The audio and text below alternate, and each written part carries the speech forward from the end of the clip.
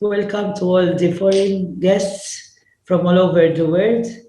Thank you for joining us. We're really proud as a Maltese nation that we're hosting the first time this unique summit, and we wish you all the best. Although it's challenging times, but we managed today that we're all here. Thank you so much, and I leave you to start the program.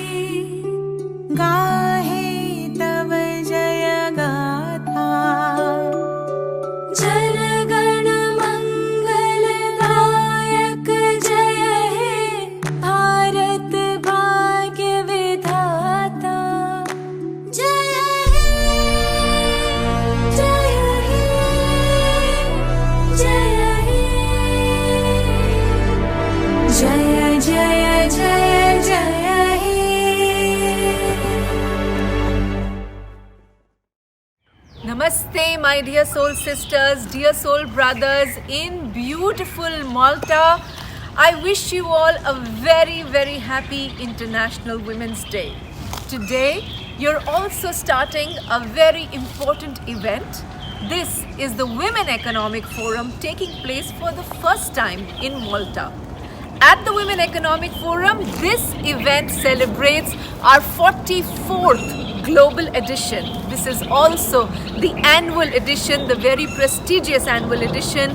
Last year, the annual edition took place in Egypt under the auspices of the President of Egypt. And this year, the annual edition, despite these challenging times, is being held on ground by all of you, presented by the Women's Indian Chamber of Commerce and Industry, Malta India Business Council, led by my very inspiring and empowering soul sister, Dame Jane Chirkop, and supported by the Council Vice President and all the 22 Council members who are part of this very eminent and excellent Council, and energized by all the partners who have come together. The Malta Chamber of Commerce, with which we have a memorandum of understanding. Thank you, dear soul brothers and soul sisters at the Malta Chamber of Commerce, for supporting this event, for being he for she champions and celebrating women leaders, businesswomen and entrepreneurs across the world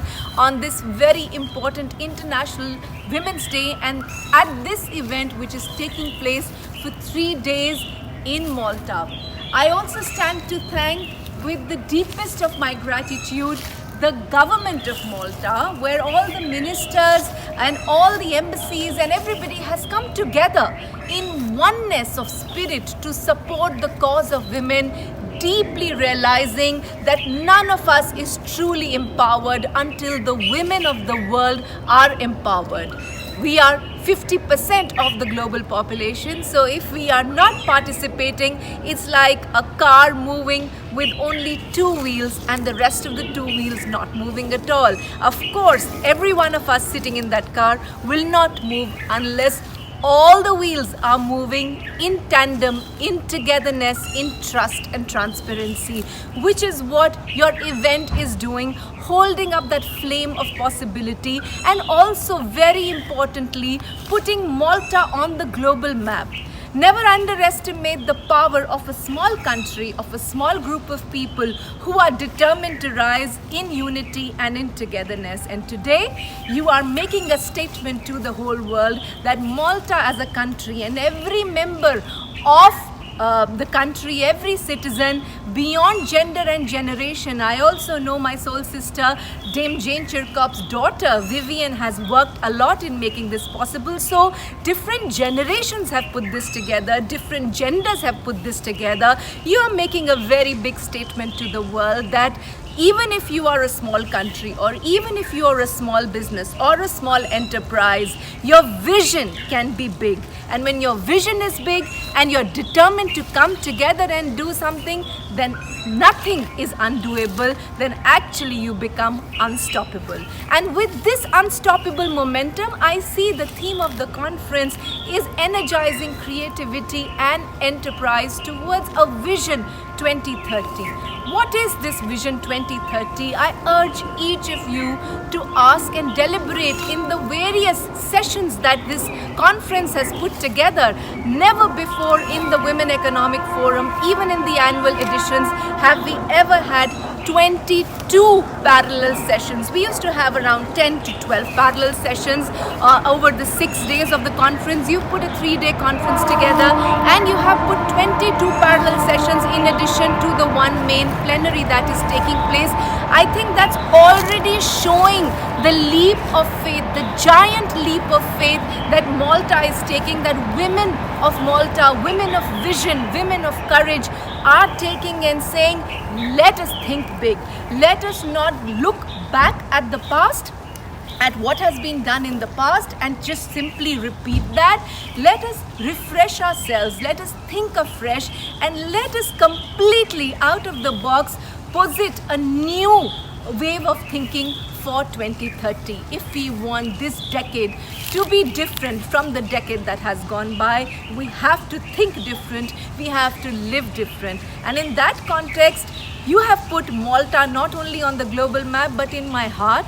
I know from India, my vision 2030 would be to see Malta as a gateway to Europe and a gateway to opportunities and possibilities for women in India, and to step first in Malta before they step in Europe. And that is my vision. So welcome as a bridge to connecting South Asia, India particularly, the world's fastest growing economy, to Malta, to Europe, to the rest of the world. I wish you all great deliberations, and we look forward to listening to all of you, hearing from all of you, and learning from all of you how we can create a better decade for all. My congratulations also to the Women Economic Forum awardees for the WEF Malta 2021. Congratulations everybody. Keep empowering, keep inspiring, and welcome to Mother India. I hope when things are better soon and we can travel, I hope to visit your beautiful country, Malta, and I invite you to do the same and visit a beautiful ancient civilization,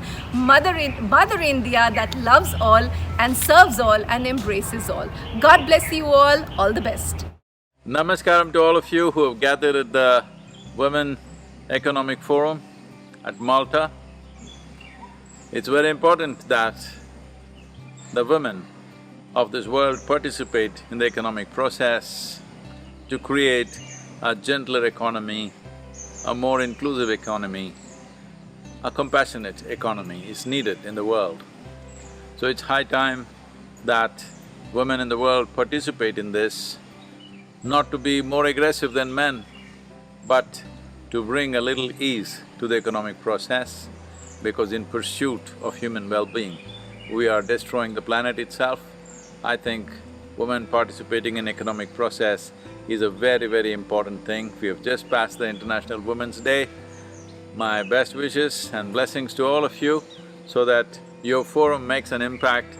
My deepest regards and blessings to every one of you. In yoga, the symbolism always is about showing the Adiyogi or the Shiva always as half man and half woman. The idea is to remind everyone that this is the nature of your existence. So to bring this balance between masculine and feminine is the true empowerment of humanity. If feminine has to find the right place in the world, we need to create a balanced society where finer aspects of life are as important as survival. If in our education systems, music, art, aesthetics become as important as science, mathematics and technology, only then feminine will find expression in a society. It is time to turn this around. So we've come to a place where technology has created a physical space where men and women can participate in equal measure. In many ways, everywhere in the world, economy is going to be the main factor in people's lives. It's very important that the women of the world participate in this process to create a gentler economy, an economy which is not brutal. It is very important in business leadership, in the boardrooms of this nation and in the world. There should be women who are feminine, not women who are trying to act more masculine than men. Women who genuinely have something feminine alive in them, and also men who are not ashamed of being feminine when they need to be. This balance has to be brought forth in a society. It is only in this balance there is empowerment. What you call as a flower is a fragile expression of a sturdier plant, but without the flower, the plant would mean nothing. So what we call as feminine is a more fragile expression of who we are, but without it, we would be nothing.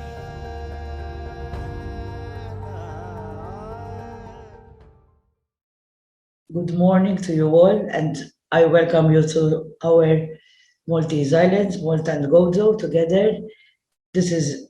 We are very proud to hold this economic forum for the first time. I welcome all the dignitaries, all the guests, all who are participating online at the moment. They are very challenging times. It was very challenging, and we are unfortunately living mysterious times.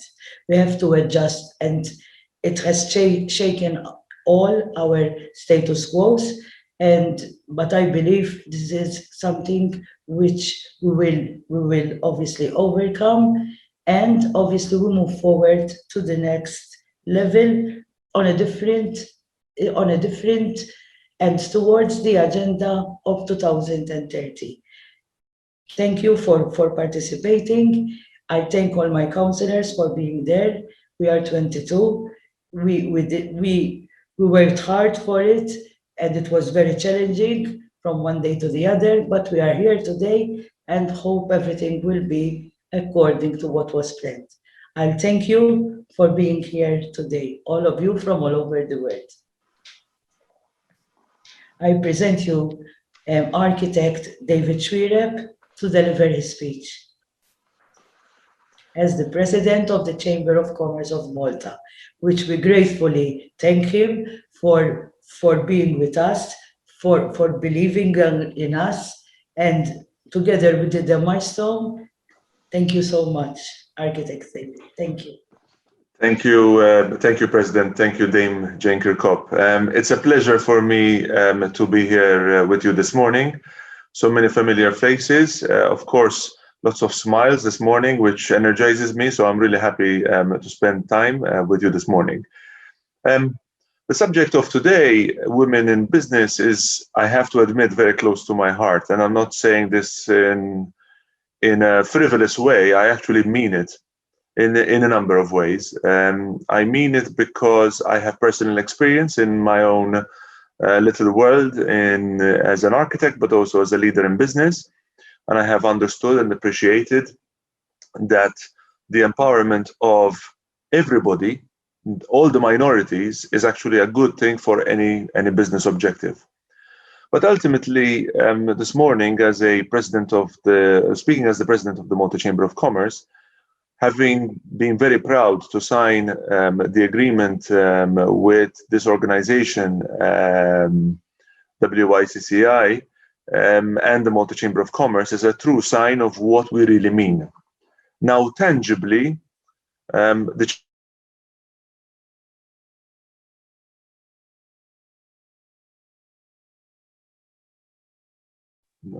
for some reason I've been muted. The Chamber of Commerce has been through quite a lot of development over the last number of months, which I guess most people would know of. And I have to admit, actually, I have to celebrate the fact that did not come out of the ambitions or the hard work of a single person. Most people point fingers at me. That's not true. The truth of the matter is that around me at the Chamber of Commerce, celebrating the needs of business and therefore the development of business, there was a big team. But I have to also admit that the strongest parts of that team were women. It is to be celebrated that when teams come together and there is the empowerment of everybody's abilities, but more importantly, the inclusion of the diversity that we all bring to the table, is the strength of any organization, whether it be the Chamber of Commerce or whether it be any business, whether small, medium, or large. So I am, in a way, can provide testimony to the value that this brings to any structures in the organization. I might not be an advocate of structures that provides quota for women to be involved in institutions. I would much more prefer to engage convinced women that are truly able and strong and successful in their own ways to contribute because of their abilities. And to prove this, over the last couple of, you might know, so those of you who follow what the Chamber of Commerce does, you might know that we last night had our annual general meeting. At the moment, there is an election in process. I'm actually have at the latter end of my final days within the chamber as president. And there's an election happening. Oh, I have to admit that over the last 2 months, I have been working hard, maybe with some of you, but certainly a few others who are leading businesses and leading organizations in Malta, and sat down with them to convince them to realize how important it is for the Chamber of Commerce to be driven by their ambitions and by their abilities, because that is what our economy and our nation and certainly our chamber needs. I am proud to say that a third of our candidates are top women in business. A third. This is unprecedented. I mean, to have one person on our Chamber of Commerce that's normally dominated by the males, maybe by the elderly males, may I add, is quite a development. So 1/3 of our candidates will be women. I hope, of course, that the voting will confirm that we need to have these top women around the table. And I am sure that the Chamber of Commerce will be better than it ever was in its history, because we will have women around the table. Of course, as we have heard also, the ability to include the younger generation in our business development ambitions with the developments of our economy is a very important part when we look at sustainability, and the fact that short to medium term and medium to long term economic vision needs to be driven by people who have an interest in the medium to long term, and that is normally the younger generation. I am also in conclusion, I also have to admit, as you probably all know, I am an avid advocate for climate change action, and our ability to look at an economic model that is driven by a very strong social foundation within the resources that our planet can offer us is the model that we hope to be driving, and will give us the quality of life and the quality of the economy, and therefore our health and wellness that we all strive for. And that needs talent that sits within an inclusive society. So therefore, the ability to join the strengths of intelligence, of mental intelligence, together with the strengths of the emotional intelligence, is what really will bring us the success that we all strive for. In all of this, women and their ability, of course, not only to be intelligent, but more importantly, to be emotionally intelligent. And I would spend the whole hour talking about this if you wished, but you probably know what I'm talking about, is really what this country needs, because this is how we see success happening in a world which is ever changing, with a pandemic that has changed our lives, that has made us realize a lot of significant matters that maybe we would have overlooked in our recent history. But we really now need to get our act together in an inclusive society to obtain the objectives of the future of our economy and our society that we all strive for. Thank you very much. Thank you, Architect David. Thank you, Mr. President. We're gonna miss your presidency. You work really hard, but this is not the end. We will still involve you, because we have an agenda, and I'm sure you'll be there with us, part of us. And I really wish you all the best, and keep up your good work like you always did. Thank you so much. Thank you. And now I introduce the message from His Excellency, the Minister of Foreign Affairs, Mr. Evarist Bartolo. We are meeting at a very difficult time for all of us. The pandemic has wreaked havoc all around the world. Apart from the millions of those who have died and the millions who are still suffering from long COVID, the effect on their health, it has had a massive effect on our livelihoods. So many millions of people have been pushed back into poverty, losing their employment, and it is now having also a huge effect on our children, our young people, on our health. So many children are losing out on their education. Literacy is becoming problematic again. Apart from the pandemic, we are still facing war in a number of places around the globe. It is really, really difficult time. But even in dark times, we cannot give up. We must work hard for peace and security. We must do all we can not to have politics and diplomacy simply the continuation of war by other means. We must find ways of addressing tension, of addressing crisis, and of working to come out of this difficult time. The only words that we can tell each other at this time is what Frankel reminds us by saying, yes, the world is in a bad state, but unless we all do our best, it can only get worse. I am sure that this is a meeting where we all try to do our best and to work for a better world, however difficult it is.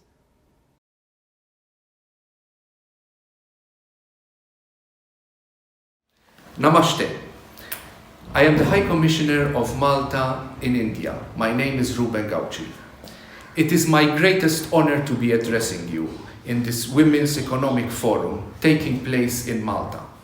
As you can see, I am in New Delhi, India, and it is my honor to note that this particular event is being organized by the Malta-India Business Council within the structure of Women's India Chamber of Commerce and Industry WICCI, or WICCI. I like this way it stands, WICCI, because in Maltese it means my face. And I know that it's part of the emblem of WICCI or WICCI, which is the women's face. So it's very, very nice to show your faces. It's very, very nice for everybody to show his or her face to the world. We are actually covering our faces these days because of COVID-19. And I understand how difficult it was to organize such an event within these circumstances. But there it is. We don't need to hide our faces for long. Hopefully, COVID-19 will be over soon, and hopefully we will be facing new realities, good realities, business realities, all thanks to you and your courage. Thank you very much. It is an honor to be invited by the Women's Indian Chamber of Commerce and Industry to speak at this first Women's Entrepreneurship Summit hosted by Malta. Whilst the conference aims to discuss ways of encouraging women to become effective entrepreneurs and so contribute to their economic advancement, allow me to digress a while and tell you my story and the story of other entrepreneurs. My parents, as early as the 1940s, were entrepreneurs.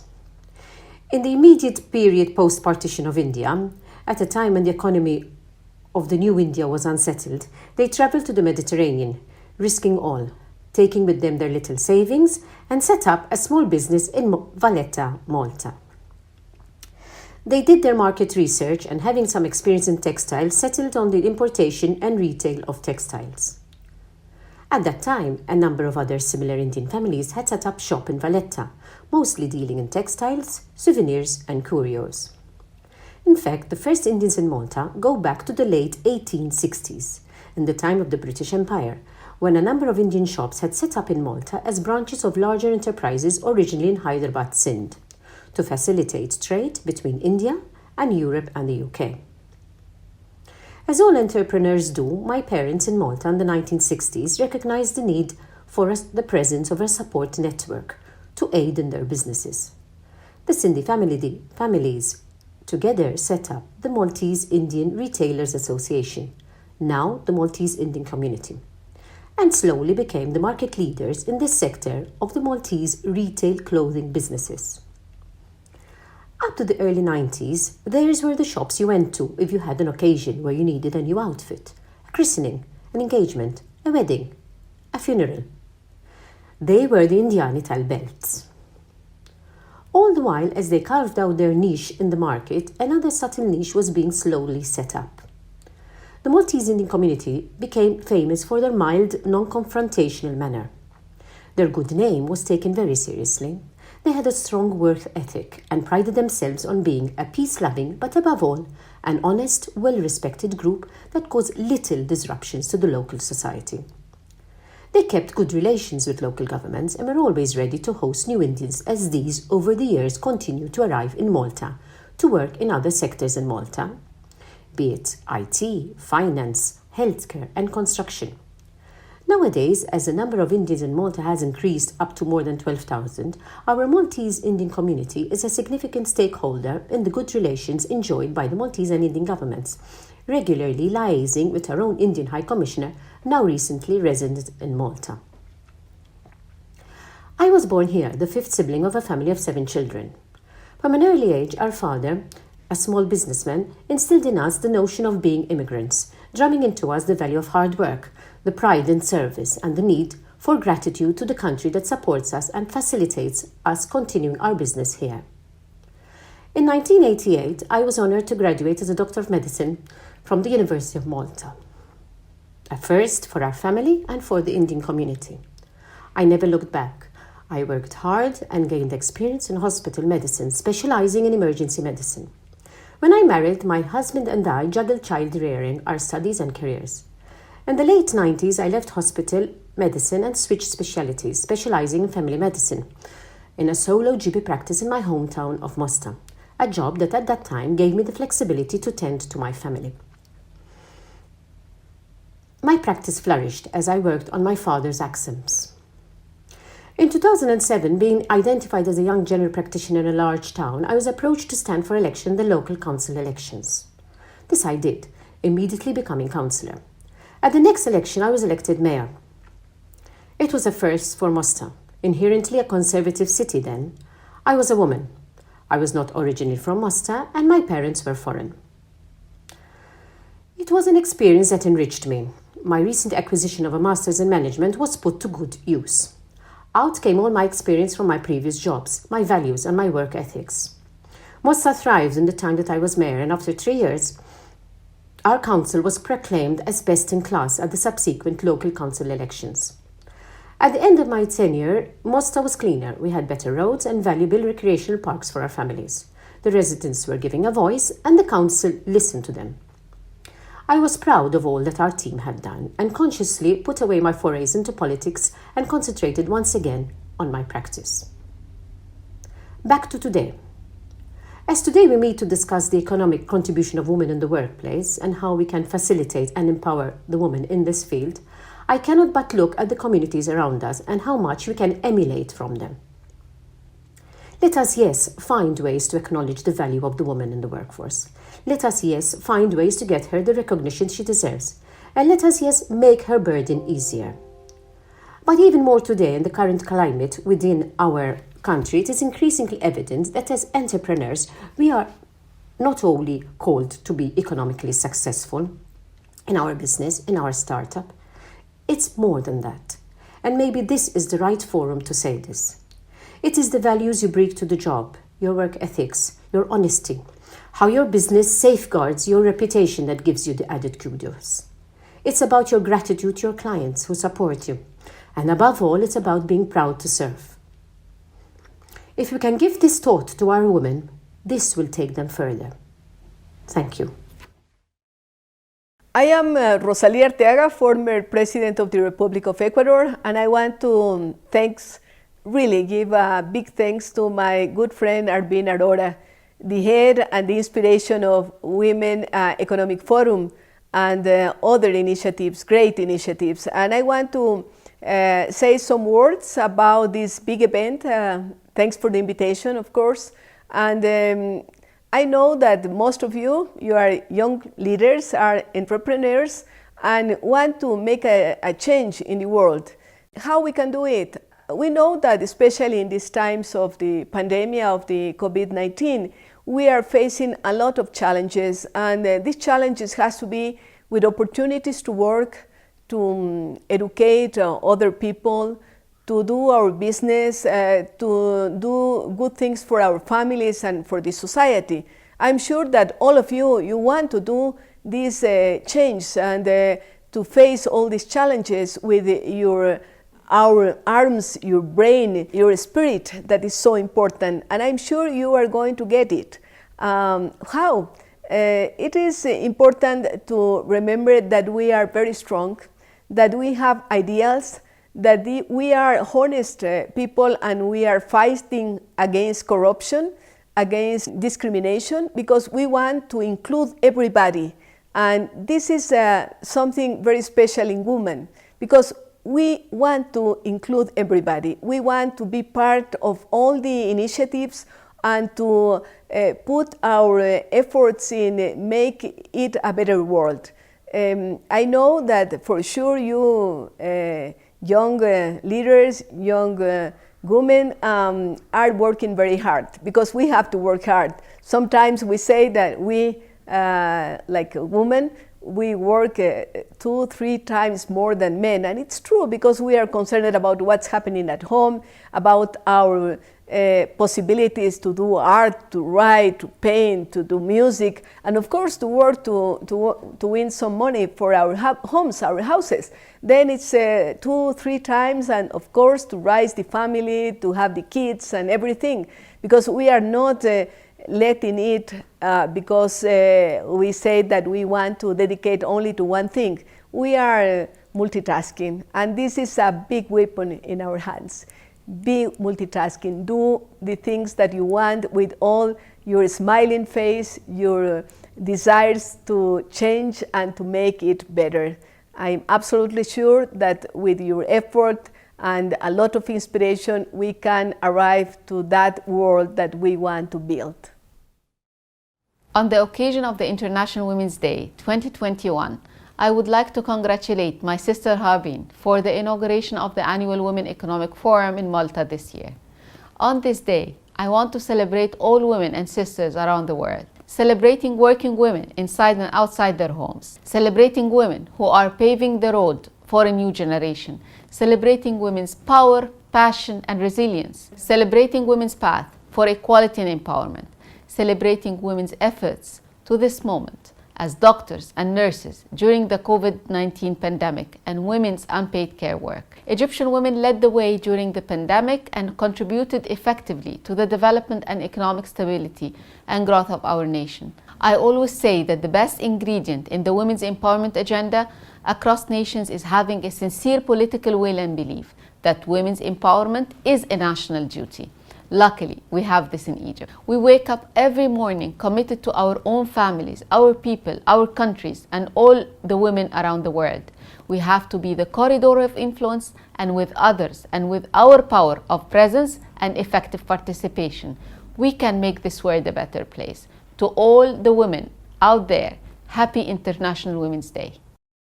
I think in the COVID pandemic times, those of us who survived the COVID itself is a great achievement. Either we got affected and we recovered, or we prevented and we could successfully keep COVID, the wolf of COVID, away of our doorstep. I think first of all, we must never forget that survival during pandemic times in any way is itself an achievement. Secondly, if you've kept your sanity, if you've kept good health, I think itself is another. So don't forget this, that you have been able to have the determination to either help yourself or even help others. The fact that you're alive, remember, health comes before wealth. And if you've got the health, wealth will follow. Wealth does not bring health. It is health which brings wealth. So I've always believed in that, and that is what has mattered a lot for me in my way of thinking. So I have the way, now that you've got health, wealth will follow. But the question now is, what do you want? How much you want? Why do you want? What is your expertise? What's your skill? And what are the resources you have? So you begin with whatever you have, and then go stepwise. I think don't say I want to become a millionaire right overnight. No, plan your steps one by at a time. Remain happy, remain contented, remain grateful. I think the person in you will matter now. It's not how much you make, but how you make and in what state of mind you are. It's the person in you which will make you furthest. Now, whatever enterprise you want, whatever business you want, obviously you must be qualified for that. You must be skilled for that. That's important. So if you're skilled for that, just begin. Now just begin. So don't compare yourself. Or somebody has already gone ahead and somebody's made the millions faster. Stop comparing. Just begin with wherever you are, with whatever you have, and happily so. This is what my feeling is, that remaining grateful, remaining contented, and yet entrepreneurial, I think, and take help wherever it's available. Thank you so much, Kiranji. As I shared, you are such an inspiration to women of India and women worldwide. You were the Lieutenant Governor of the Union Territory of Puducherry, where you did a remarkable thing. You opened the doors of power to the civilian population, and they could just come in any time, not just in your tenure as the Lieutenant Governor, even when you were heading the jails. You're a super cop of India who is really, really well known.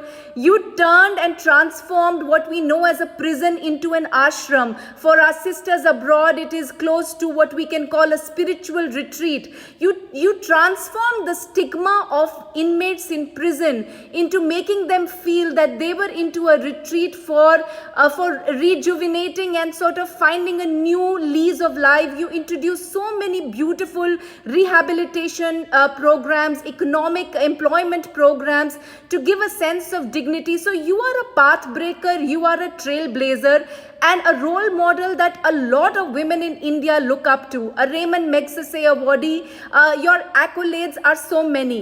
We are very curious to know, Kiranji, that throughout your growing up years and even now, could you share with us some of your role models who inspire you? Because you inspire us, so who inspires you?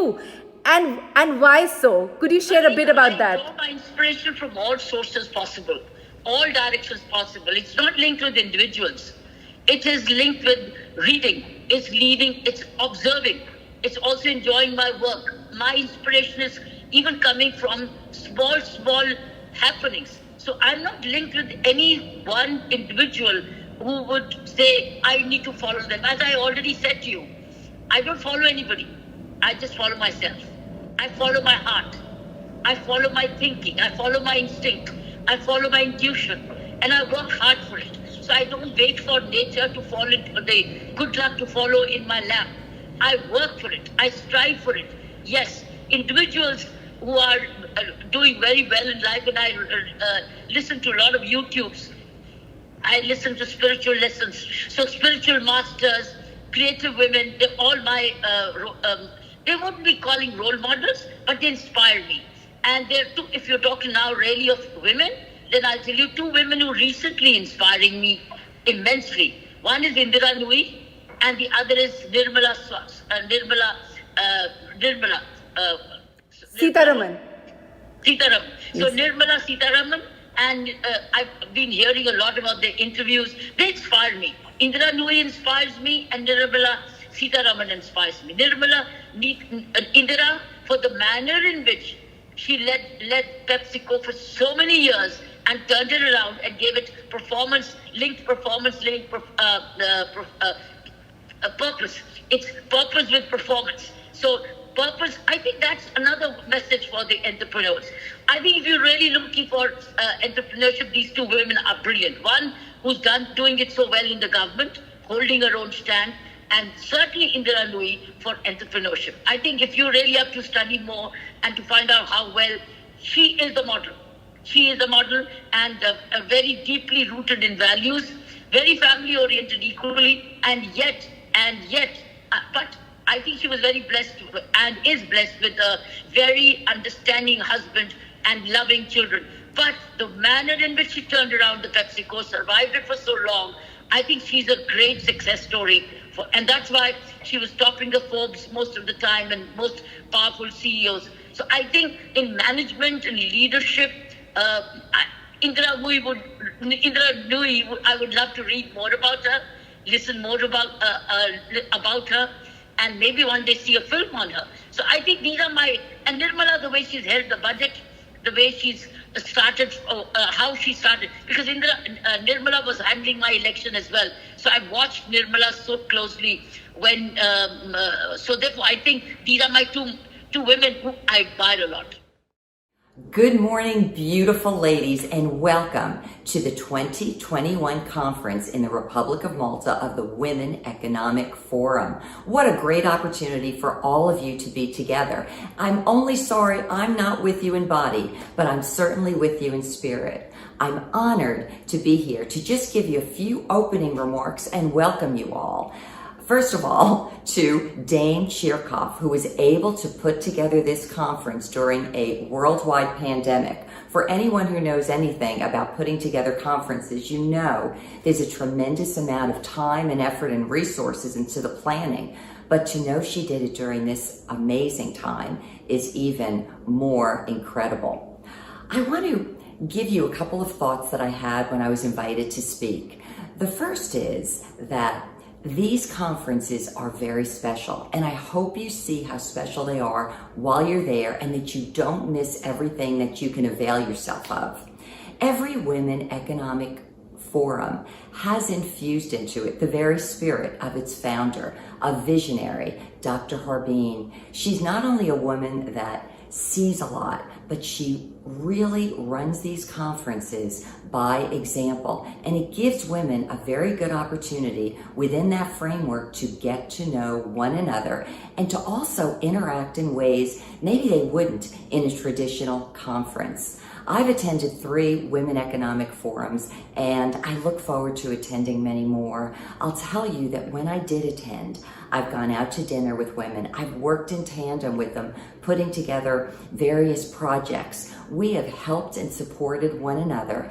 I, just as recently as a week ago, was on LinkedIn communicating with another friend, and on Facebook not too long ago doing the same thing. Make sure when you're together over the next few days that you almost put aside for a little bit the traditional paradigm of network marketing where you share business cards and you're trying to get business done today. Instead, think beyond that. Think about relationships. Forge some relationships, maybe with people that you might normally not think you'd have anything in common with. Get to know some of their ideas. Get to know their backstories. Further, find out some of the challenges that they've had to overcome to get to where they are today. This is one really important thing that women could take advantage of. We all need encouragement. We all need inspiration. And when we get together at conferences and events like this, where we have just this sustained period of time to really meet and break bread together, we can help infuse one another with new ideas, with greater confidence, with more inspiration, and the very things we all need to go further and to go deeper and to go wider. I wish all of you not only a lot of fun, but I hope that you find that this is one of the most rewarding conferences you'll ever attend, not just for today, but for your future too. So have a wonderful time, and I wish I were with you. Bye-bye. Good afternoon, everyone. I'm Shweta Mishra, ex-captain of Indian Army, a social activist voicing for women's empowerment and child rights. I'm the founder of Arvind Rama's podcast service. We also have a social media presence as Arvind Rama's Creative Services, which is basically a content generation platform. I welcome you all to connect with me in this regard. At the outset, I congratulate the Women's Economic Forum, WICCI, WICCI, Malta chapter for having conceptualized this entrepreneurship summit and now conducting it so nicely. Thank you for having me as a speaker in this meet. I am making 2 arguments in my speech today. We should redistribute domestic work judiciously amongst genders. For that, we should begin from home. We should revisit the definition of GDP. Yes, redefine the methods of measurements of economic activity and include unpaid domestic work and childcare as legitimate work. Since the onset of coronavirus pandemic, both men and women have seen their unpaid workload increase. But women are taking the lion's share of these responsibilities in current times of crisis. It is a known fact that women have been bearing the brunt of extra childcare duties and unpaid domestic work across societies globally.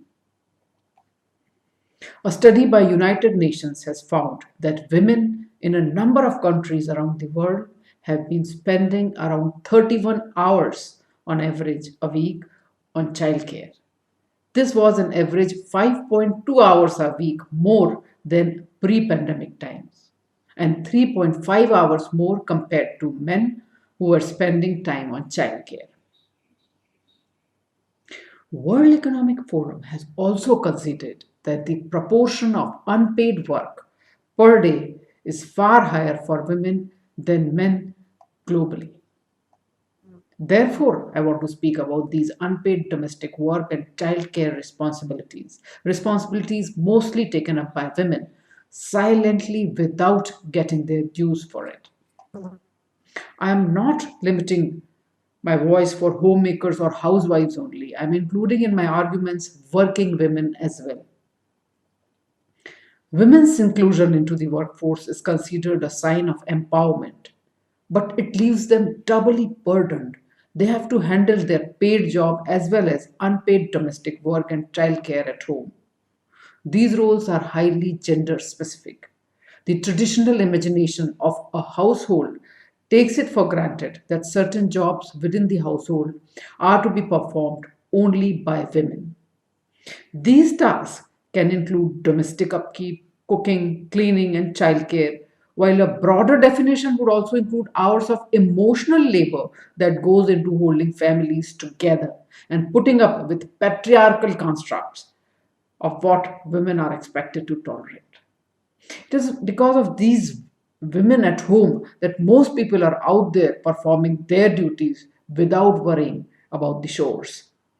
Research studies have shown that women do 3 times more unpaid domestic work and childcare as against men globally. Let us choose to challenge situations so that household work is distributed judiciously between genders. Let us begin from our home. Now, regardless of hours of the day women put in this domestic labor, this work is often dismissed as set of daily chores and not accounted for in either the GDP or the employment metrics. Since the work done at home doesn't necessarily generate products and services for the market, economists often ignore it in their calculations, and the result is that massive portion of work done by women goes unrecognized as labor and is treated as a duty. Let us choose to challenge situations which corroborate the problematic idea that domestic work does not contribute to economic value. It does. Research has shown that economic value of unpaid domestic work and childcare is whopping 40 to 50% of any country's GDP. It is homemakers' labor that keeps family units running and allows work outside the house possible. They make the foundations on which economic activities of a society are feasible. Let us choose to challenge the flawed GDP systems that do not recognize household chores as economic activities, which is mostly taken up by women. Redefining the methods of measurements of economic activities, redefining GDP and including unpaid domestic work and childcare will properly put in perspective the role of women in modern world, thus making our societies more inclusive and much more sustainable. Thank you.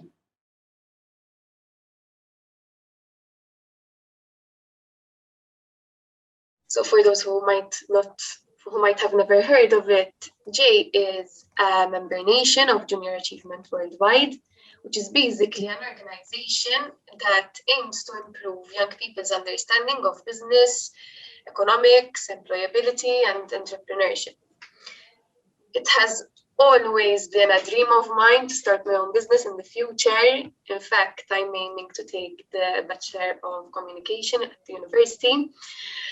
And once I heard about the J. Malta Foundation, I had to seize the opportunity immediately because I was sure that it would help me broaden my knowledge in business.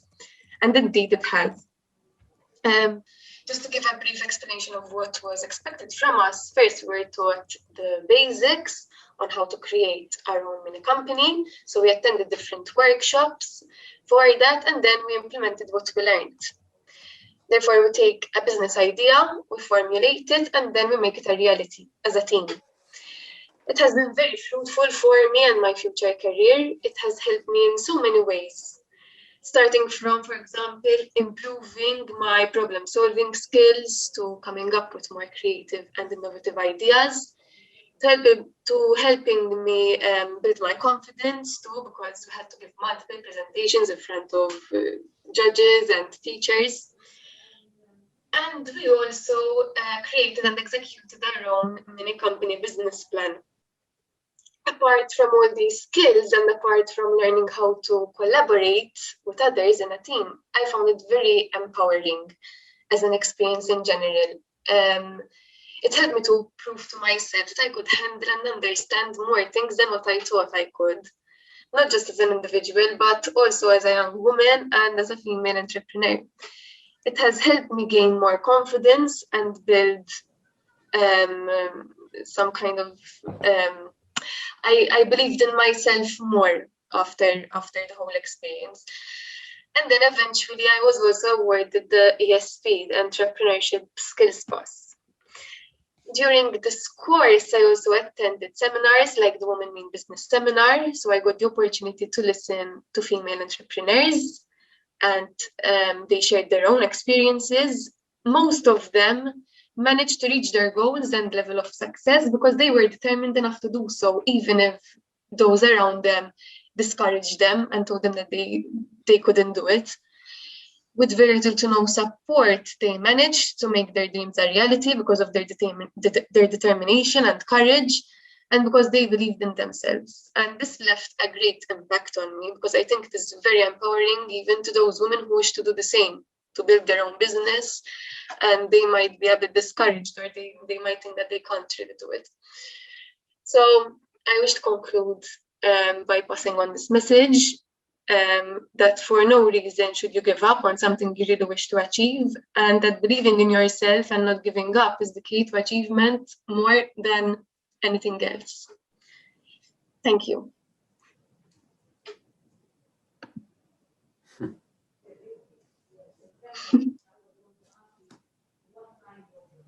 Debbie, sorry. Okay, continue. I just I found the button. Thank you, Nicole. This was very interesting, and we wish you a lot of luck. I know now you. Thank you. For a lesson, so should you wish to leave the room, it's up to you. I can stay a bit longer. Perfect. Okay.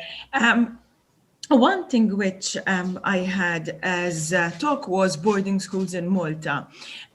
Practically in Malta, as boarding schools, is from experience as well. I worked in business mostly. I worked in the hospitality industry when I was younger. Then I moved in the pharmaceutical industry, and then also in the pharmaceutical industry, when you have a lot of companies that acquisite each other, I ended up with one of those companies. So I changed a little bit. It was also time for me to spend a bit more time with my children, and I went into schooling in one school that we have in Malta that does boarding schools.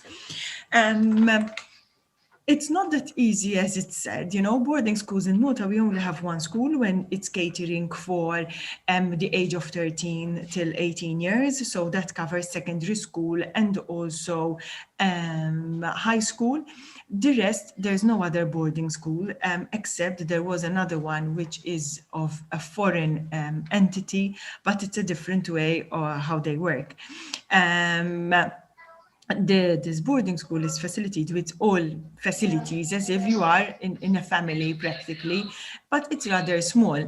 When we compare ourselves to boarding schools abroad in Malta, we are still very small, and it's like a non-existent. And I would tie boarding school as well with tourism and with sports. Because in boarding school, you have students where they are young, they usually have a profession of sports. Okay, they come here to study. It's not an English school.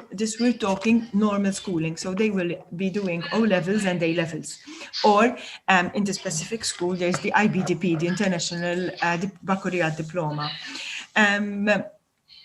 So the students there they start from September up till June. They can only go home in Christmas and in Easter. So it's a proper boarding school.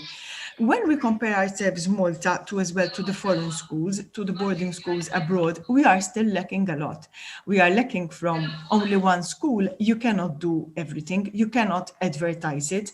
And it's still not in the educational curriculum. It's still not in the educational way of doing things. So when you're seeing the education department, it doesn't mention much boarding schools.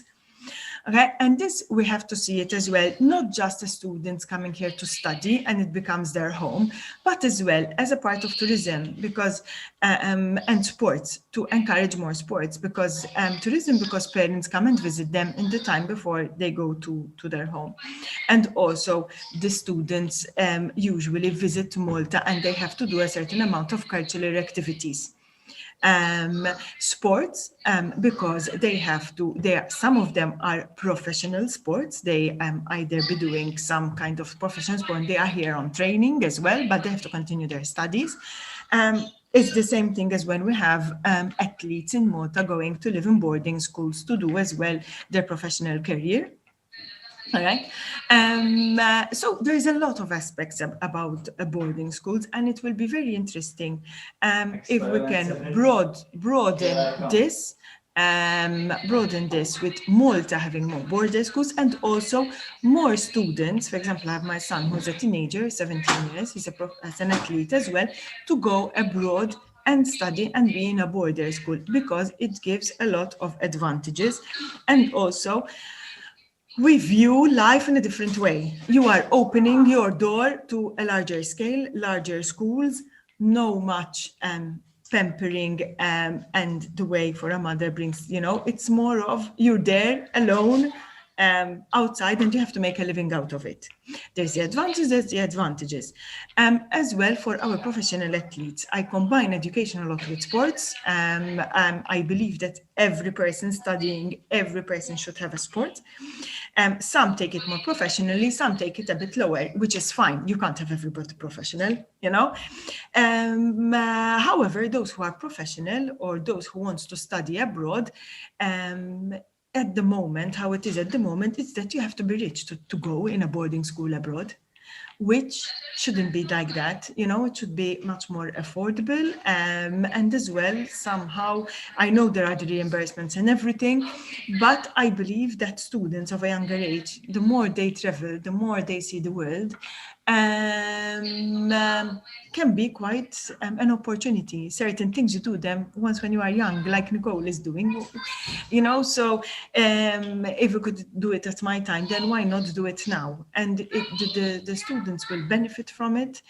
I see a lot of advantages, not when they are young, don't get me wrong. I don't really like boarding schools when they are till a certain age, but once you've ready from your secondary schooling, and you want, that is the time. Yes, it's good. University, we have a lot of students that go abroad as well, even though our university in Malta is very good. It's not because I'm comparing the educational system that we have in Malta to abroad. No, our educational system is very good and very high intense, quite intense. But as an experience of those who want to be more professional, for example, in skateboarding, like Rudy is going to tell us, why not go abroad if you want to be more professional? You have to go abroad, most probably, to become a professional athlete in skateboarding. In water polo, you have to do that step because you're all the time mingling with the same type of athletes. We're small.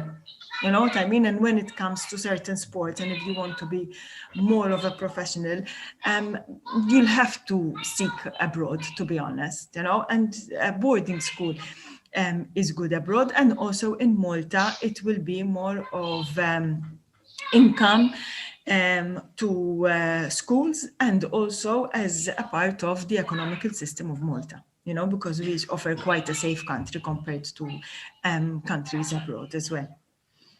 That is from my side about boarding schools. Rudy, what would you like to tell us? If you have first, let's say, if you have any comments about it, please help yourself. I was about to, sorry for that. I actually was about to comment about the issue which we've mentioned, how athletes from Malta would have to go abroad. It is quite a common scenario. You have even, for example, just something at the top of my head, it's the same thing with veterinary courses. If you want to be a vet, you would have to go study abroad. So this is actually something which people do when they want to advance their studies or reach a certain stage in their studies, because sadly, we don't have the professional, you could say, coaches in order to teach this. So it is actually a scenario which most Maltese athletes have to face. This is actually what we are trying to, because I'm actually part of the Malta Skateboarding Association, and this is one of our missions in order to make Malta one of the hubs of street sports, because it is able to become a hub for street sports, just like Barcelona and just like Dublin are in Europe, for example, or California in America. So basically, by putting certain policies into place and creating certain areas, we are able to reach a certain level of professional athleticism if you have the right procedures in place. And we're slowly seeing a change to this, but obviously, as you mentioned rightly, Debbie, we are still having to go abroad in order to be coached by certain professionals or people that have been in the profession. That's to wrap up something about what you mentioned as well about going abroad. But I also wanted to first of all say hello. My name is Rudy Dorkens. I'm from St. Paul's Bay in Malta. And I'm a youth which has always been involved in you could say in activism and in trying to promote youths to be part of our society, because we are able to get very good ideas in together with policymakers, because in the end of the day, it is the future, which is our future as well. I'm part of the Malta Skateboarding Association, as I mentioned, and the Malta Street Sport Association, which are two groups, NGOs, which I've been basically for the past couple of years always trying to get involved in policy making, and in order to provide a better idea or an alternative idea to what the common policy making could be. We talk about a lot about for youths to be involved in being activists. We try to teach youth from a younger age in order to get them involved, but the problem is that there is a bit of a gap between actually listening to the youths and implementing their suggestions in the policy making process, because most of the time the policy gets watered down, and then the final result sadly doesn't always reflect that those suggestions which were made. Something in common with this, for example, was the Vote 16, which was recently passed in Malta a couple of years back, where basically youths were, I was part of the group of youths which were called in for public consultations. We drafted a law which would be basically a national law for youths for the following 10 years. A lot of suggestions were made, and obviously, luckily, the Vote 16, which was basically giving the rights for younger youths up from 16 and 17 to also be able to vote in local council elections, was accepted, and it was pushed by our political parties. But unfortunately, most of the other policies therefore took a backbench to that. And the national draft of youths, in fact, is being done again nowadays. So a few years, it was meant to be for 10 years, but it seems like the next one is going to be done up until 2030.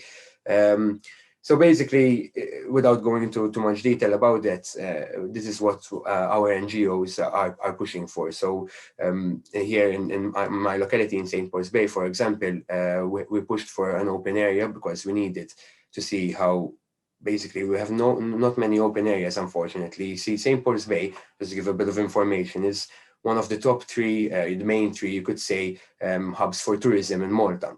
But over the past 20 years, we have seen a gradual increase of residential dwellings being created. A recent NSO study, actually, from the Malta National Statistics Office, just mentioned how St. Paul's Bay or Bujubban Aura, which are one locality, has had the highest or largest amount of buildings applications in the past 10 years, that would show that there was an increase in population. In fact, nowadays, it is esteemed to be one of the larger towns in Malta with the highest population density as well. Because of this, and obviously studies have shown this worldwide, there is a great need to have open spaces, to have recreational spaces, to have spaces where you can practice sport. And by sport, I mean sport of all ages. We have this very common thing in Malta where our governments or policymakers tend to push sports like the common sports like football and tend to open or create many of the sports spaces with a football field, for example, or an outdoor gym, and then it just stops there. Obviously, this kind of investment is good in sports, but we cannot just stop at one sport, which is not actually targeting the whole the whole audience of youths or anyone for that matter that uses sports. This is why we were pushing for open areas to have a different type of, so running tracks and skateboarding parks, obviously outdoor gyms as mentioned, and this is slowly coming into place, you could say. The reason why we would do this again is because we can see that street sports is an individualistic sport. And funnily enough, I think COVID-19 helped that argument, because we've now, in many countries all over the world, especially in Europe and in Malta specifically, contact sports has been stopped. So basically, no football or basketball or any of this contact sports is allowed to happen, due to COVID restrictions. But cycling, scootering, skateboarding, these are sports which are now getting, you could say, a new boost, because people are noticing that they are able to practice the sport without needing to follow the main issue. For example, just to quickly remark, when I was younger, I remember the biggest headache for my mother, and I'm guessing for any other parent out there, is the time. So taking your kids or taking your youngsters over to the nursery to practice their sport. We were actually talking about this earlier, and sometimes the time span would be late in the evening, and then you have something to do in the early morning and your body doesn't rest. Obviously, the cost that sports, you have to buy equipment, you have to pay the nursery, etc., etc. The good thing about street sports is that you can literally buy your own skateboard or buy your own bike. You probably already might have one that you've never used. You can go outside into the street, and where there was a bench before, and someone was sitting on it, now that person is not sitting on that bench anymore, and that became your ledge, there are a few stairs where you can stay training on those steps, so any outdoor area, any urban area could become also potentially an area where youngsters can practice sports when they can, release their energy. And this is the policy making which this group of youths of the Bujuba Skate Park has been pushing for the past couple of years, also on a national scale, of course. And it is an upcoming sport worldwide. I mean, you could say that, for example, in the 1980s, obviously, was the skateboarding boom in the US. But then again, in Malta, and we actually have an international audience today, for example, in India, it would be the same scenario where skateboarding is quite an upcoming sport. And the really good thing about it is that it has no gender. You could say that there are professional skateboarders which are women and men, of course, and there is no gender gap, so to speak, as we would, occasionally hear in football, for example, where male footballers are paid, or the male football industry, let's just say, has a higher income rather than that of the women football. So basically, that is the main part that I wanted to push forward. That we need to empower youths through also sport, in order to be part of that policy making without needing to go through the usual channels of political parties. Maybe this is not something which has an effect worldwide, but in Malta, our polarization is very high, just like in the US, actually, where polarization is very high. And in order to be involved in policy making, most of the time you have to be part of a political party. And this tarnishes sometimes that procedure of the policy making, as we all are aware of, and also in our daily lives. So we keep pushing for youths to be able to have this platform, to be able to use their sport in order to get involved in policy making. One, because there is no place for these youths in order to practice their sport, so therefore it automatically, you could say, rounds them up in order to push to make a change. And at the same time, as we said, it is able to create very good ideas, for even how to design our urban spaces and in the coming years, for our future generations. I don't know if there was any questions or anything you wanted to touch up on that. My only thing about skating, it is, as your sport is skating, till what age? Because usually sometimes when you get older, I think you have to go into cycling then after that, because it's quite, due to the heavy way of the skateboarding is, you have to be young, you have to be dynamic. True. I mean, the older you get, it gets a bit... This is totally, I'm only 22 years old, and I actually have a problem with my knee. And when I go when I've been in the past to Mater Dei Hospital, to our main hospital, everybody around me is over 50. And even the doctor himself has said, I've never seen these issues in such a young age. Again, this is a part of the fact that street sports, in its name, is not a conventional sport. So I wasn't wearing a helmet, I wasn't wearing any knee pads. But we've actually seen, I mean, worldwide, if you see Tony Hawk, for example, which is a very famous skateboarder, I'm sure everybody has heard of him. If I'm not mistaken, he's reaching his 50s now. And a couple of days ago, he landed his last 540 degrees, they call it. So he turned in the air more than once, and he landed his last 540 a couple of days back. He said it was his last one, in fact, because of the same reason which you just mentioned, rightfully, Debbie, that his bones are no longer able to do this. But then again, he like I said, he's close to his 50s, you know. So he, I mean, we hear about how in football, for example, when we hear someone say, "Oh, he's 39, 40," you know, wow, he's a bit old to be playing football, you know, professionally. So I think this is there's a certain age.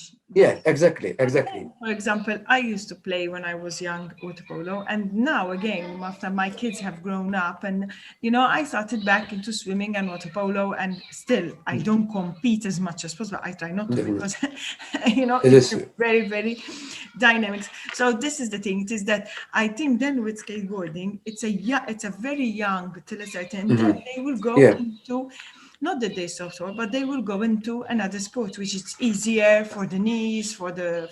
Truly. This is why we push street sports. Injuries. I mean, but you go into more into certain things that are not so heavy, you know. Of course, I mean, as even I can see it in myself that as I've grown older, I've tried, you know, other sports. You know, we start doing rock climbing and all these different type of sports, you know, because I guess it is something which you would start usually at a younger age, you know.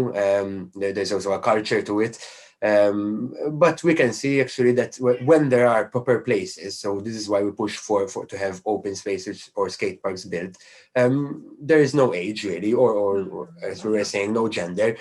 Something which I want to remark again, touch up again. For example, in India, where there is an issue with gender in certain parts of India, female skateboarders are able to practice the sport, you know. Whilst at the same time, there are some certain areas where they wouldn't be allowed, or there's a bit of a stigma, let's just say, in regards to playing other sports, you know. So it's the same thing with skateboarding. The sport itself is a bit of a taboo in society's eyes, and therefore it doesn't look at other people in this way. And I think it's opening a few windows. We'll be able to see it in the next maybe 20 years. The difference it made. It does open, and it also gives what skateboarding gives as well. It could be a parent and child sport as well. Something to have young children to start giving them that idea that they can go with skateboarding with their parents. I mean, on a smaller scale, and then they grow up, the children. So it's a very interesting. Thank you, and it was very interesting. I mean, like I think it's a very nice sport. And it should be encouraged as well all over the world that we should keep, and both for equal genders, for female and male respectively. Definitely. Thank you for having me. Thank you. Ruth, I really wish to stay on the lesson. Go ahead. Thank you, Nicole. Thank you. Bye. Thank you much, and good luck. And good luck to you too. Thank you very much. Thank you. Bye. Ruth, from your side, would you like to tell us something about you and also the subject you are going to talk about? You have to unmute yourself. Unmute yourself. You unmute. So is this being recorded? What's happening? It's being recorded. We'll do yours, and then I'll have to leave the chamber because I have another meeting. Okay, so hi, I'm Ruth Frendo. I'm an author and also a television producer and presenter, and have been doing this work for the past 10 years. And basically, today I'll be talking about the importance of gender equality in education. First of all, it's really empowering meeting so many interesting and beautiful women from around the world. So that's something I have truly enjoyed from this morning. But I will start by quoting the English novelist H.G. Wells, who said that human history becomes more and more a race between education and catastrophe. I'd like to mention a person I truly admire. It's Oprah Winfrey. She's an African-American businesswoman and media personality, and she was born in a very, very poor family in Mississippi, America. And nowadays, she is one of the richest people in the world. She's a self-made billionaire, and she's one of the most influential people in the world. And this is what she said. She said, books were my path to personal freedom. I learned to read at age 3 and soon discovered there was a whole world to conquer that went beyond our farm in Mississippi. So basically, books and textbooks are role models for our children who can form stereotypes by the age of 5, which means that by the age of 5, children can learn about stereotypes. So what they read and what they see in textbooks is really, really important for their formation of personality and character. And studies have shown that girls and boys who are exposed to a strong female or male story character increase their scores on a self-concept measure significantly. So it means that children need to identify with characters in books. It's interesting because in 2000 and I think it was 2014, 2015, I was one of the handpicked participants by the Malta Film Commission for a year-long course about filmography.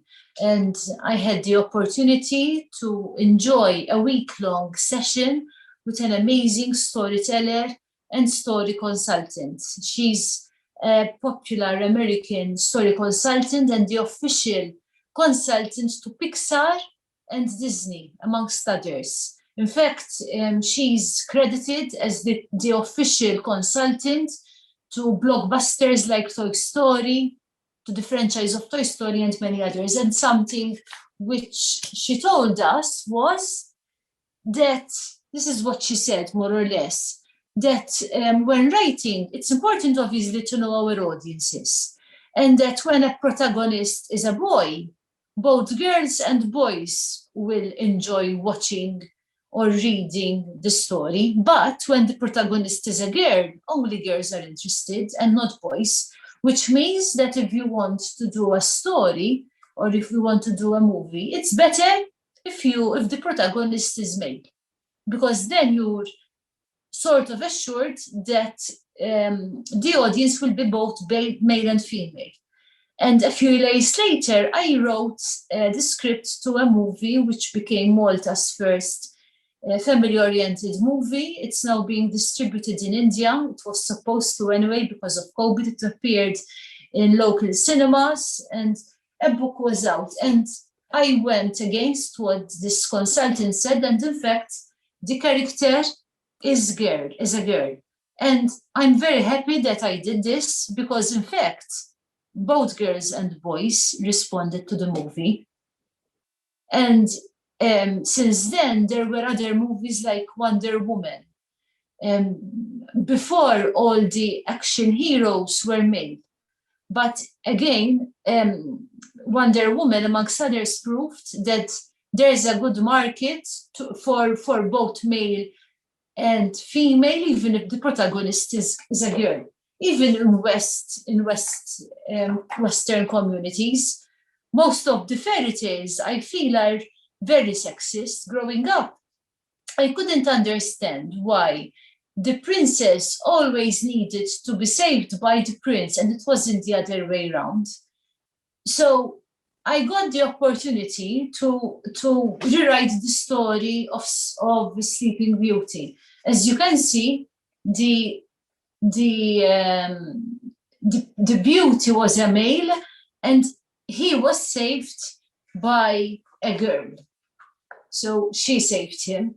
What I'm saying is that we need, especially we as women, we need to unlearn the lessons that we've learned in the past. And we need to start writing and creating roles for women, especially with education, even in movies, but especially with children. If we need to change society, we need to start doing it by changing children, because those are the people who will actually make a bigger change. And as we know, education is fundamental for improving a wide range of development outcomes for both male and women. So basically, my speech is going to be short and sweet. What I want to say is that we need to push women. We need, especially with regards to literature, we need to create characters, strong female characters that can act as role models for all our children. Thank you. Ruth, what an interesting story. I've never seen that of Cinderella. Honestly, I mean, even I have a son and a daughter. And my daughter, I always teach her. In fact, she says certain things that are very much similar to things that I say. But it's so true. I mean, a woman is such the fundamental of a lot of things. And we save so many things and we do so many things that sometimes it's not seen. It's how we were brought up. So I still love watching the movies. I still love watching Cinderella. I still love watching, and Cinderella, at least she was helped by a godmother fairy, that she was true. That's true. That believed in her, that could, and in life, that is how it is. It is sometimes unfortunately, you find women that put you down, and you find women that really then they will blossom you. I mean, it's true. Certain women that supported me and blossomed me, I thank them a lot since I was young, you know what I mean? And those who were in family and those that were not in family, it's really, you found both. And the ones, then when you are strong, the ones that try to put you down, you just totally learn how to ignore them.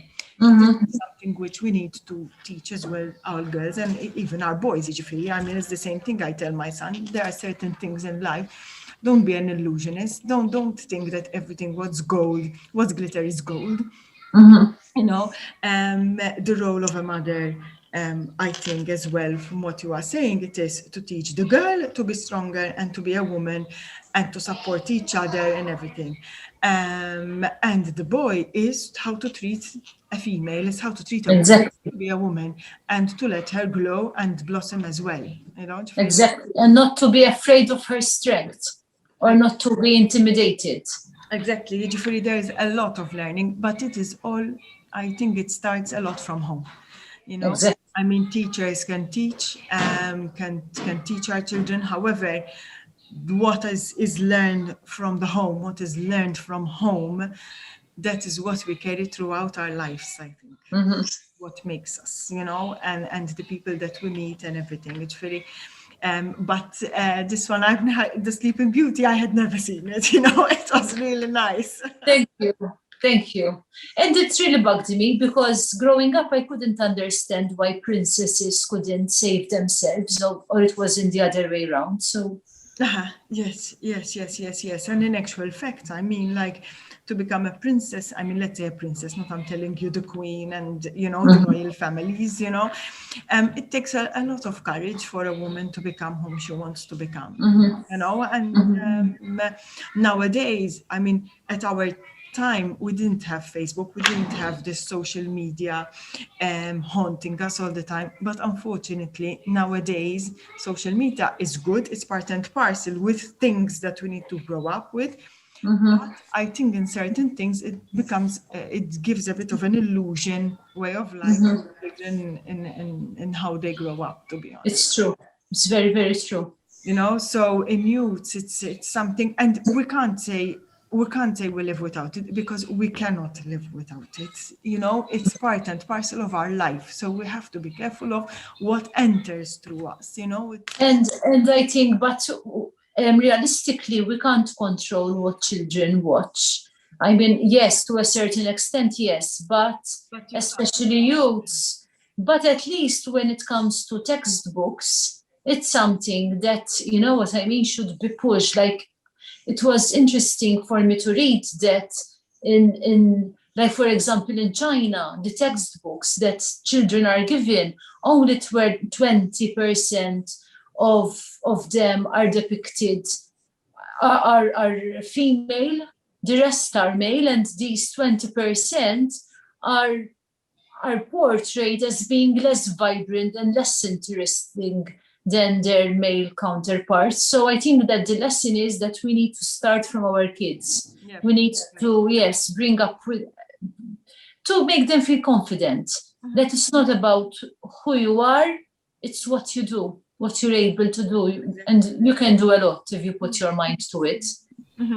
And both, Taina, I believe that the female has a learning, woman as a female can be quite widespread also to non-humans, women and young girls, they have a way of learning, and males have a way of learning as well of how to teach them to respect. Exactly. Them to not they think that they are above all, Exactly. It's a learning process. I believe we've improved a lot in the years. Still more. I mean, it's in progress. I would say it is progress of even the soft sports. I mean, why male sports are more paid than female sports. It's something that they are so argumentative. They are so, even for example, I see my son does water polo, but I know that at a point in time he can earn money out of water polo as a part-time because, but my girl who does water polo, that will not happen. That's not fair. That's absolutely not fair. She will do it as a sport, and because we don't have too many females, because we don't have too many women that do certain sport. Alu is still very small, okay, and she will have to literally then, if she will want to continue to that level, to go abroad and stay abroad. I mean, as a boy he can come back here and he earns money here, but as a female, as a male, as a woman, it's he will not difficult. be able to do that because It's we're very small. difficult. Even water polo all over the world, it's still very small because it used to be considered as a male sport, like it used to be a male sport mainly. It's opening up. It will take time. I'm sure that it can be improved. In fact, that's why I enjoy being in sports, because as well I tell them, listen, I'm the oldest one here, not in swimming. In swimming there's all ages, but in certain sports I tell them I'm the oldest one, like, I mean, you have this opportunity, keep going, keep training, keep getting better, do teams, support each other, make more girls enter in the sport, and there are certain sports that you have to start from a young age, because if you start at an older age, it's much more difficult, It's true. So in schools, even the girls, we need to encourage them to be more in sports. I mean, now we have scholar sports, which is even, it's nice, and we have, Emma, for example, I know one in scholar sport with the girls, she plays practically only with boys, which is good because of strength, عشان certain strength. Emma, there's no other girl, she's the only girl, she feels proud of it, and I'm very proud of her. Emma, why shouldn't there be more? Auntie, I think she's one of the first girls that entered, why shouldn't there be more? Why aren't we pushing for the girls to be more in the sports, to be more in the, active sports and certain sports, and it's why shouldn't we have more girls in it? Why should these are all things, but there needs to be an effort nationwide, and it comes from the parents, because when you have children that are in certain sports and committed with sports, it is a lot of pressure on the parents as well. I mean, sometimes I don't stop running from one side to another, but what I do is that instead of waiting in the car, I go and train with them. So at least I'm doing exercise, I'm that, and they enjoy seeing me as well. And our talking is usually in the kitchen or on the dining table is sports. No, a very interesting point, Debbie. Well done, and keep it up, honestly. Thank you. Well done. Sweet, thank you so much. We have so much. I mean, in this, it's unfortunately we weren't a lot. If we had more, it would have been more interesting. But it's something which can grow, and as parents, and if we do sports while the children are doing sports, we are getting healthy, we're getting exercise, and the children appreciate, and we encourage more children doing sports. So, Debbie, maybe I ask you, did the others do the speeches already? Because I was put in the international speech. We had no other, anyone else. The others, I was put in another room, and they were doing... Yeah, well, which was a chapara, I think. And that's it, Emma. These that we are, and I'm sending the recording now to Vivian. All right. So thank you very much for doing it. And really nice seeing you. Yes, and thank you. Keep up the great work you're obviously doing. And all of you. Thank you. Thank you. God bless. Thanks. Thank you. Bye. Bye. Thank you for having me.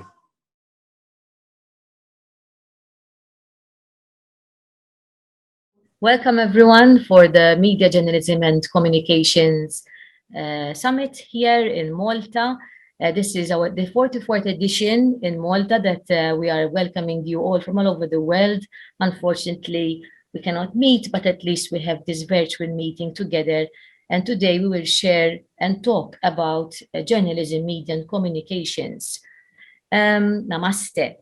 So here in Malta, I invited speakers to talk about journalism, especially now in this time when the press bows down to the authorities will mistreat its citizens. This happens all over the world and it is happening to us. That is why we need to safeguard journalism to protect the freedom of expression and our democracy. I am a media lecturer and I teach at the Malta College of Arts and Science and Technology in Malta for the past 7 years. And during my lecturing, I have met many students who would like to enter in this field of journalism. And some of them were successful and others were not. But I believe that those who want really to enter this field, they have to have nerves of steel because most of them have encountered a lot of difficulties and some of them are discouraged along the way. When I am talking about this is because during these 7 years that I was teaching, unfortunately in Malta, a journalist got murdered with a car bomb, and it was an event that it put a black cloud on our country. And in fact, I wanted to give a tribute to Miss Daphne Caruana Galizia and share with you a video to show you her work and the fact that she died is the witness of how important the work of journalism is in our country and in the world. Bear with me 1 second, so I will share with you the video.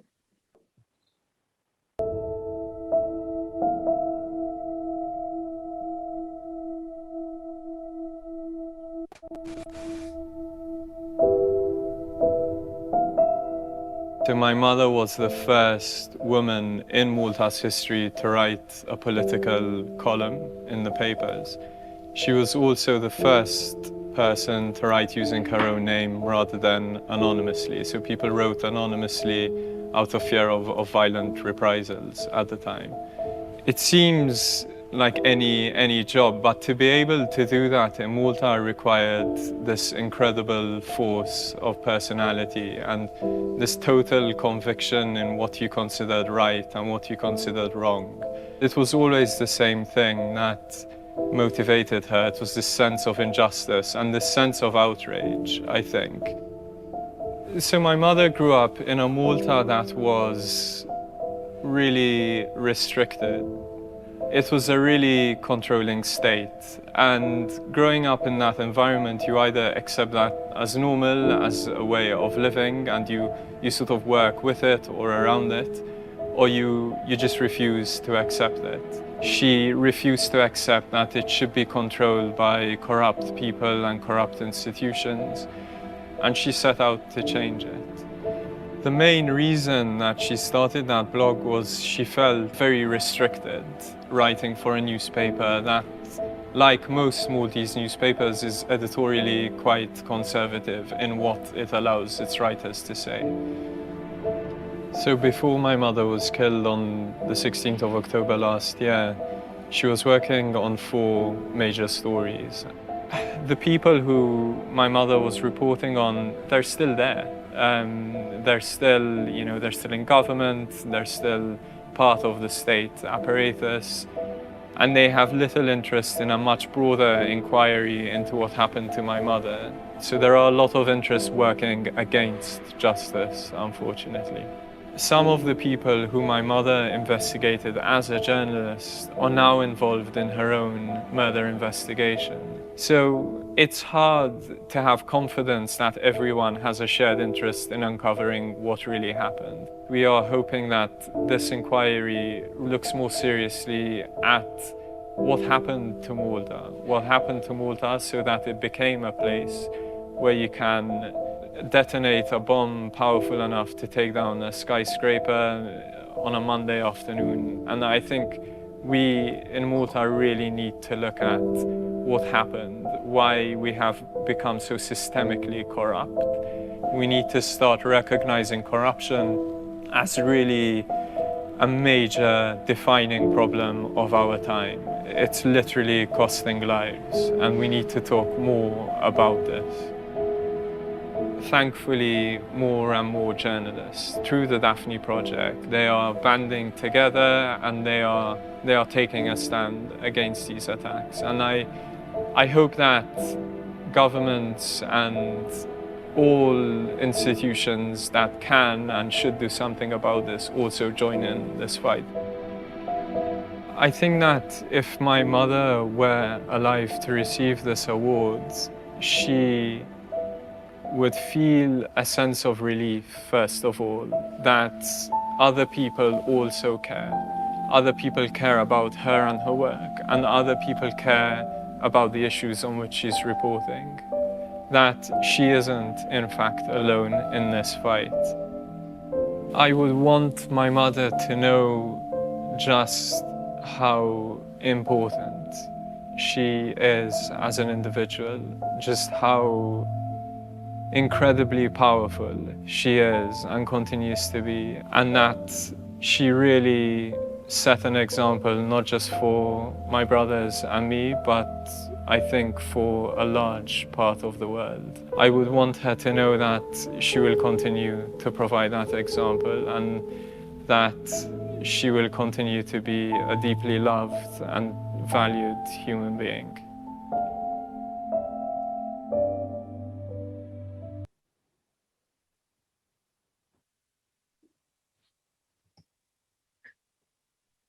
So, as we have seen here, there were a lot of protests occurring, and at the moment now in Malta, we are still talking about this murder 4 years on, with a lot of people getting arrested, and her stories are always being mentioned in our courts. And it is something that we really need to ponder about. This is not the first journalist that was murdered for her stories. And all over the world, we have experienced murders of journalists and mistreatment.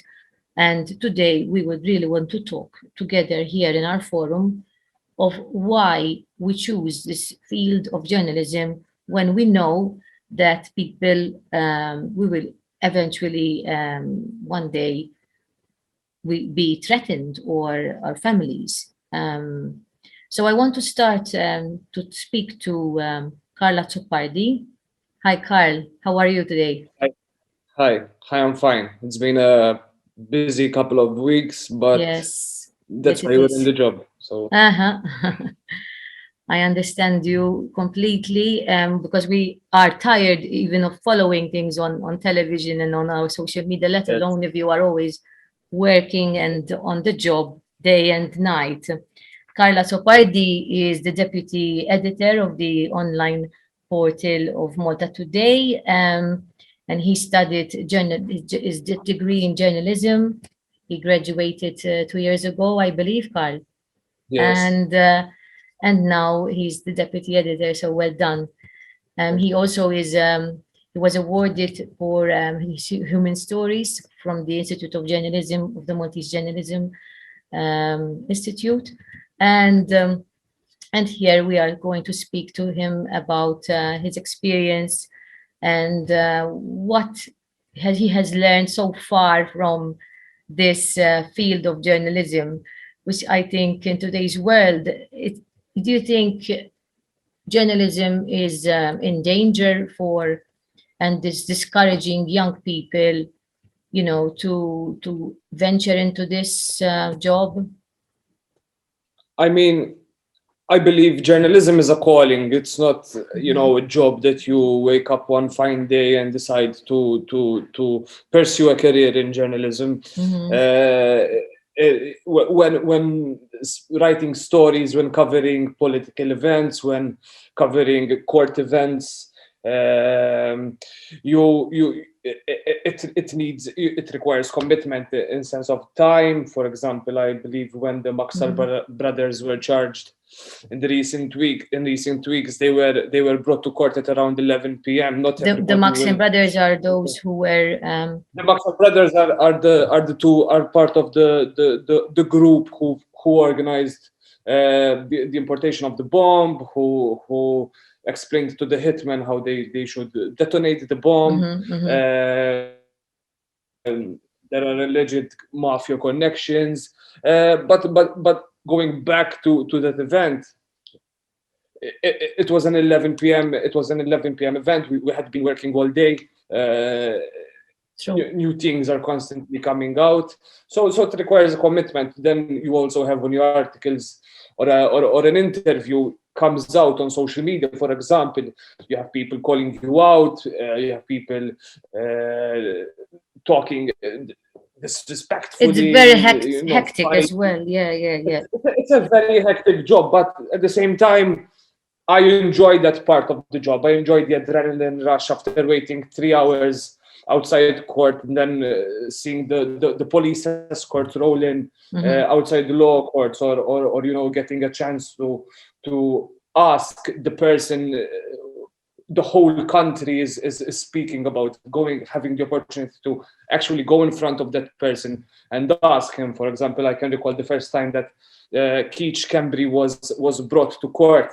I had actually asked him, "Did you kill Daphne? Did you kill Daphne?" Keith Cambry is always Keith Cambry is allegedly behind the murder, court events that are happening. The mastermind, right now, yes. They are not related to the Daphne murder. Yes, Daphne had spoken. Daphne had written about these events, but they're not related to her death per se. But the mastermind that is already being held in jail, Jürgen Fenech, has alleged that he had been working with Keith Cambry. So having the opportunity. So it's a web. This is a whole web, Carl. It's a whole web. I mean, this is just a small part of journalism. Then it requires research, it requires sources, it requires getting to the bottom of a story. A friend, a colleague, an acquaintance comes to you. Listen, Carl, I know this and this. Could you, maybe follow a little bit the story, and then you come up with a finished product, so to speak. Yes. In fact, I was going to ask you what satisfactions you get from your job, and you mentioned it yourself.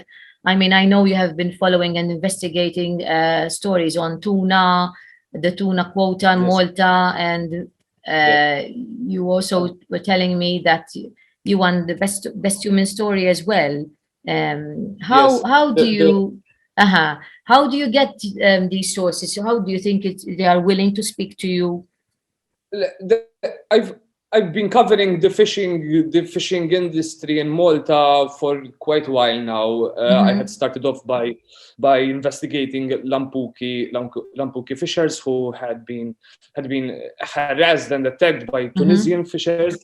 Obviously, on that story, I always had a passion, for the sea, for fishing. So sort of my passion and my career aligned, and I had the knowledge, I had the people I needed to speak about.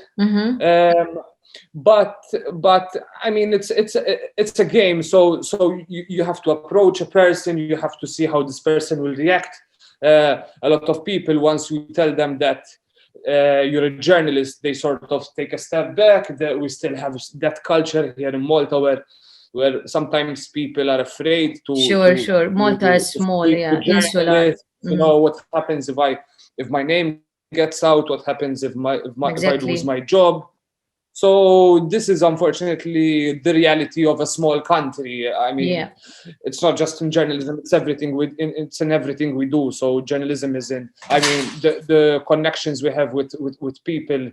It's a small country, so you always know someone who knows someone, or someone who knows another person. So that's the reality we face here in Malta. Obviously, this makes it harder for us journalists, to get those anonymous sources, to get people to speak out. But I mean, and you need to verify the sources as well, because you don't want your credibility to suffer. Yes, obviously you have to verify the sources. Some people will have their own, personal motivation on why they're speaking to you. Maybe yes, an agenda. Maybe they want to get someone fired, or they're in a fight with someone. So you have to navigate through these, through these waters with caution. But at the end of the day, the satisfaction comes when, having a front page story on the Sunday newspaper, or having a story that actually instills change, or a story that gets the politicians talking and moving. That's the satisfaction for me. There's also on my part, there's the adrenaline of and I'm sharing also here for the sake of our also this is some of your work that you've done on the fringe. Yes, but that's another aspect to my job. Those are human stories, of diary stories, where I try to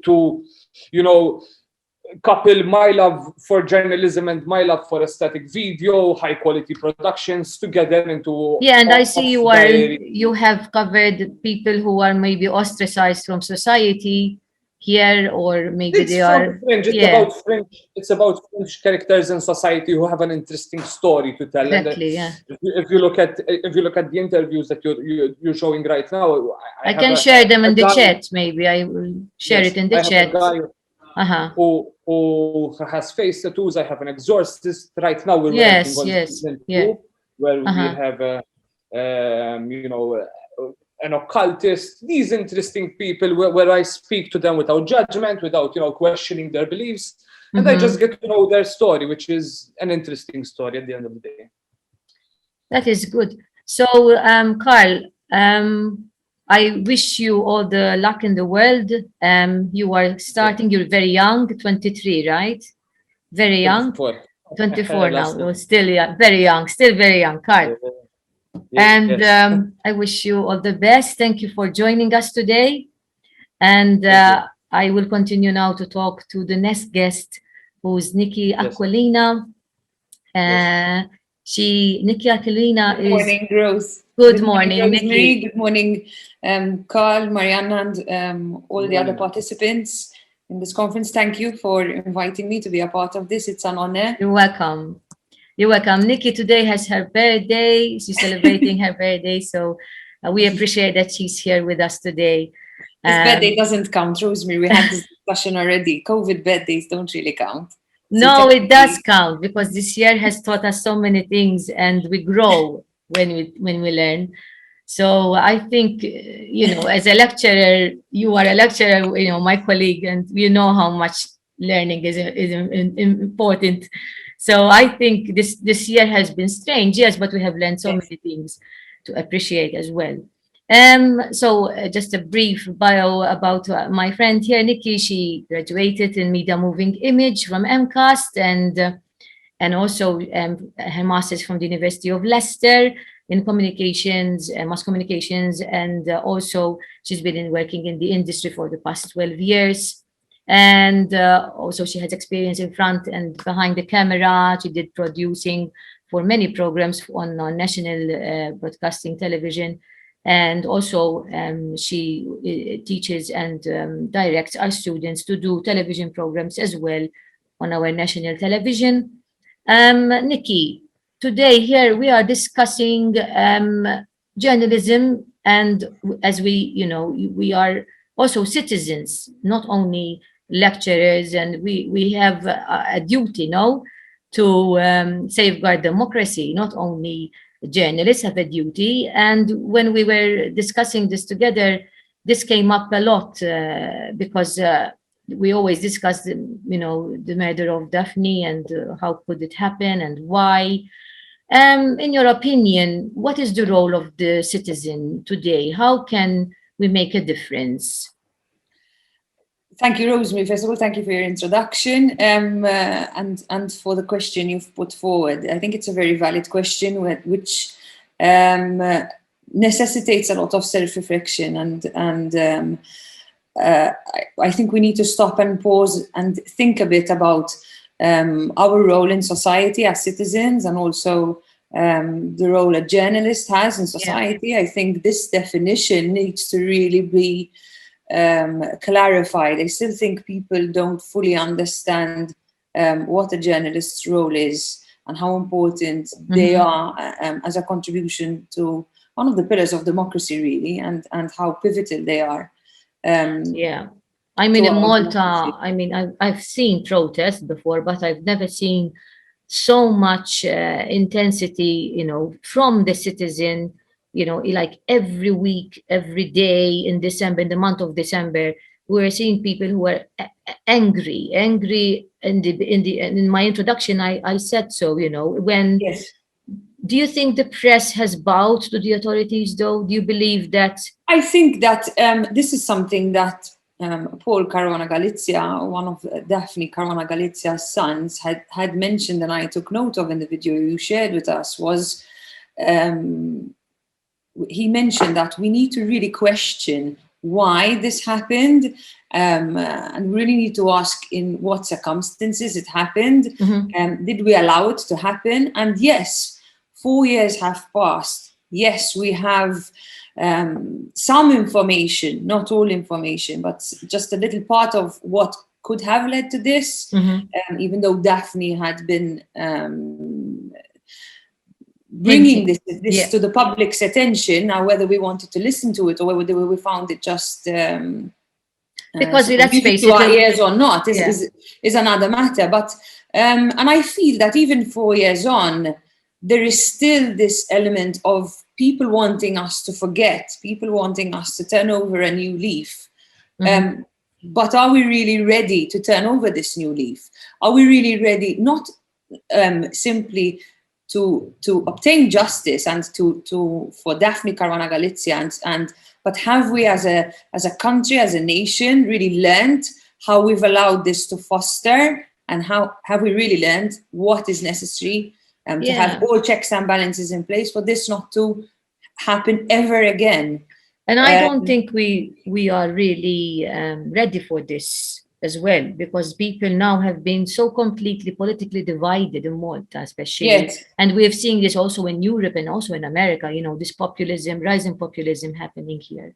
And it's affecting the way journalism are, perceived by people as well, because as we have seen, even the Reuters Institute have issued a report lately that people are not trusting the journalist. Their trust has plummeted down, and it's not like we are going to recover soon. This is going to happen, over and over in all the countries. It's happening at the moment, no? Yes, you mentioned the media and sort of as some participants. I mean, locally we are aware that it is a very unique media landscape, which is politicized and very politically charged, partisan. Yes, it's very partisan, and this doesn't help our it doesn't help with fostering a level of understanding and educating and truthful reporting, really, and on fact, which is and that is why we need to be aware of this as citizens. I think Nikki has problems. It's okay. That is why we need to be very aware that if democracy is not being safeguarded by the journalists, who should be the fourth pillar of, the fourth estate, how can the citizens then abide and see that the democracy is being, That is an ongoing circle. That is something that has to be done by all the institutions, not just the citizens and the media, but also the political actors. And we need to work together in tandem, or else institutions will not work and the rule of law will not prevail. Yes, Rosemary, I apologize for having to leave. There was some noise which I went to. It's okay, no problem. With regards to your comment on citizen journalism, I just got the last part of that. But I think we've seen even in the last 4 years locally how important citizen journalism has been. I mean, this is not something that has it was brought about by basically Web 2.0. So with the rise of social media, and we've had that sort of, and Daphne Caruana Galizia had a blog where she could openly express, one of the first, in fact, one of the first. Express her or report sort of without editorial influences. So this has existed. It's obviously now thanks to civil society and such NGOs who are also using the internet and their digital channels at their disposition to basically raise issues which unfortunately are not discussed enough, or are not discussed in perhaps an objective way on more traditional channels. So because of the affiliation of, with the political parties that own them. That's why. And really, it's important to note that while using digital channels has given them a far and wide reach, even in an international scope, it's very important that for their message to really be 360, and this is when it's effective, and this is when they start setting the agenda, and the agenda setting theory basically is when what they're talking about and this they bring this discussion to the forefront, to the public, and then that is taken back basically to traditional media. So it's really full circle, and hence they set the agenda. Yes, that's exactly what I was thinking as well. So thank you, Nikki. I know you want to celebrate your day now. No, it's fine. I think there's so much that that needs to be said about participation journalism and about the rise of fake news, but I know that we are limited with time. I just wanted to this quote I have from Walter Lippmann is something to share, and with a visual from a local caricature artist, Sebastien Bourlot, and I thought these two are. He's a very well-known cartoonist in Malta. Yes, and I feel that it really describes the role of a journalist, and Seb had put this together to honor Daphne and her work, Daphne Caruana Galizia's work. So basically Walter Lippmann said something like this: the role of a journalist as the beam of a searchlight that moves relentlessly about bringing one episode and then another out of the darkness and into the vision. And I really feel that sums up, and we really need to understand. Written in 1922, and it still sums up what we're going through today. So yes, Walter Lippmann, in his book, The Public Opinion, I think, which is a must for all journalism students to read, it is telling us what we know now already, that if we don't safeguard this profession, we are going to suffer in a democratic way as well. Citizens will suffer, and we will end up. See how beautiful it is. Yes, the beam of light and the pen, of course. Very symbolic, isn't it, Nikki? Yes, and I thought that both of them just very symbolic. 100 years apart, you can say, more or less, but they're. In fact, yes, it's nearly 100 years. In 2022, it will be 100 years. But I think they marry together so well, and I think this is the biggest takeaway we need as a society. And how many beams of light are being mistreated now in jails? Like I was reading in Egypt, it has the most jailed journalists per capita. I mean, like over 200 journalists are jailed at the moment in Egypt. Same goes for other countries, which, they are run over or decapitated in Mexico, or run over and make it seem like it's an accident in Bulgaria and in Ukraine. All these stories that we hear, macabre stories, really. That's, you think you're seeing a Netflix, documentary. There's something to think about. Thanks for sharing, Nikki. No, thank you very much for your invitation, Rosemary. You're welcome. And Pleasure. It's been, I wish we had so much more time to discuss this. I think you have some very interesting participants. And I hope that we can all take something away, especially women that are working in this field. And yes, it's a constant uphill struggle for us. Let's keep fighting. It is. Thank you so much, and take care. Bye-bye. Thanks. Bye-bye. So yes, rightly so.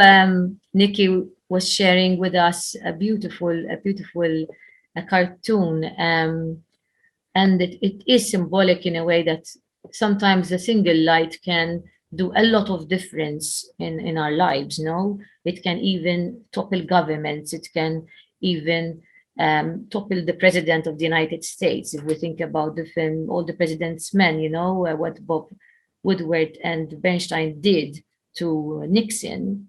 Yeah. So this is a film that I always recommend to my students. And today I welcome one of my students here, Marianna Calleja, who's currently reading a degree in journalism as well at the Malta College of Arts and Science and Technology in the Institute of the Creative Arts in Malta. Hi, Marianna, how are you? Hello. Thanks for the opportunity, and I'm great. I hope you are as well.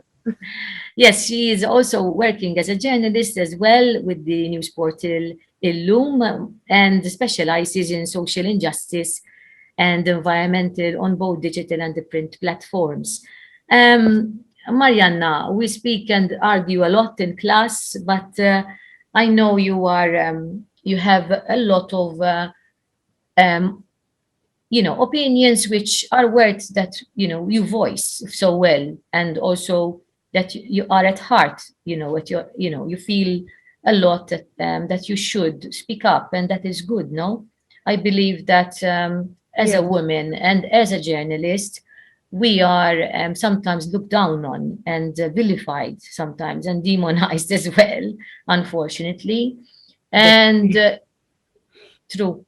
And as we have seen also when we went to, had the opportunity to go to the International Journalism Festival in Perugia in Italy 2 years ago, already 2 years past, we noticed that even from the speech of the journalist Maria Ressa from the Philippines, how, persecutions, and she's still being persecuted by the government of the Philippines until today, doesn't make Maria lose hope. And this is something it remained stuck in my head. I don't know about you. You had the opportunity to meet her as well, Marianna. Yes, I had the opportunity to talk to her. Honestly, she's such an inspiration, and it made me think about the local scene. I always, when growing up, I thought that these were things that happened around the world, but not in Malta. But when I actually, I matured up and started to get in this industry, I realized that in Malta we have them as well. Sometimes not in such an extreme way, but yes, we still experience it. And if you are going through it, it's very nice to look at people like her and say, I'm not alone, and I will get through this as well. Yes, and in fact, according to a report issued by the Reuters Institute, as Oxford Studies, it says that female journalists are being attacked mostly online, more than their male counterparts, and they also experience a lot of hate speech and they also terrorize the families, and this is not something that this is the worst part, that we don't really want this when we go to work, to feel always scared or something like that to happen, that might happen to us. As a student, new in this field, doesn't it make you, don't you think twice about entering into this field? Personally, knowing that I am a very stubborn person and I usually see this as an adventure, it doesn't make me think twice. But yes, I do know of people that they wanted to get in this industry and they stayed away from it. It's Yeah. not only this industry. I did a study when I used to work with the Malta Broadcasting Authority. I studied, how the gender studies, it was called the gender studies, and I studied how women are portrayed in media and how women are in media.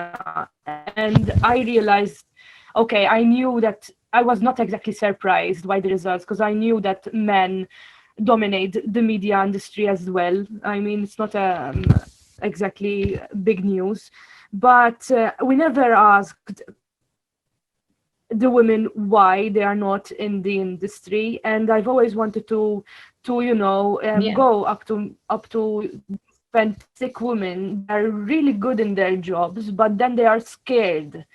And by the time you start to think about it and you realize on your own, you can see this even, for example, in politicians. Recently, the Prime Minister of Malta, he was on TV and he started to say that he was getting dizzy and he was not feeling well, and people were all showing him sympathy.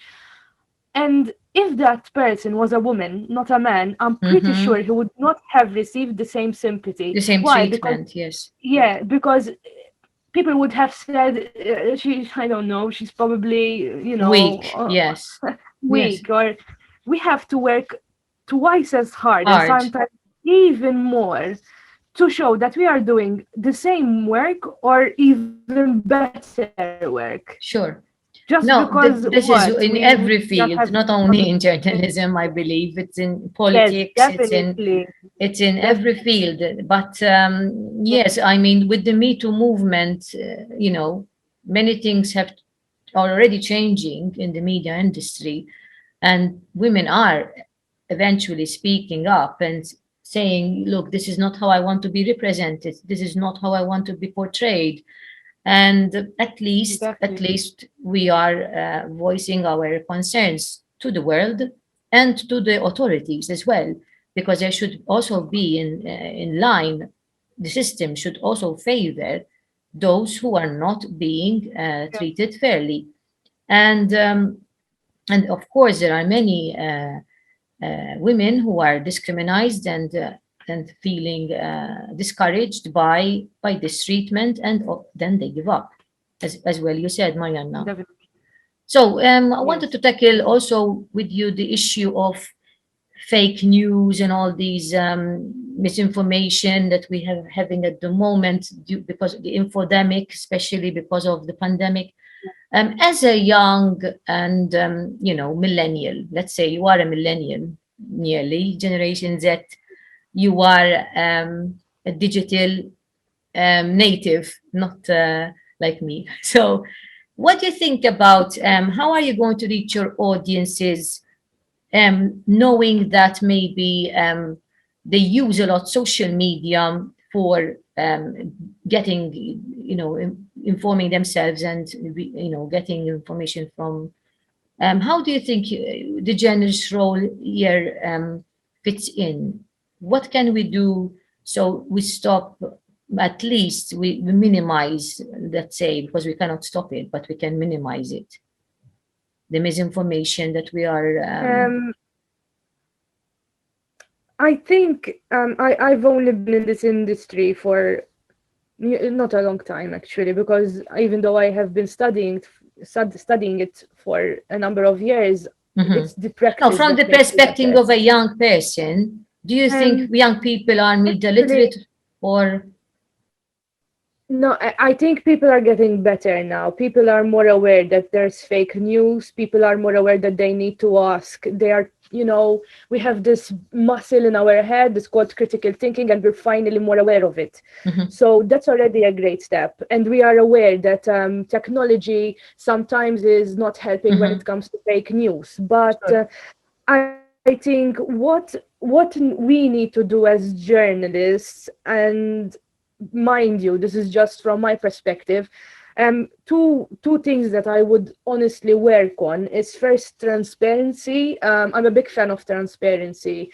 Tell your audience as much as you can about the story. Don't imply that you know more knowledge and then you don't actually share it, because that's not fair to anyone, and it's just creating assumptions, which takes me to Right. the second point that we need to work on. Never assume. Keep an open mind, avoid assumptions, and Of do course, not just hear assume something.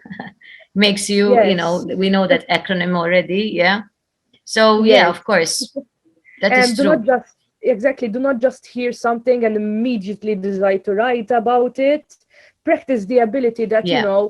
and understand what you just heard, research even more, and then if you think it's safe to talk about it, then please go ahead. That's the only way we're going to make ourselves credible and tell the people that, hi, you can trust us. Because I don't know if everybody knows this, but people are not trusting us anymore. It's not exactly all of our fault, but we're not helping the situation either. In So, fact, yes, because that's why I mentioned the infodemic, because some news coming in out there, I mean, is not really coming in a uniform way. So, for example, the news about the vaccine, for example, AstraZeneca, some are saying it's reliable, some are saying it's had side effects and it can kill you. So when the public is getting all this information which is misleading, obviously then we say, the media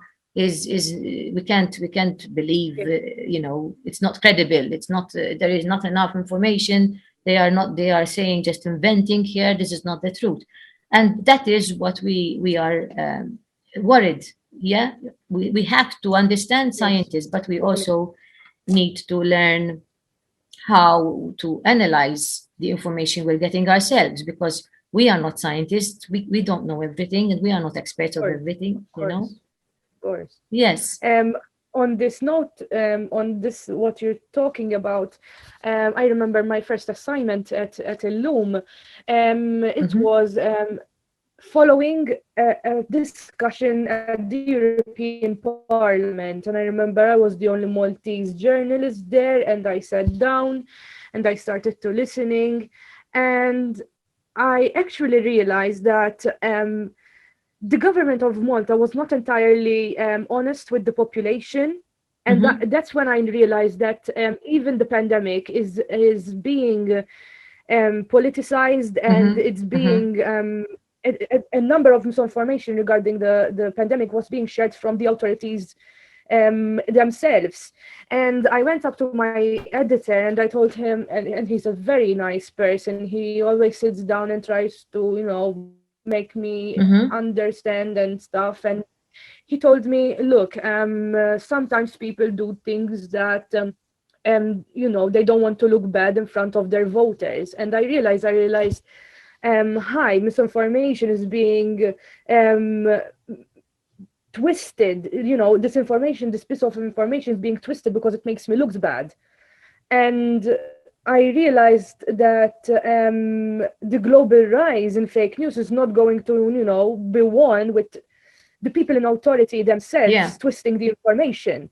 And if the journalist is reporting directly from the authorities and not checking with the first source, then by not, okay, fine, it's not our fault that we are reporting what he's saying, but it is your fault that you didn't check what you he's didn't saying. check it. Exactly, rightly so, Mariana. Yes, And I we have that realized, for responsibility, example, yes, and I have this lecturer, you know him, and he always says the buck stops at you, That's and it's true. true, because I'm sorry, if I am a journalist, I am educating my people. People don't realize that journalists are educating, they're helping, they're entertaining, they're not just journalists reporting what there is out there.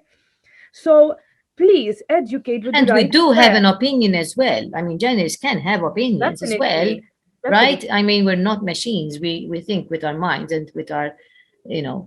So yes, rightly so. What you're saying, Mariana, is not only in Malta, but believe me, it's global. Definitely. It's global, Definitely. and there is always an agenda. We cannot say, we Yes. are owned by, every company. This is a business, and media Definitely. generates, thousands and thousands of money, so of course we are there to serve the public and to the public interest, and that is another conflict that we have to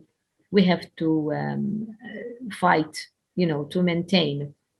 I don't know if I'm keeping you long. Yes. You I remember. Mhm. You have 5 minutes all for yourself. You're reminding me of something. There is this strategist and commentator, Terry Lee. He is a US based Mhm. strategist, but he talked about the elections of the USA, and he was saying how fake news is not only being broadcasted, it is only running and distorting political campaigns, Right. and this is not helping nothing at all, because people are not trusting us as journalists, but then turning to politicians, and they're going to find more misinformation.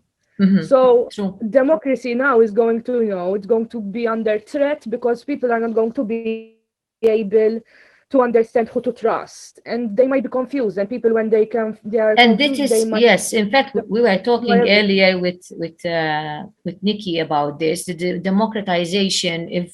If the fourth estate is not doing its job, Yes.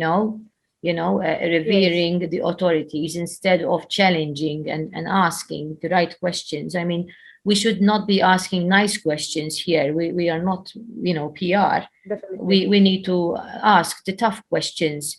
And Definitely. yeah, definitely, this is something that, as you are rightly mentioning, if we do not act uh, fast, I just was watching lately a film of a true story. It happened in Romania, the health care scandal there.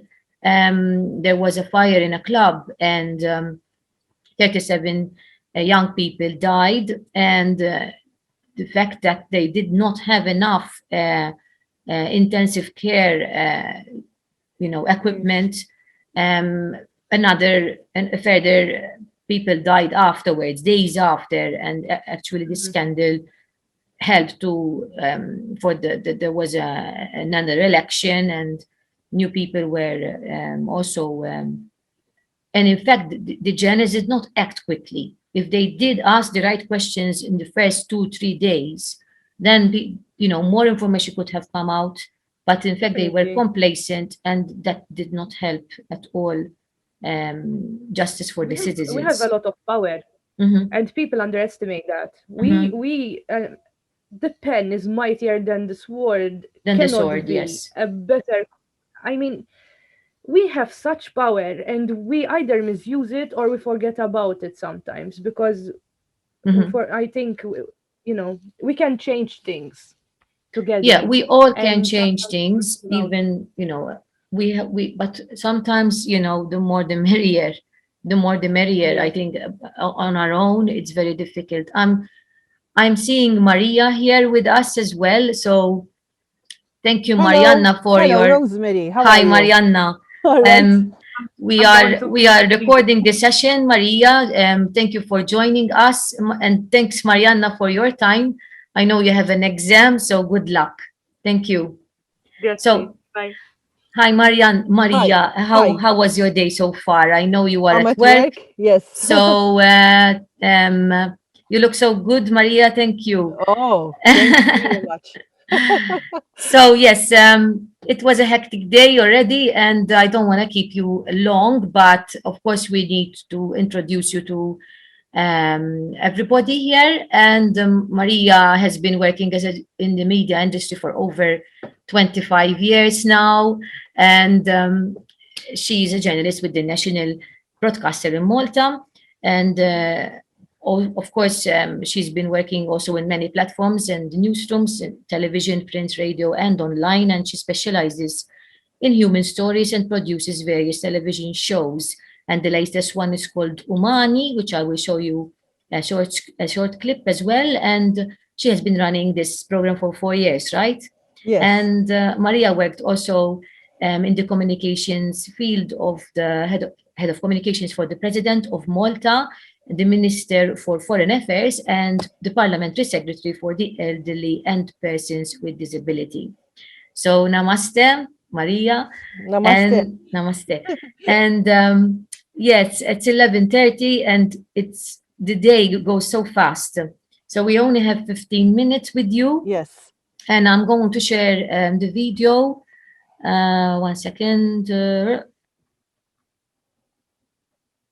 Just tell me if you can hear the sound, Maria.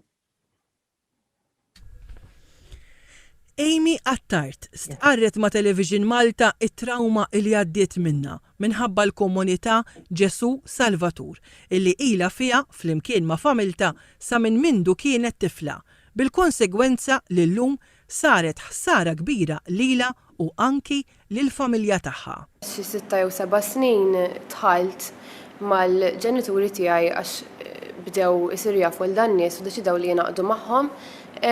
U domt kważi sama kelli 18 sena, ġifieri domt biċċa kbira minn ħajti hemmhekk. Trabbejt magħhom.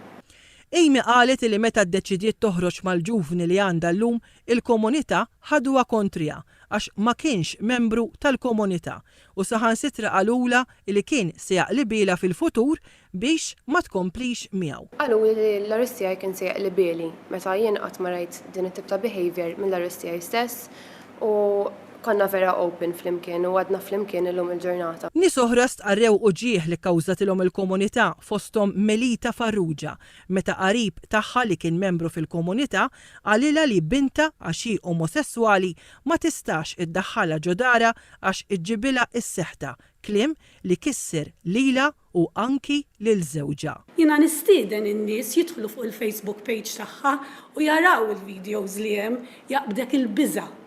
Immaġinak inti ma tidħolx fil-linja tagħhom, inti gay.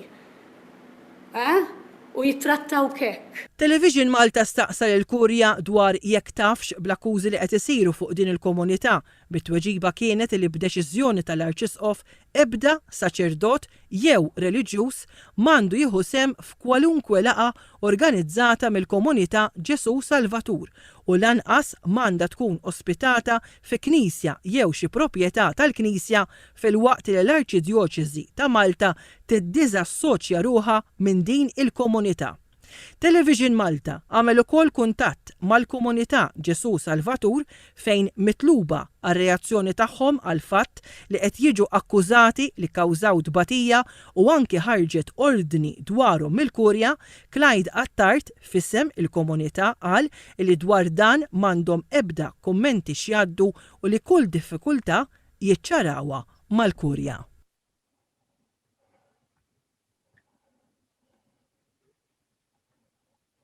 Yes. So, Maria, let me stop the share. Welcome back. So this was one story that you have covered that uncovered a sect, right? That's just to capitulate because it was Maltese, and obviously this is one of the stories that you captured in your television program called Umani. Well yes, done. And then other media followed after this investigative story, and then there was an investigation, an internal investigation by the Archdiocese of Malta, and that led to the community to be basically not only disassociated, but there was also a decree about Yeah, it. it was quite a big And story. Yes, I it followed was it a as huge well. story that was Yes. also followed by other media, other television shows and other newspapers and online. So I'm very happy that at least this story stopped the huge amount of pain that families were going through just because they were brainwashed by the sect. And this brainwashing, as even my story also revealed, gay people were not only accepted but considered as a curse, and that's created, of course, a huge amount of pain within families who embrace people who are within the LGBTIQ bracket. So these are stories that give me a sense of satisfaction because I'm here to also reveal things that are not correct. So so that is when I feel I'm alive. It's not always easy, as you understand. I work for the national broadcaster. We are also, although we can investigate and do many stories, but we still struggle sometimes because it's the national broadcaster. And since you are a local journalist as well, Rosemary, you can understand that there's also sometimes many challenges in doing so. But we continue to work hard to achieve what we are basically.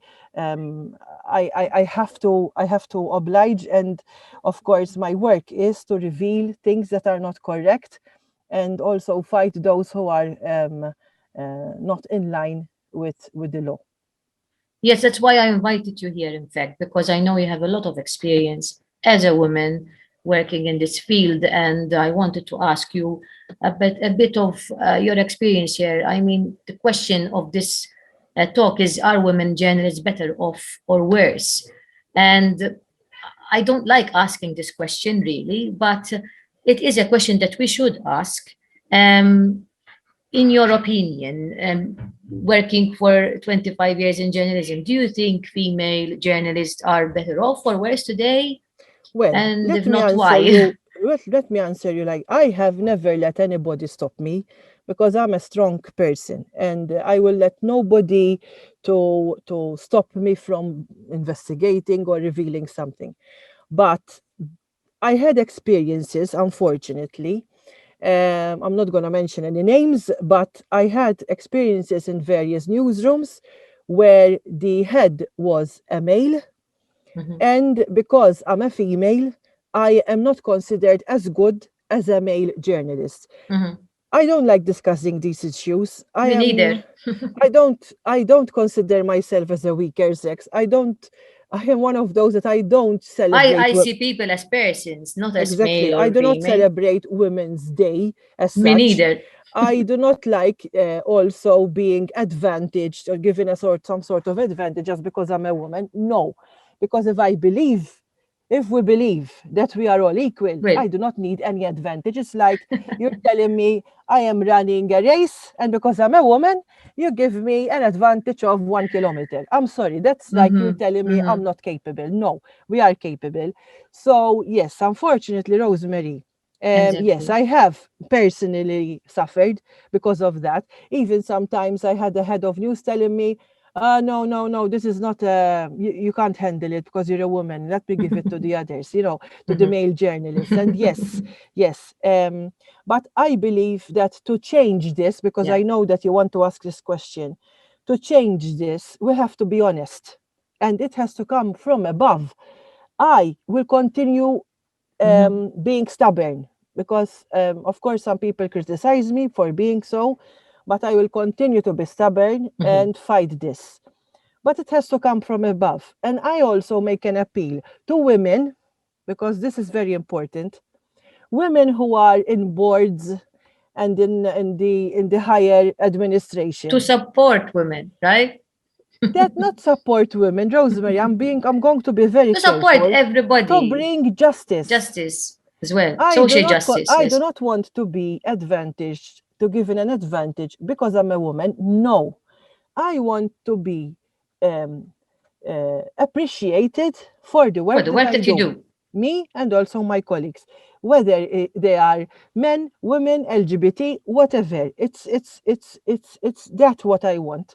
And unfortunately, though, it doesn't work like that. So so there's still a lot to to be done. There's still a lot to be done. It is there's already starting. There's a lot of talk about equality, but it is cosmetically sometimes as well. Cosmetic, yes, it's very it's cosmetic. very cosmetic, Yes. but we are starting at least. And I want to bring out also something. A woman that has kids, and you are a mother as well, we have different struggles because apart from coming to work and doing a very good job, and honestly, not to be biased, but I find women very strong. And I work with women every day, and I see women more, I don't want to sound... I think they are more resilient. They're more resilient, thank you. That's the perfect word. But bear in mind that men, most of them, not the majority, their focus is work, and they don't have to take leave or the burden of the family sharing is still on the woman, is not more on the woman. It's yes, but I'm seeing many men helping as well now. Yes, to there give are credit men that help as well. to those who do. There Yes, are. of course, definitely. But so from that aspect as well, I would like to see more support for women who are bringing up young children, and it's also, although the pandemic did not make it easier. The government is providing support, such as the schemes helping those who cannot continue going to work, and also the childcare and breakfast clubs. These are all initiatives that work, but help. And really support. But as from the journalistic point of view, I see women in Malta, journalists, they're very capable, they made a name for themselves, they're very resilient, but then it depends on the on how the management of newsrooms, various newsrooms, tackle equality, basically.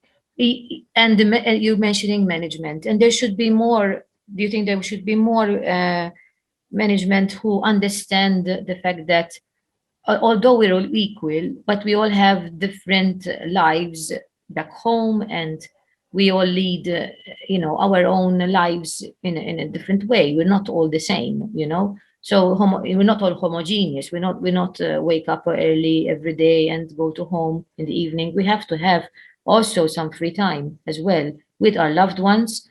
It doesn't matter if you're male or female, and this is something that the pandemic maybe is making us realize that support from home is important as well. But luckily, there are laws that in Malta we have, but I know there are many countries where there is nothing to support journalists working. I mean, I was mentioning now with Marianna earlier in Romania, which is a European Union country. The journalists, are working like dogs to beat corruption and all this, and they're underpaid and underworked, fatigued, I mean, and we still do not appreciate their work. The general public doesn't even care, really, sometimes, and that worries me, And also mentioning the public and going back to you, I know you are very loved by the public. But however, have you ever been a victim of hate speech because of your work and what you do, or threatened in the line of work? I have. Yes.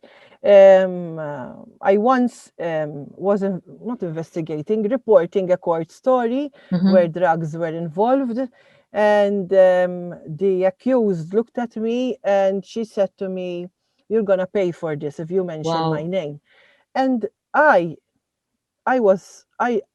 it's not like that I do not fear for my life, but I fear for the life of my children. And I did receive an anonymous letter afterwards, threatening me that I will be in smoke. That's what was written. I will be in It smoke. does scare you, right? Something like this. It's Yes, chill, and chill also to the bone. because I'm an advocate against racism and an advocate for tolerance. I many times I received letters attacking me because I defend Black people. So I defend everybody. I do not defend any particular race. But I did some stories, yes. And also because my children are of a mixed race. And the threats you receive are they you know, online or no, what written, kind of written. I did report to police, but up till now I did not receive any some sort of feedback.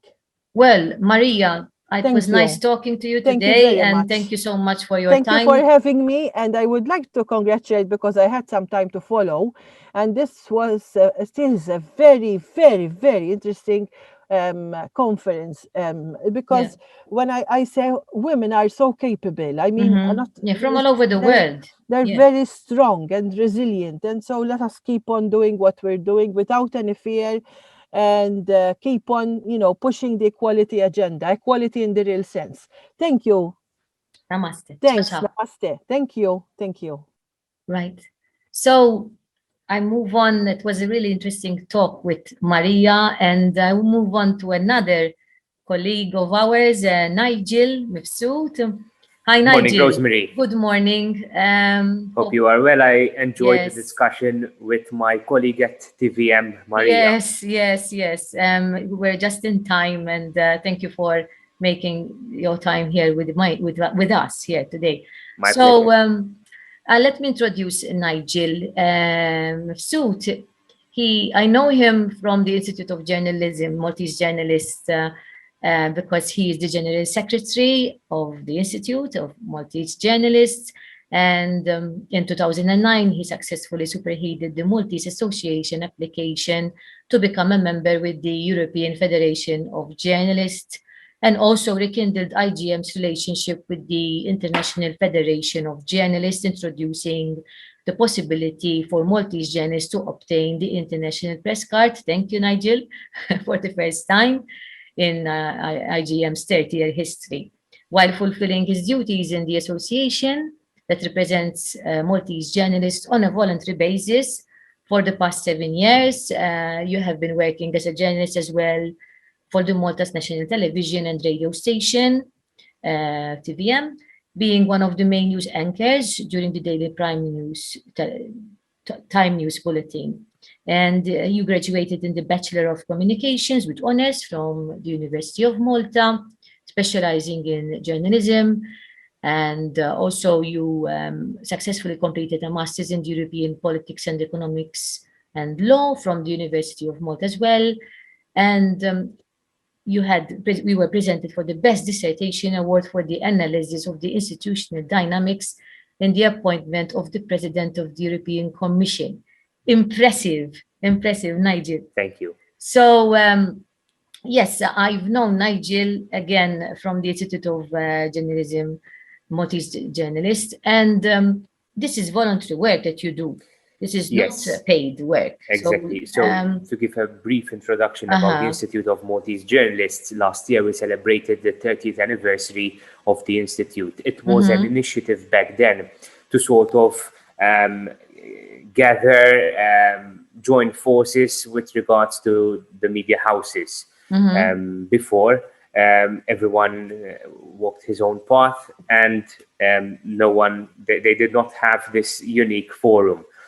30 years on, with all its ups and downs, I entered into the IGM back in 2018. So this is my 3rd year as General Secretary. And what my aim was that of revamping and giving back IGM to the journalists, focusing on journalistic principles rather than other matters. And I think we did have some inroads on certain aspects, primarily by being recognized by the international fora, both the International Federation of Journalists and also the European, which we have kept a constant relationship with them. In fact, today I was one of 50 signatories calling on governments across Europe to denounce the Belarusian authorities after 12 journalists have been imprisoned. And for me, that's a feat, because we are there with the other nations. We are there to make our voice heard. And we have to support one another, even if it's not in our own country, even it's like quite far away across Europe. But these are fellow colleagues, fellow journalists who are detained in prison because they were practicing their duties. Their duties, yes. In fact, I was going to ask you what measures you take, you know, as per a professional body, you know, the European Federation of Journalists should safeguard journalism, you know, as a professional body, and what measures are taken in this regard? And you mentioned it before. In fact, we had also wrote a letter addressed to the Foreign Affairs Minister, Evarist Bartolo, so that Malta can also, in terms of authority, in terms of government, put pressure, maybe through the European Union, on the Belarusian authorities to take action. Because these are not acceptable situations. We have to fight. In a liberal democracy, shouldn't be. I mean, journalists should not be jailed. That's for one. But we all know that there are many journalists. I just mentioned earlier in Egypt, for example, I said that there are over 200 journalists at the moment being behind bars, you know, for just being opposing the authority. So this constant attacks on journalists on a global scale. What protection Rosemary, now these can be seen as quite extreme situations, journalists being imprisoned. However, there are certain situations which are maybe not as extreme, but are still dangerous in terms of democracy. And for example, the constant harassment of journalists on social media. It's taking place. I was talking every with Maria about I heard the conversation with Maria. It's taking place every day here in Malta. Even true. It's quite what kind normal. of, if I can ask you, is it more because you oppose the political party that maybe they side with, or is it what kind of? Well, it's a known fact that we have a tribalistic notion here in Malta. Yes. It's either black or white. It's either blue or red. Yeah, highly polarized. In every section of our country, being the festa, being politics. Everything, yes. I do not believe that it's because journalists are asking the government. It could be also because journalists are asking the opposition, for example. We had situations in the past few days where, for example, a person wrote on Facebook and stated that she wanted to work as a boom mic holder to smash one of our journalists' teeth. This is not acceptable. We reported this to the police. Literally attacking. One should not even utter such words, not even on a pavement. In fact, yes, you are vigilant and I know because I called you myself once. When people attack verbally or incite hatred for journalists who are working, literally doing their job and informing the public, because that's why they ask the questions, because they need to inform the public. Ultimately, we are there to serve the public. We are there to ask the public's questions in terms of the pandemic, in terms of other situations. That's the journalist's role. And we constantly ask the authorities, appeal to the authorities to condemn such actions, because having people in authority condemning such actions would help other people who follow such personas to follow suit. And I think I'm a firm believer that, for example, if the Prime Minister, if the President, if the leader of the opposition truly condemn such actions, we can have some good results. However, the institutions have to work, I demanded on truly condemning, because we can't have fictitious condemnations. We can't have superficial condemnations, because that would lead to nothing. That could lead to the people not actually, actually having faith in the institutions and also in us, in the media. Because the media is the unofficial institution, being the fourth estate. We should be working to see that these institutions really work. And if we are not doing our work as a watchdog because we're not allowed, by the authorities or by the citizens, because even the citizens can hinder our work as well in a way by harassing, it is dangerous. It is dangerous because then it is a double-edged sword, no? And that's why I believe that we should be a professional body. In Malta, we are not a professional body yet. And that is something that I always say and advocate with my students, with you whoever. mentioned a very important aspect in the beginning of our conversation, which is that as Institute of Maltese Journalists, even myself as General Secretary, I'm there on a voluntary basis. So I work as a full-time journalist with the national broadcaster. With limitations. In my limited free time, Exactly. I try to do my bit within the Institute. And that's the situation here in Malta, whilst other members within IFJ and the FJ are fully fledged unions, having full-time general secretaries and employees. We do not even have one single employee focusing on journalism and the protection of journalists. So yes, I do believe that the way forward is, as I had already said during our last AGM, we need to venture into becoming a union, having resources to employ people if necessary, but also becoming a union so that we have more legal status to tackle certain situations. And I think if we move in that direction, journalists can be better off by having more protection, more status within the society, because let's face it, when we see studies being carried out, the level of trust within the media is the Poynter Institute in the US also, this is documented, like since Trump, was in power, the trust in journalism, nosedived, and also in Europe with the populism rise, in all the countries in Europe nearly, we are seeing that populist leaders are actually using us as a public enemy, and that is worrying as well. I'm going back to your question with regards to journalism being a profession. Yes. I am a firm believer that it is a profession, even though in theoretical terms, we have many things which are against us. Like, for example, journalists are not licensed. Journalism lacks a body of theoretical knowledge. Journalism has no required curriculum through which all journalists, or even most of them, must pass. There's no bar which we have to pass, like, for example, like lawyers in terms of lawyers. Journalists cannot exclude non-journalists, like, for example, stringers, bloggers, and so on, from reporting news. Most journalists are not independent consultants, but employees, and therefore we lack this professional autonomy. Journalists do not serve clients, but only their employers, and therefore with their agendas, or the public, which is a must.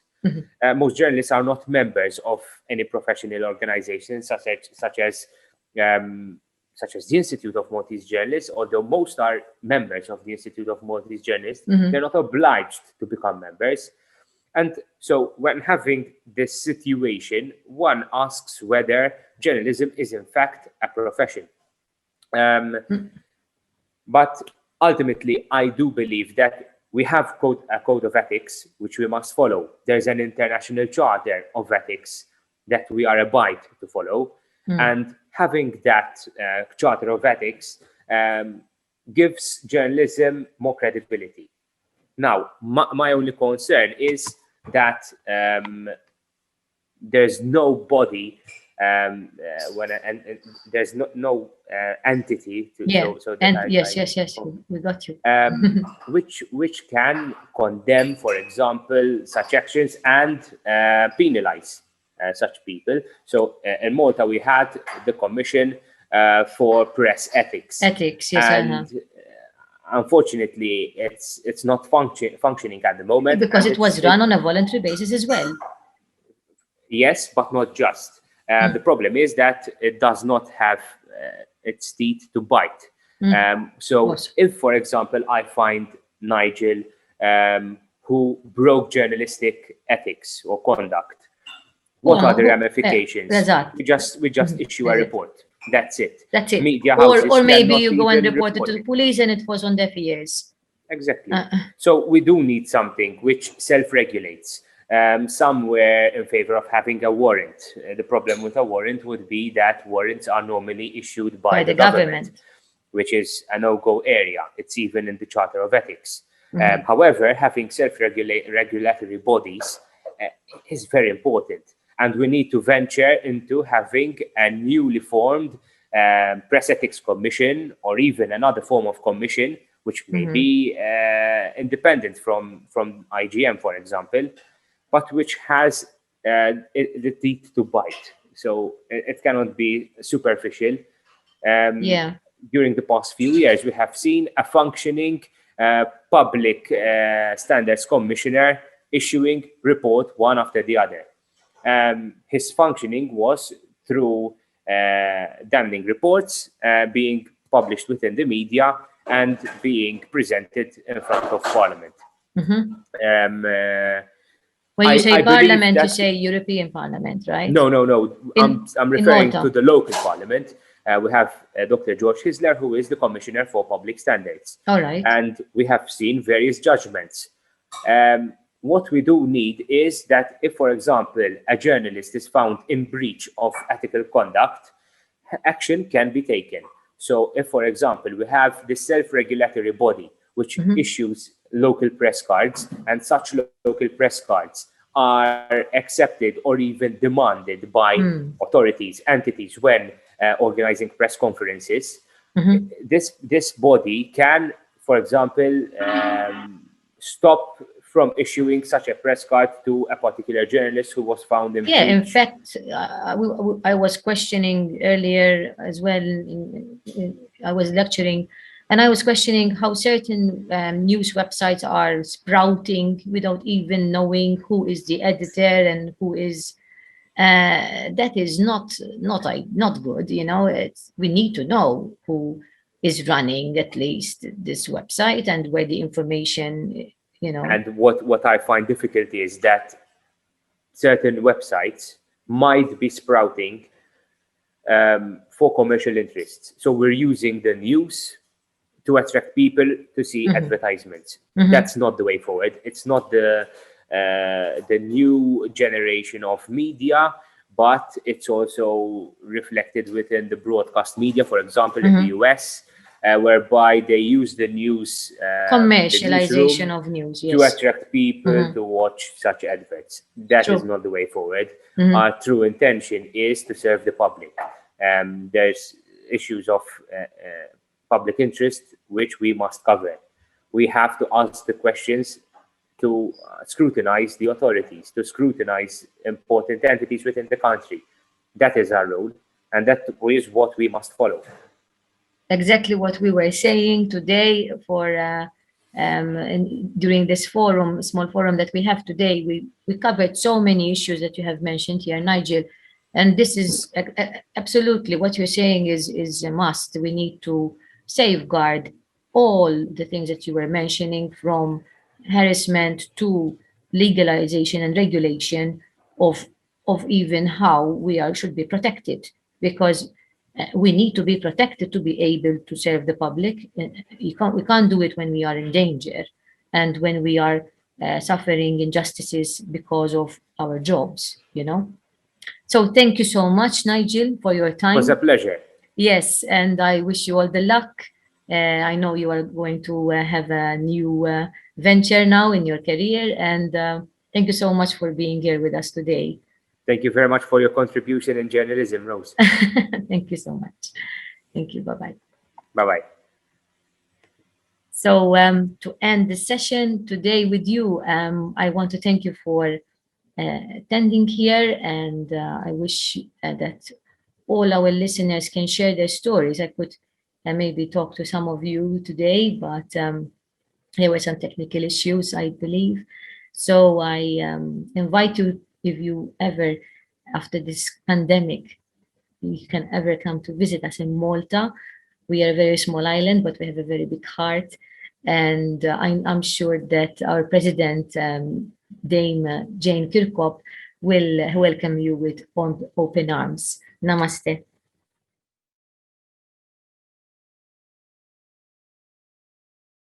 L-għonet prosa ta' din l-inizjattiva li xaħna li nieħdu inizjattivi bħal daw huma importanti, ġifieri forsi dak li jkun ħaresnihom bħala diskursata, imma kemm importanti li naqsmu bejnietna. Għaliex kulħadd iġib fuq il-mejda jew mal-iskrin l-esperjenzi partikolari tiegħu. Jiena ħsibt li nitkellem l-aktar fuq dak li llum insejħulu l-Early Childhood Education and Care, imma b'mod inklusiv. Aħna nafu li l-early childhood li forsi tiġbor il-cohort ta' tfal bej 0, 6, 7 years huwa il-pedament tal-journey ħanejdu hekk tal-ħajja tagħna. Ġifieri dak li qed jiġri f'dak il-perjodu bej 0, 6, 7 years se jkun rifless fuq il-kumplament tal-ħajja tagħna adulta, etc. U di mhix qed ngħidha jien imma din hija toħroġ bl-aktar mod ċar mill-evidenza li fil-verità evidenza xjentifika li għandna riċerka xjentifika diversa li hemm mhux biss lokali imma wkoll internazzjonali. Xi ħaġa pożittiva li dan l-aħħar kienet qed tiġri anke fuq livell Ewropew u allura se taffettwa anke lilna jew rather se jkollha impatt tajjeb fuqna li l-bieraħ ħarġet ukoll ġiet illonċjata l-istrateġija dwar id-drittijiet tat-tfal. Il-Kummissjoni Ewropea darba permezz tal-President van der Leyen qed tagħti special ħanajdu hekk visibility, qed tagħti ċerta visibilità qawwija lit-tfal. U mhux biss billi t-tfal qegħdin parti minn dekasteru, imma d-dekasteru huwa ta' Viċi President, ġifieri għall-ewwel darba fuq livell Ewropew aħna għandna Viċi President li fid-dekasteru tagħha hija hemm it-tfal bl-aktar mod ċar. Il-bieraħ fil-fatt ġiet illonċjata il-Children's Child Rights Strategy Ewropea li magħha ħataqqat imbagħad dik li qed ngħidula il-Child Guarantee. Child Guarantee hija marbuta fuq 5 pilastri. Għandek l-early childhood development, education and care, għandek il-kwistjoni tal-edukazzjoni, għandek il-kwistjoni tas-saħħa, il-kwistjoni tal-akkomodazzjoni u anke tal-nutrition.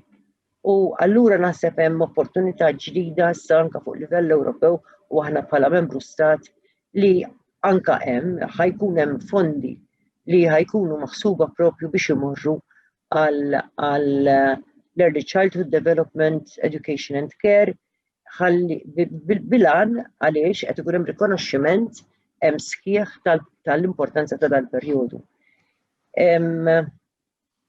Jien norbot qabel 0 to 6, ġifieri jiena nħoss li l-kwistjoni tal-vulnerabilità, il-kwistjoni tal-iżvantaġġ li ċertu tfal jitildu biha nistgħu nidentifikaw propju anka minn meta il-mother, il-potential mother, bdiet tmur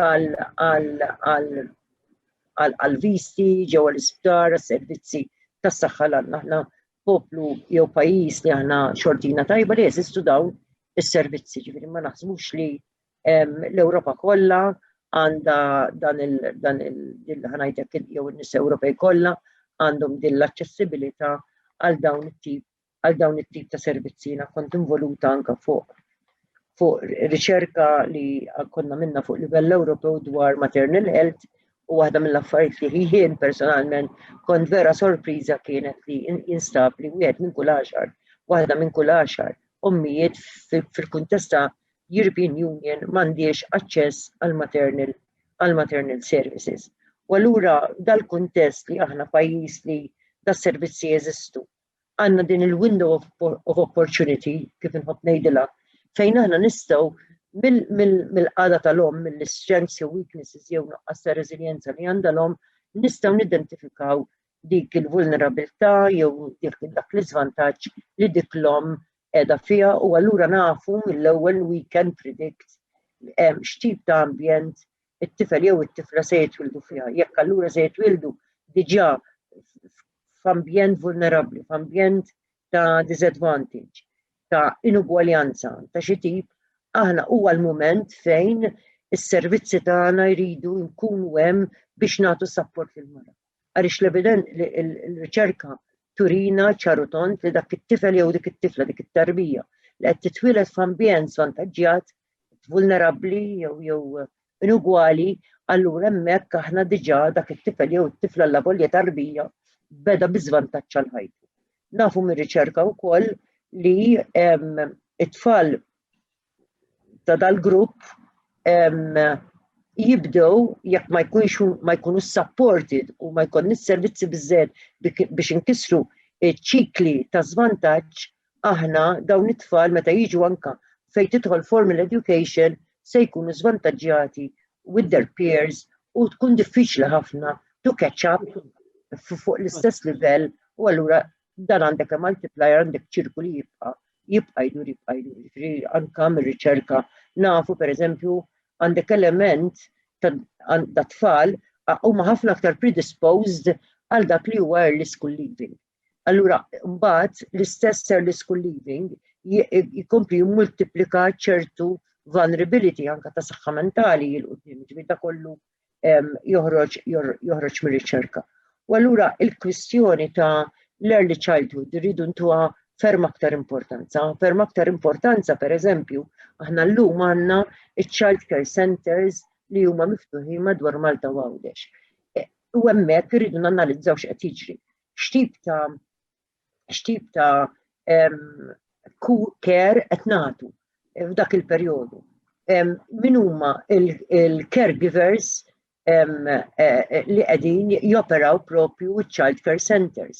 U hawnhekk għandna lakuna aħna għandna żgħażagħ li ħirġin minn ġol università kwalifikati biex ikunu l-early childhood professionals, however minħabba li dawn mhumiex warranted, allura dawn ħafna minnhom jispiċċaw they move on jagħmlu sena oħra u jispiċċaw pereżempju primary school teachers u allura qed nitilfu l-kwalità tal-professjonisti propju f'dan il-livell tant importanti u fundamentali fil-mixja tal-ħajja li il-tfal tagħna iridu jagħmlu.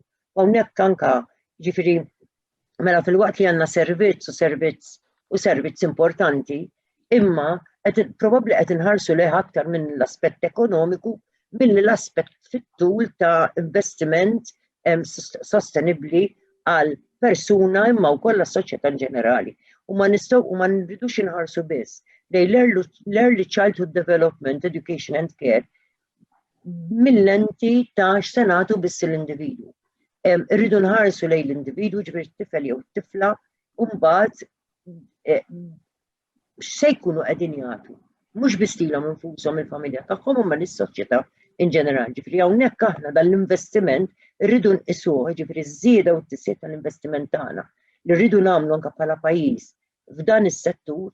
Dan huwa investiment sostenibbli li se jrendi outcomes li ħajkunu ta' benefiċċju ekonomiku u soċjali hemm għal pajjiżna. Ġifieri hawnhekk jiena ngħid il-child care centers li ikollna issa li għamilna ħanajdu l-esperiment li rnexxa li vera ħareġ iktar nisa biex jaħdmu biex jitlu fil-labor workforce, imma rridu nagħtu issa ngħidu dal-esperiment rnexxa ma nagħmlu review u dan huwa xi ħaġa dil-kultura li għandna bżonn nindaħlu f'pajjiżna. Ġifieri il-kultura li inti ma tkun sodisfatt biex xi ħaġa li tkun għamilt imma dik xi ħaġa li tkun għamilt dik l-inizjattiva legali. Wara ftit ta' żmien trid tkompli tevalwa, trid tkompli timmonitorja, tikkalkula, titkejjel anke l-outcomes tagħha.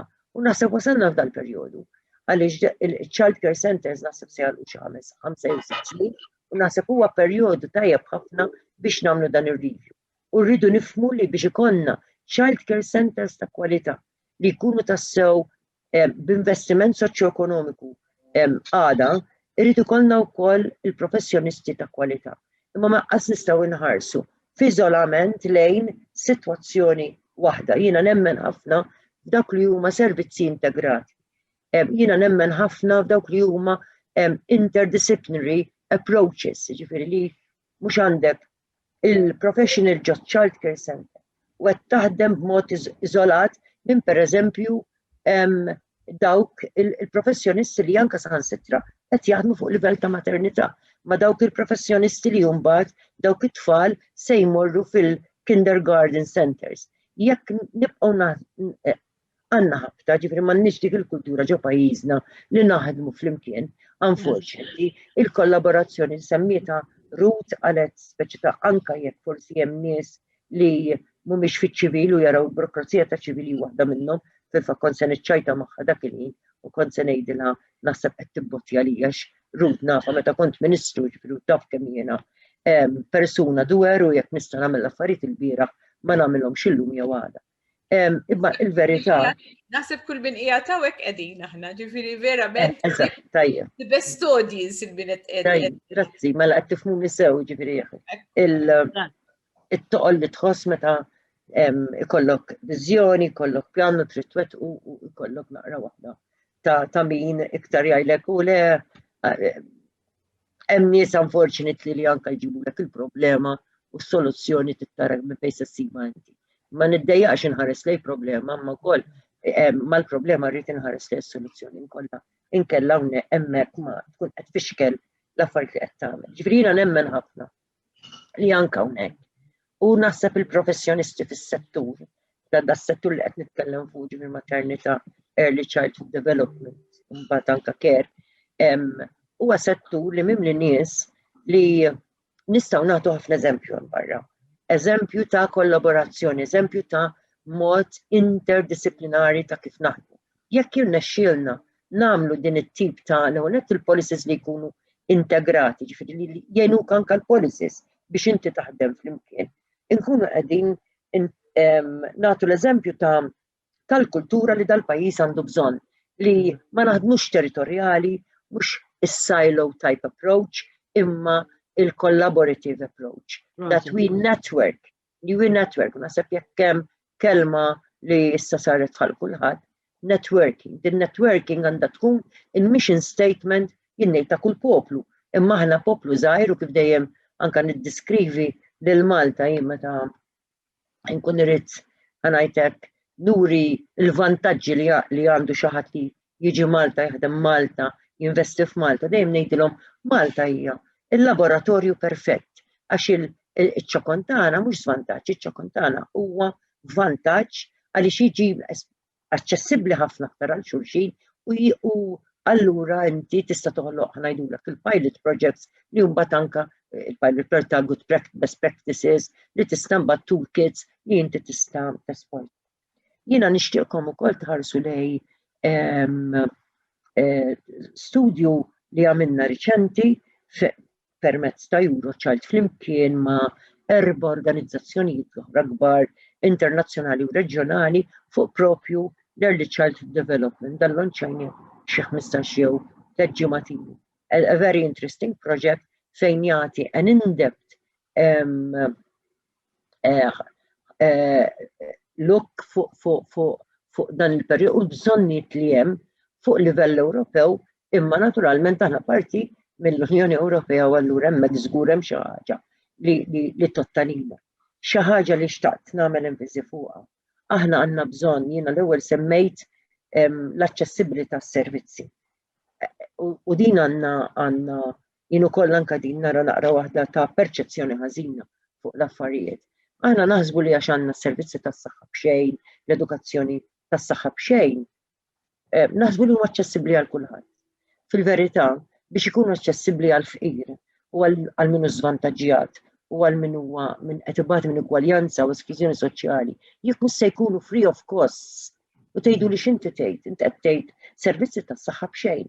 Imma jekk dik l-om li she's financially constrained m'għandix biżżejjed biex tlaħħaq ma' dak li huwa bażiku bil-ħajja. Din imbagħad se tmur l-ispardera b'xejn u se ssib servizzi b'xejn. Imma mbagħad biex jikkumplementaw dak is-servizzi trid tmur tixtri minn il-pharmacies, trid tmur biex jinnaf tixtri l-affarijiet li għandha bżonn għat-tarbija. Din allura mela s-servizzi għaliha mhumiex aċċessibbli. Mhumiex aċċessibbli bħalma hija l-edukazzjoni. L-edukazzjoni tagħna aħna ngħidu hija edukazzjoni aċċessibbli. U fil-verità mhix free of cost. Dik il-lom li ma tistax tibgħat m'għandix biex tħallas għall-excursion tat-tifel tagħha, tat-tfal tagħha.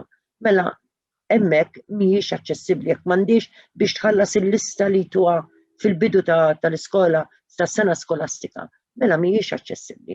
So meta ngħidu accessible, ġifri qed nitkellmu fuq free of cost biex nassiguraw li dawk il-komunitajiet ta' nies li għandhom diffikultajiet finanzjarji, material deprivation u affarijiet oħra ta' żvantaġġ bħal pereżempju ħaniedu tifel b'diżabilità.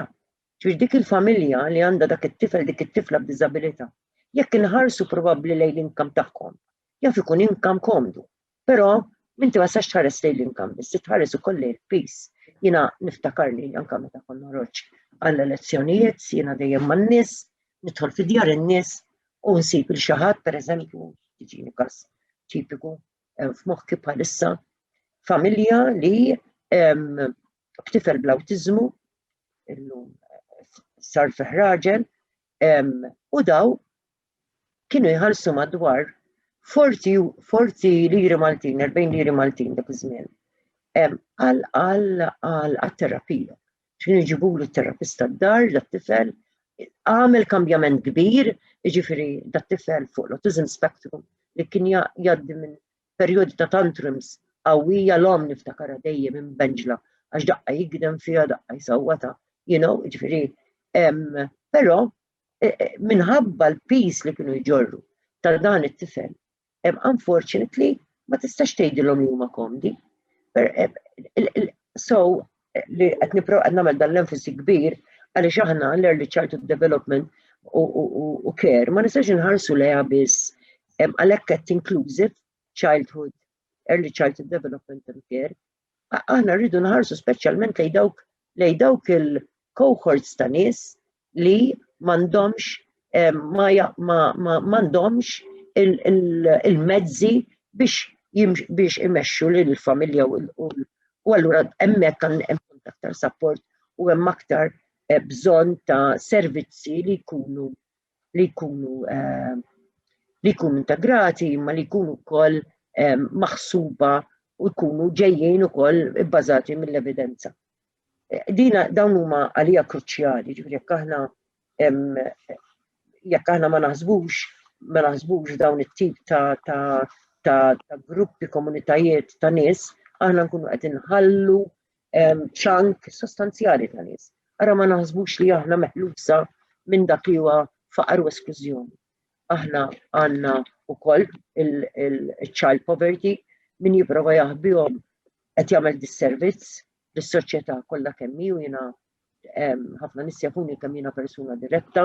Dak li hu abjad irridu nibqgħu ngħidulu abjad, dak li hu iswed irridu ngħidulu iswed. Għandna tfal qed ibatu, għandna familji sħaħ jixtiequ jmexxu t-tfal tagħhom il quddiem, however għandhom id-diffikultajiet.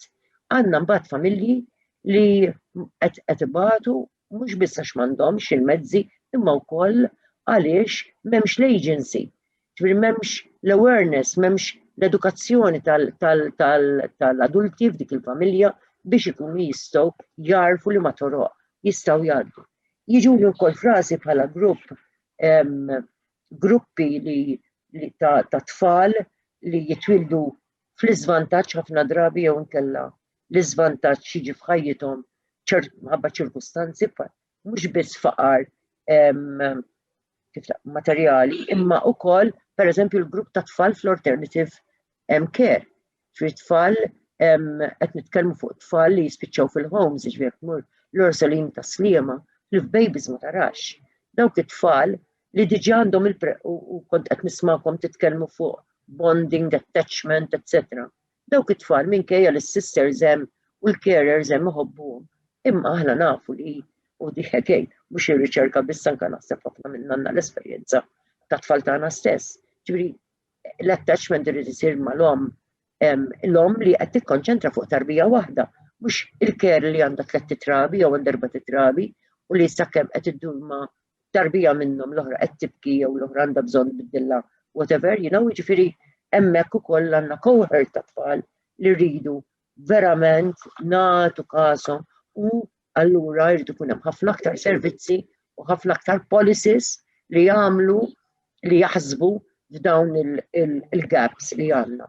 Hemm it-tfal b'diżabilità li nixtieq li again semmejt il-każ ta' xi ħadd li jew inkella familji li jekk tħares lejn l-inkam tagħhom jista' jidhru komdi imma min-naħa l-oħra anke bil-allowances li hemm mhuwiex biżżejjed u allura rridu naħsbu ħafna iktar ġifieri ma nistgħux naħsbu fuq il-macro policies biss, irid ikollna policies li jkunu ħafna aktar individwati, ħafna aktar li jħarsu lejn il-persuna u ċirkustanzi partikolari.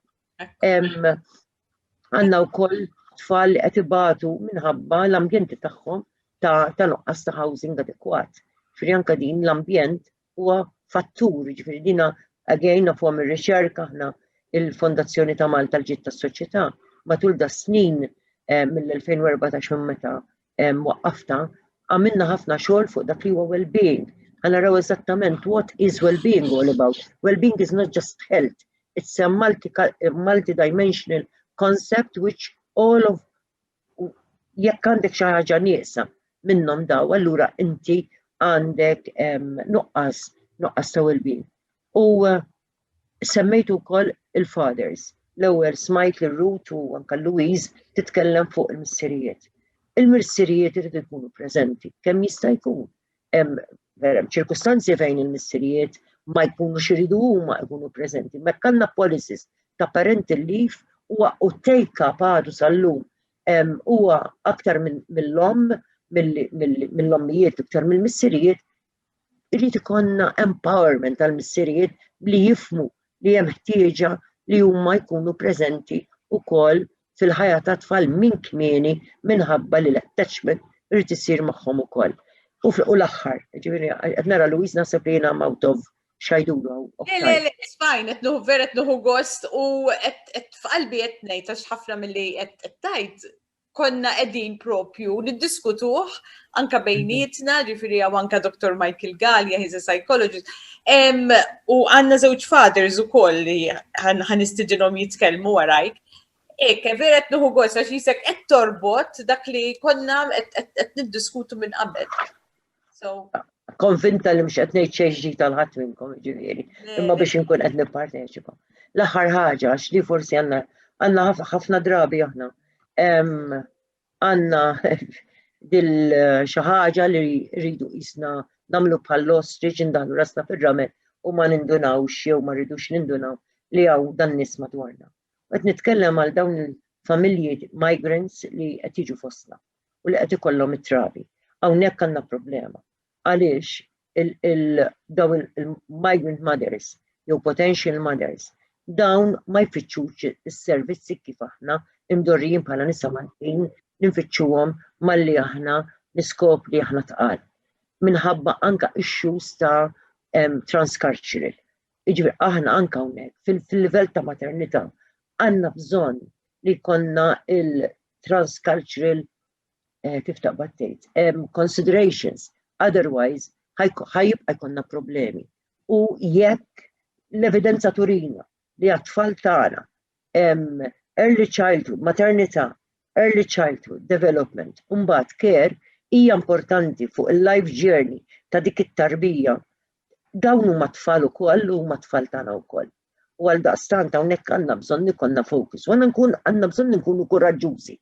Għandna bżonn nkunu kuraġġużi u nappella lilkom għaliex intkom fis-settur probabbli qed nassumi li kollha li ġejjin mis-settur ta' soċjali u aħna jekk hemm xi ħaġa li għandna nħossu bħala nies li ġejjin mis-settur li naħdmu man-nies li naraw l-ġieħ u naraw ukoll il-ferħ tan-nies għandna nifhmu li tkun xi tkun li ma kulurint, li ma twemminint, inti bniedem, inti bniedma. U għandna l-istess drittijiet umani li dawn 75 sena ilu. L-antenati tal-fiħdan International Community iddeċidew fuq karta waħda ta' drittijiet tal-bniedem biex jagħmluhom universali. U allura aħna fid-dmir morali u legali li nħarsu lejn dawn in-nies ukoll bħala ħutna u bħala umani li għandhom l-istess bżonnijiet tagħna. Ġifieri ħanalaqgħu biex ma ndewwimkomx, imma bla dubju ta' xejn dan huwa perjodu fil-ħajja tal-bniedem li huwa fundamentali. Jiena nqisu l-pedament ta' dar li tibni mbagħad filata fuq oħra. Taċ-xnagan sakemm tasal sal-appra morta tal-bejt. Il-maternità flimkien mal-early childhood development and care. Is-servizzi qegħdin hemm, is-servizzi jridu jkomplu jitjiebu, servizzi ġodda jridu jidħlu b'mod integrat u b'mod interdisciplinari. U vera grazzi ta' din l-opportunità. Grazzi ħafna tal-li naf kemm inti għandek, ġifieri ma mill-ewwel kif saqsejtek mill-ewwel għat li ħannara x'nista' nirranġa u verament napprezzaw kollha kemm aħna. Il-marita tittajt thank you Louisa dik tagħmel il-mirakli fl-iskeda tiegħi. Inti għal-kedda. Dak hija għax kemm ġifieri kull meta nikkuntattja magħha mill-ewwel jew tibgħat li jew u napprezzaw u dal-istudju li semmejt inti huwa interessanti ħafna, ġifieri nikkuntattjaha l-marita u forsi nafjewtin il-link tiegħu. Il-link, iva. Għaliex li semmejt inti di l-kollaborazzjoni hija importanti ħafna. Aħna li qegħdin kollha jisu f'setturi differenti, però il-linkjati. U anka fost in-nies li hawn preżenti għandu wkoll żewġ missirijiet. Tkellimna ħafna fuq il-missirijiet u qed jaħdmu immens ukoll min-naħa tagħhom. Pereżempju għandna l-David li jagħmel blog u qed jipprova jgħid il-ħajja tiegħu kif inhi biex ħadd ieħor missirijiet. So kulħadd jista' jgħin, jiena din nemmina ħafna kif semmejt inti. Ma rridux inkunu silos u ngħidu aħna nifhmu f'di u daqshekk il-parti tagħna and that's it. Imma importanti li we collaborate and we liaise. Għax we can do great things. We are a great team. Ultimately lan tagħna huwa wieħed. Li konna soċjetà li konna Malta aktar b'saħħitha u iktar ferħana. U kif nistgħu nkunu ferħana? Nibdew mill-familja. U l-familja nibdew minn nukliju, nibdew minn meta jkollna tfal. So irridu naħsbu. Per eżempju biex forsi nitkellem naqa' fuq suġġett tiegħi li kont ħanitkellem fuq ma minħabba ġifieri li. Per eżempju breastfeeding. Dak li jkun jgħidlek breastfeeding x'inhu, you know, sort of like kif ħatmur hemm. Imma fil-verità, breastfeeding huwa dritt u il-om għandha dritt, daqskemm ieħor għandu dritt it-tarbija biex ikollu l-aqwa ikel. Aħna nagħmlu ħafna promotion li breastfeeding huwa l-aqwa ikel. Però min-naħa l-oħra, kwalunkwe ħaġa li tmur ħażin, aħna ħanoffru il-formula. Mela l-om x'ħadħoss? L-om ħadħoss mela jiena m'iniex kapaċi. U mbagħad meta tmur lura x-xogħol għandha breastfeeding breaks. Mela meta qabel ma kienet pregnant qed nagħmlu ħafna enfasi kemm importanti li tibreastfeedja u li tibqa' tibreastfeed. Però mbagħad going back to work m'għandix breastfeeding breaks pereżempju. Okay, kważi. Ħakkun skużawni. Imma qed nara l-Elena Felice. And she can speak about maternal mental health. Yes.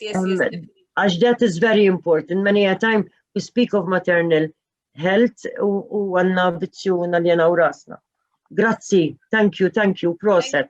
Thank you, Marita, thank you. Bye, saħħa. Okay, thank you.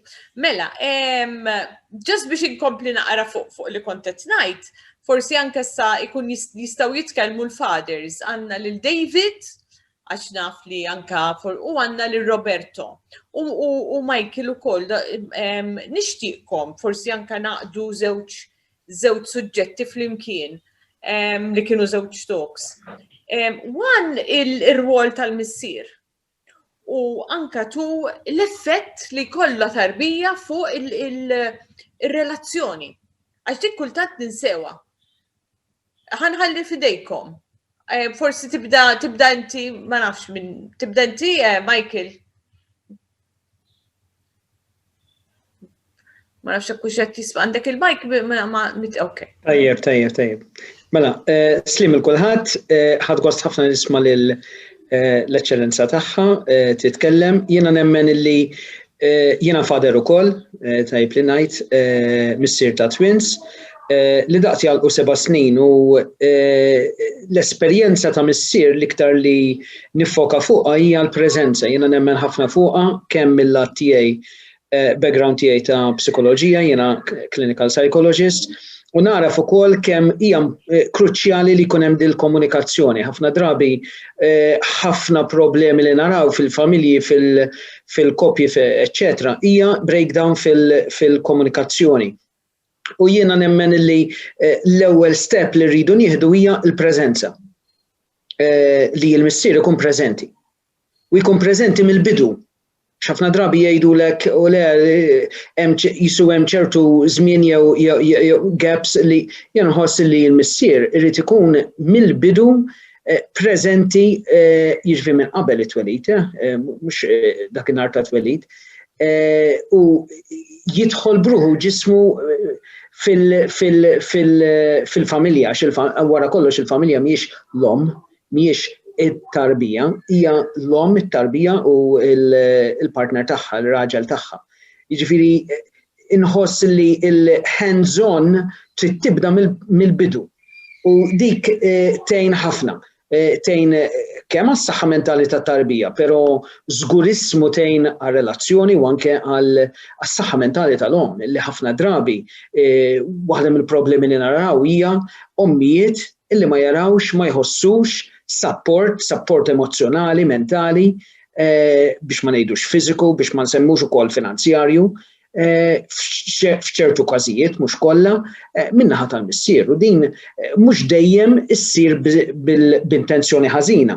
Tista' ssir b'intenzjoni biżvista, bħal meta għandek il-każ tal-missier li jaħdem aktar għax min għalih li aktar ma ħajġib flus id-dar ħajjejn b'xi mod lill-familja. Verament li finanzjarjament jista' jgħinha iktar, imma l-omm forsi dak iż-żmien trid iktar mhux ma tridx l-aspett finanzjarju, imma trid iktar għajnuna emozjonali. Għajnuna li inti tkun preżenti hemmhekk. U dik il-ħaġa ħafna drabi inħossa nieqsa jiena mill-practice tiegħi, jiġifieri mill-esperjenza li għandi, illi mhux l-ewwel darba spiss anzi ommijiet jgħidulek imma raġel donnu jisu mhux edukat għal kif tkun missier. U ovvjament dan kulħadd jaf m'hemm l-ebda ġenitur, m'hemm l-ebda idea ta' ġenitur perfett, imkien għadni jiena almenu jiena Michael Galli għadni ma wasalx għalija.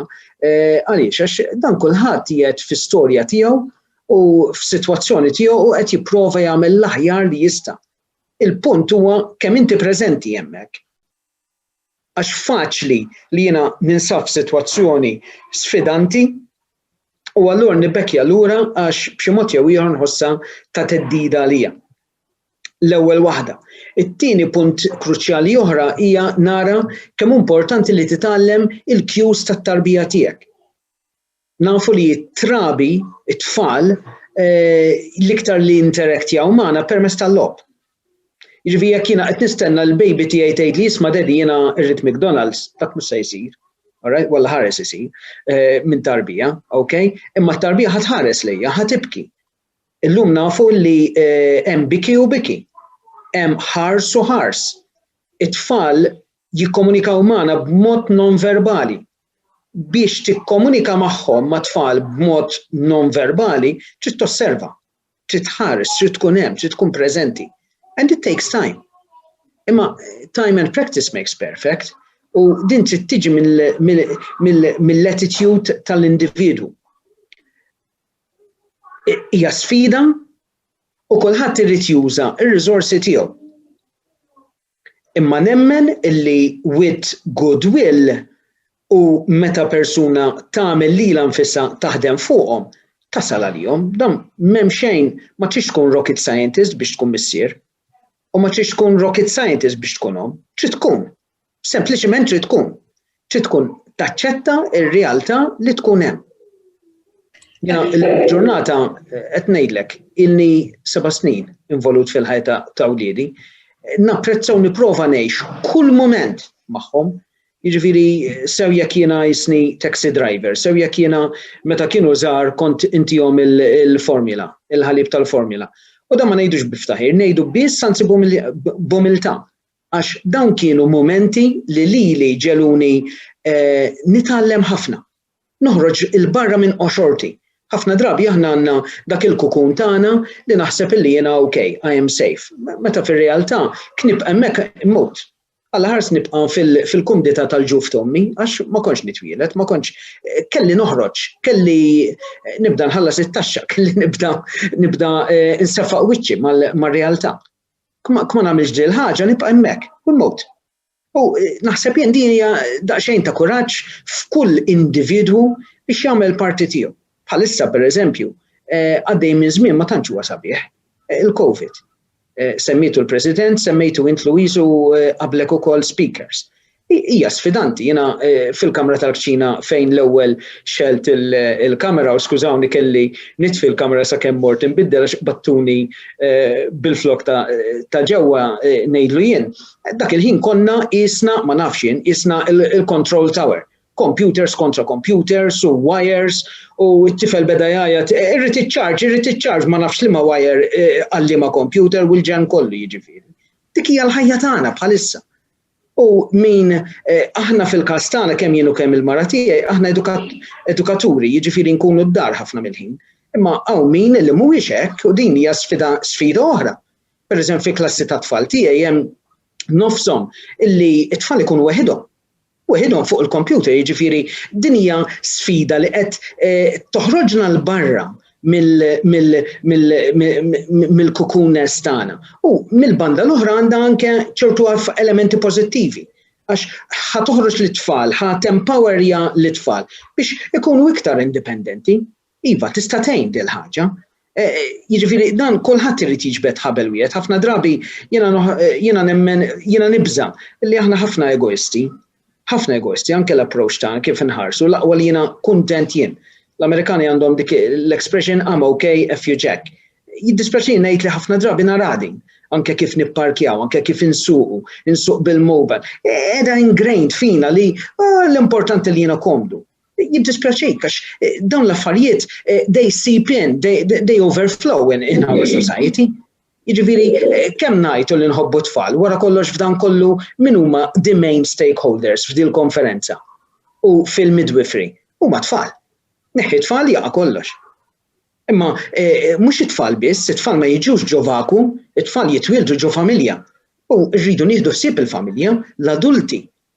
U ħafna drabi l-adulti għandhom ukoll l-extensions oħrajn. L-ewwel kont qed ngħid illi aħna magħna preżentement għandna omm il-mara tgħix magħna. Jiġifieri dik ħatoħloq anke sfidi ġodda, ħatoħloq aġġustament differenti u l-missier mhux biss huwa missier, mhux biss huwa forsi dan, imma jispiċċa caretaker u dawn kollha jridu u hawnhekk tispiċċa tilbes ħafna kpiebel fl-istess ħin. U din hija sfida. Imma irrid ikun hemm ċertu sinkronizzazzjoni illi wieħed jaħseb xulxin ma ninsewx ukoll irridu naħsbu fina nfusna. All right? U dak huwa mod kif anke jiena nagħllem lil-uliedi illi isma' anke int wara dan il-barax kollu irrid ikun hemm time for me time. U xi kultant biex tagħmel me time trid tgħid le. Jien għamilt xi żmien naħdem il-Kenja u waħda sur darba għal mitnidejn.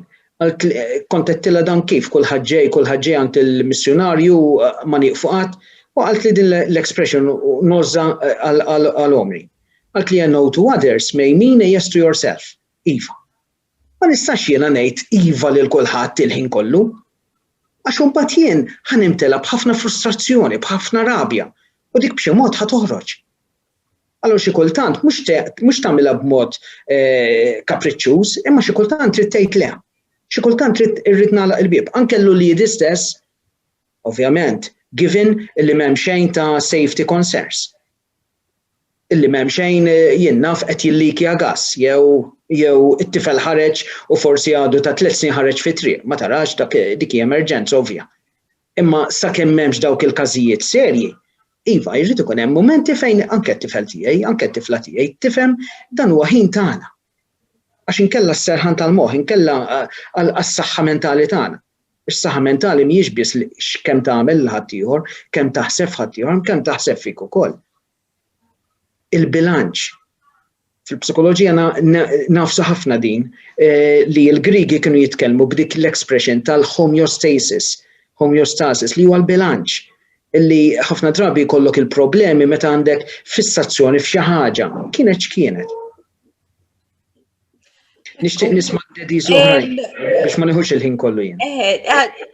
Fil-fatt waqt li qed titkellem qed ngħid kemm qed nitkellmu suġġett interessanti qed nieħu gost ħafna li isna qegħdin nagħmlu networking bejnietna u qegħdin letteralment isna nagħtu fuel f'dak li nemmnu, allura naħseb anke ħajkonna anke ċertu enerġija forsi thanks to din il-laqa li kellna dal-webinar li speċi ta' din veru, speċi issa qed nifjuwiljaw il-xulxin għax qed nemmnu. Għax anke fil-waqt li bdejt titkellem inti u bdejt titkellem ir-rwol tal-missier u issa anke nixtieq li anke jitkellmu l-missierijiet għax għandek tliet missierijiet interessanti li aċċettaw li jkunu preżenti u jitkellmu. Però kemm importanti dan huwa suġġett li konna ħanitkellmu fuq fil-bidu tal-webinar, id-dik li ngħidu l-preconceptual education. U l-preconceptual education inti semmejta kemm huma tajjeb li anke nedukaw anke f'preconceptual education minn eta żgħira u nedukaw il-missierijiet tagħna. Għax ultimately huwa ċirku.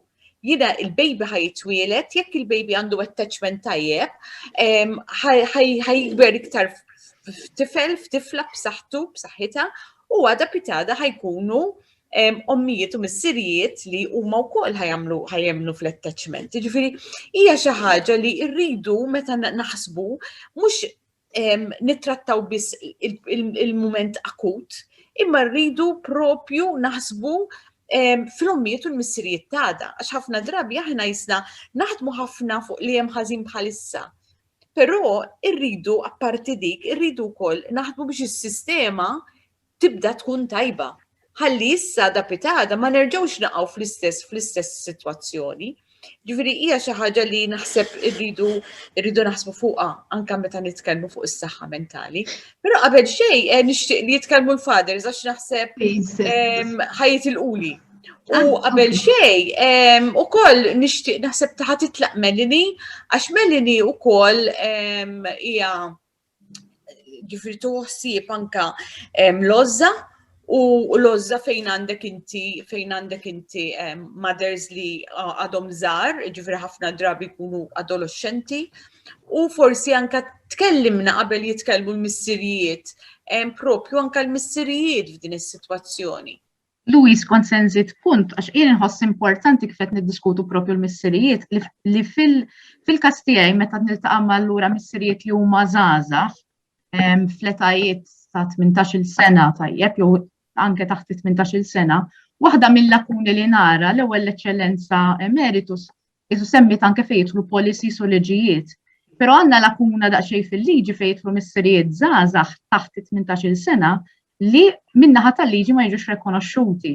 Jiġifieri hija realtà kelli xi każijiet li ltqajt magħhom jiena wkoll anke b'mod riċenti li kelli żagħżugħ li kien se jsir missier xtaq ikun parti minn din l-esperjenza, xtaq joħloq bond mat-tarbija tiegħu u parti minn dik il-bond se tkun iva mill-lat emozjonali li jkun preżenti, imma mill-lat legali kien ħassa vera qed ħarb u weġġatu il-fatt li ma jistax jirreġistra t-tarbija fuq ismu għax mhuwiex rekonoxxut fil-liġi Maltija bħala missier. U di xtaqt nippuntwalizza ftit qed nitkellmu fuq missierijiet għax ovvjament spjegajt inti naħdem ma' żgħażagħ li jkunu ħajsiru ġenituri feta bikrija u ovvjament parti mix-xogħol naħseb li xtaqtna ninfukaw fuq huwa wkoll ir-rwol importanti li għandu il-missier kemm bħala support kif ukoll bħala responsabilità lejn it-tarbija. U nħoss din lakuna fil-liġi isu rridu nindirizzawha llum li hawn dawn in-nies kollha preżenti isu minn entitajiet differenti nimmaġina li ħafna minn anke iltqajna magħha kemm tista' tgħaddi minn struggles li kultant imbagħad awtomatikament nirrealizza li ltqajt ma' missierijiet b'mod naturali jkunu żgħażagħ isu dik ix-xewqa tagħhom li jkunu preżenti u forsi dik il-pressure li bdew iħossu biex ikunu preżenti u jinbidlu ħafna affarijiet fil-ħajja tagħhom b'mod awtomatiku mhux biex niskużhom qed ngħid imma b'mod awtomatiku dik ir-responsabilità ishom ma jibqgħux jidħlu għaliha bl-istess mod forsi li kienu qabel. U allura naħseb huwa punt li wieħed irid jiddiskuti tajjeb fejn jidħol support. Ovvjament meta nitkellmu fuq relazzjonijiet bikrin, ir-relazzjoni tkunu vulnerabbli ħafna, però jien dejjem nemmen li għalkemm ir-relazzjoni tkun vulnerabbli, ir-responsabilità bħala ġenituri għalkemm żgħażagħ tibqalhom morhom xorta. Ekku. Jiena dejjem insemmi każ Melanie, waħda mill-iktar mill-isbaħ birds li kelli kienu propja koppja u kellu 17, i kellha 15. U l-ammont ta' rispett li urija għadni niftakara sissa dik l-esperjenza.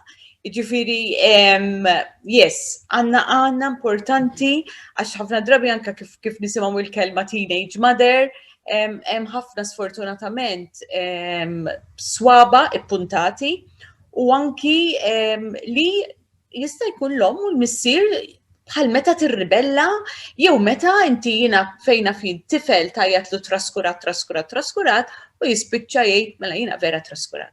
So kultant jekk inti l-om u l-missier li għadhom żgħar qed tgħidilhom kemm inti responsabbli, kemm inti hekk, jista' jkun li jgħidu jiena ma niswa' xejn and they do exactly jiġifieri li aħna kważi qed ngħidulhom.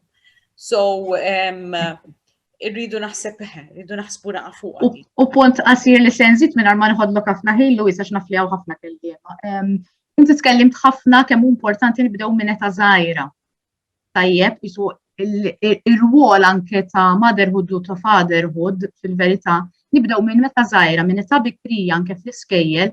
Il-fatt waħda mill-affarijiet li ħassejna bħala servizzjoża li m'għadniex naħdmu biss ma' tfajla pregnant jew mal-ġuni li ħajsir missier, però qed naħdmu ħafna fil-prevenzjoni. Meta ngħid fil-prevenzjoni fetajiet iktar bikrin ma' studenti li jkunu f'relazzjonijiet oħrajn. Illum il-ġurnata għandna l-iskejjel tagħna co-ed, ħafna minnhom speċjalment fejn jidħol tal-istat tajjeb, u allura għandna l-aħjar biex ngħidu hekk laboratorju fejn nistgħu aħna flimkien anke max-xogħol li jsir fl-iskejjel nieħdu din l-esperjenza anke tagħna li tallimna mill-logħża x'nemmen li aħna nitalmu wkoll mill-esperjenzi tal-klijenti u naqsmuha ma' l-istudenti li niltaqgħu magħhom tul is-sena. Fil-fatt kull sena isu qed inżidu ħafna daw il-programm għax jien nemmen ħafna li l-bidu tar-relazzjonijiet jibda mill-età bikrin, mhux vera. U hemmhekk irridu naħdmu ħafna naħseb inħoss li għandna ħafna x'naħdmu.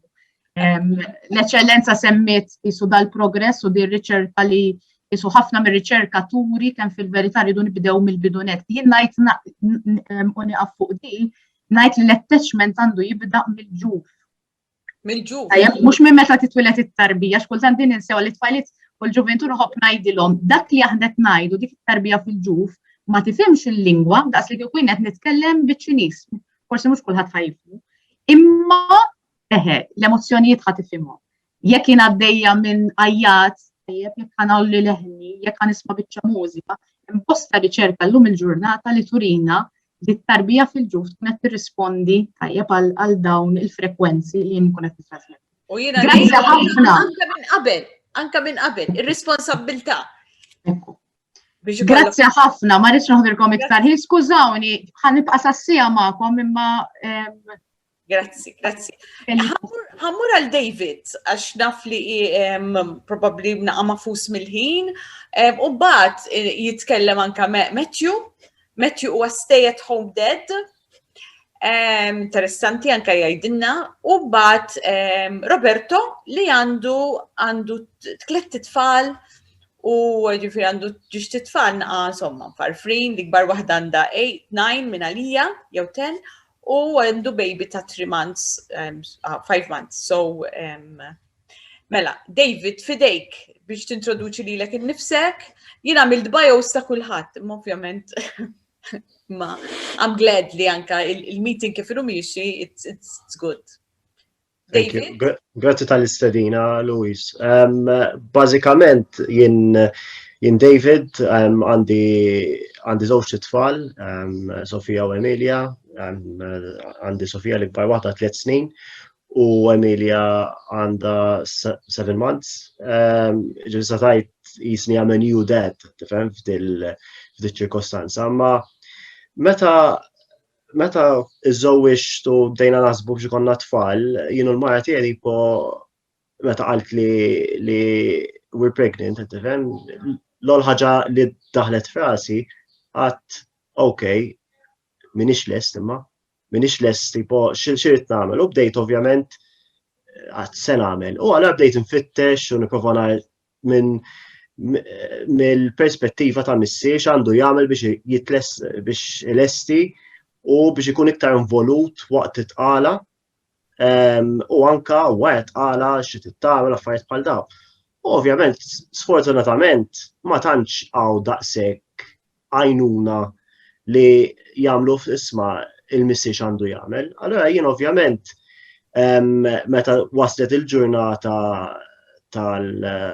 li ovvjament Sofija l-ikbar waħda li titwielet, kont qed nitkellem mal-midwife dak iż-żmien u qalt li tipo dittani insaqsi ħafna mistoqsijiet, bdejt nieħu inizjattiva għad fejn nista' ngħin u affarijiet u hekk.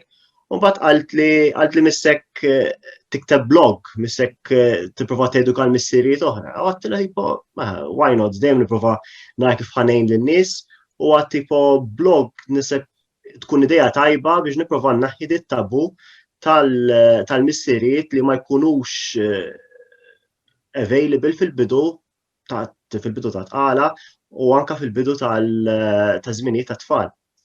U ovvjament kif qal Dr. Galli u naqbel ħafna x'beda jgħid għax hija l-iktar mill-kritika li dejjem nipprova nagħmel bħala missier minn ħadd tiegħi. Hija skuża li l-missier jgħid għax m'għandix ċans għax naħdem u kollox hekk għax anke sempliċiment 10 minuti, anke kwarta nofsija, il-ħaġa li inti tagħmel li titfi kollox, jiena naħdem full-time job, 8 sigħat u x-xogħol tiegħi jirrikjedi ħafna ħin, anke after office hours, imma dejjem nipprova nagħmel ħin ma' tfal, jiġifieri jekk ma nistax jien ma laħħaqx pereżempju qed noqgħod overtime ix-xogħol. Nagħmel milli nista' li meta mmur id-dar inraqqadhom jien it-tfal jew nkella inqas pereżempju jew naqralhom xi storja jew xi ħaġa ikolli għall-inqas f'ġurnata interaction filgħodu pereżempju, nagħmel il-breakfast jien, nitħaqqa magħhom jew nipprova kemm jista' jkun inġel it-tifla avolja hija under 3 years old, nipprova ngħidla biex tgħinni biex insajjar jew affarijiet bħal dawn.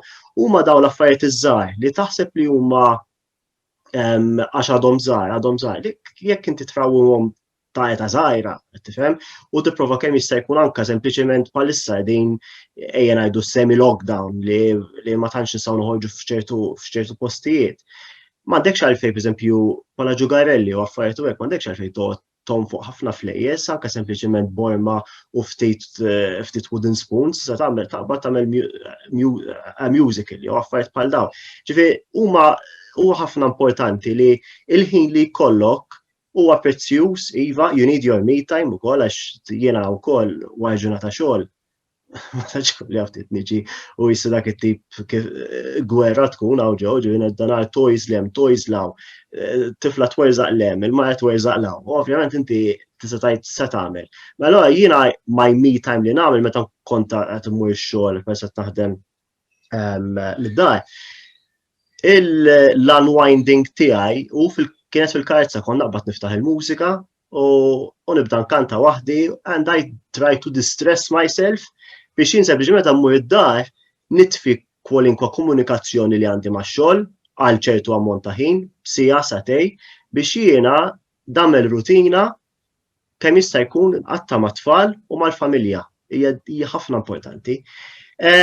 Ukoll kull missier għandu l-rwol tiegħu huwa differenti, kull missier għandu ways and means li jista' jaħdem. Issa ovvjament jien nipprova nitkellem ma' missierijiet oħra, nipprova nifhem x'għandhom jagħmlu u dejjem nitgħallem u għalhekk hija tajba li nippruvaw nitkellmu ma' missieriet oħra u missieriet anke ġenerazzjoni kbar minnek jew iżgħar minnek għax jaħsbuha differenti għalhekk dejjem titgħallem. U wkoll hija xi ħaġa li jien bħala missier għaddejt minnha ngħidu mhux il-preġudizzju ma li dak it-tip li jittimbrawk li l-missier ma jkunx involut li dejjem jisna we're the secondary parent u hekk inħoss li anke pereżempju meta kelli kelli l-Emilia 7 xhur ilu, we had a very nice birthing experience, il-midwives, they were amazing, il-spajk kienu kol. Imma dik il-ħaġa li ma nħossnix li jiena parti minn dil-ġrajja, qed tifhem, anke pereżempju issa waqt is-sitwazzjoni tal-COVID, il-missirijiet huma imdaħlin f'ċertu sezzjoni li mhux throughout the whole birthing experience, li nifhem li jkun hemm ċertu affarijiet li jidu taking into consideration, imma jekk jippruvaw jagħmlu daqsxejn iktar emphasis fuq dil-ħaġa li kif jistgħu idaħlu iktar missier u ma nħossuniex. Jien pereżempju meta nħossni li I am misjudged jew qed inħossni li qed jagħtu iktar importanza lill-lom. Mhux l-ewwel darba li ngħid isma' u jien qed tifhem flok jien qod ingor ngħid għax ma jtunix attenzjoni, jien nitkellem. U għalhekk nipprova l-missieriet kollha, nipprova nħeġġiġhom jekk huma qed iħossuhom mhumiex importanti, torx tgħid għax jien m'iniex importanti, għax jien m'iniex hekk, għax jien m'iniex hekk. Prova kun importanti għalik. Jekk taħseb li inti importanti, taħseb li inti l-affarijiet li qed tagħmel inti huwa importanti għal ġid tal-familja tiegħek u għal ġid tat-tfal tiegħek, għamilha. Ovvjament hemm ċertu ċirkostanzi, imma dawk huma affarijiet li tittamel.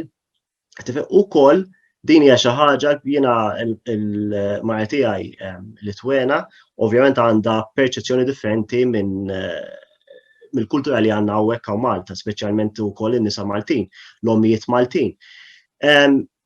Imma kullhom huma l-istess, they are nurturing, they are always trying to understand li kif jgħidu we are wired differently, l-missirijiet u l-ommijiet naħsbuha differenti.